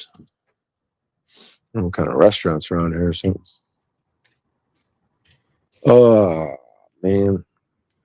The mic should be starting in less than an hour. So I might just end the stream and just, I don't know, figure out what the fuck I'm going to do till then. Why the fuck are there 20-something people here? I would die for you. Prince died on 4/21. April is the 4th month. You was the 21st letter. Prince now. Prince now. God, why does that money symbol where I can't read the fucking comments? Prince now plays the role of his sister. Interesting. That'd be interesting. You got any ICE agents out there? I saw an ICE protest. They were going, fuck ICE. Fuck ICE. But I never do any of those protests. Like, I remember, like, when that, like, what was that thing called? Wall Street. What was that one of those first stupid protest movements? Something Wall Street, where people were, like, locking down and they just wouldn't leave Wall Street. They were just people with tents, and everyone was like, this is a great movement. Something Wall Street, where we're just going to show up at Wall Street and not leave until change happens. I remember thinking there was something to that back in the day, and I remember I was there all night, and they're like, yeah, we got a spot, you guys could crash out, we're going to be here. Then I crashed out there and someone stole my phone. But like just attending those events, like, because they labeled me a domestic terrorist. Stupid rookie cop had me in the car. Do not alert the subject to this information. We believe he may be a domestic terrorist. That's what they called the guy they murdered the other day, right? Pretty. They AI enhanced them to look less Jewy, everyone's saying. Like, what does it matter if you look Jewy or not?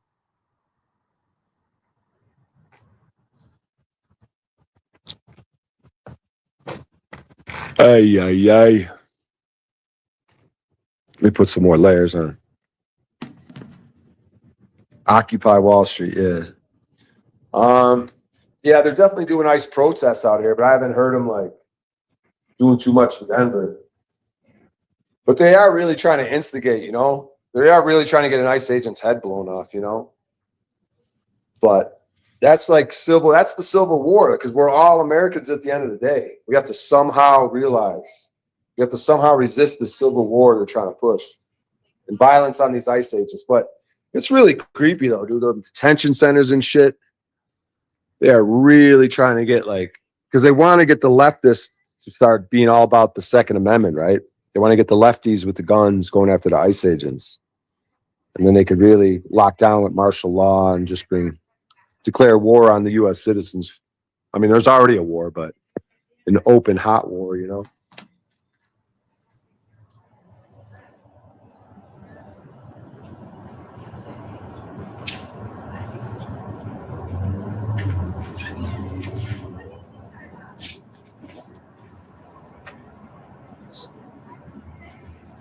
Yeah, but now when there's protests, I don't want to join them. I don't want to be like, fuck ICE and join with people.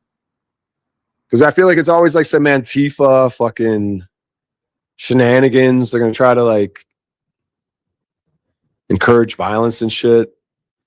These dumbasses start burning down local businesses again. They're breaking windows in the neighbor. Like, that is the dumbest shit ever. It's to just destroy your own neighborhoods and shit, local businesses. Like that, those riots that were going on like around COVID was so crazy. Not only were these local businesses barely staying alive from the COVID fucking shenanigans, restaurants and shit, but then you had protests burning them down. Like this pizza place in San Diego that I visited with my family made no sense. This quaint little town in San Diego, for them to protest there and then burn that pizza place down. Some fucking non-corporate owned, just local business type people, and you're going to burn their business down during COVID process.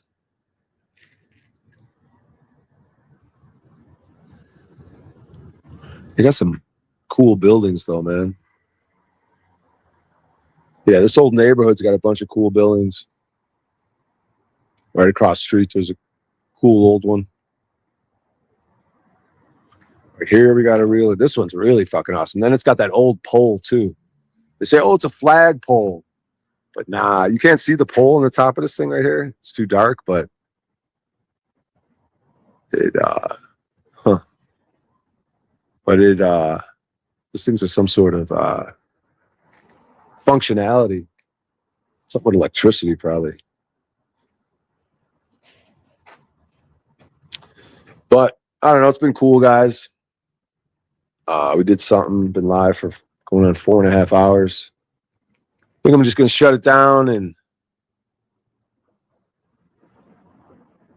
get ready for. I hope someone will show up. So this thing's going to supposedly be open in what, 50 minutes now? 50 minutes.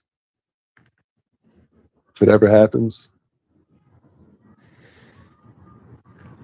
Good times, good times. All right, guys. I'll give you an update tomorrow, whatever I got going on.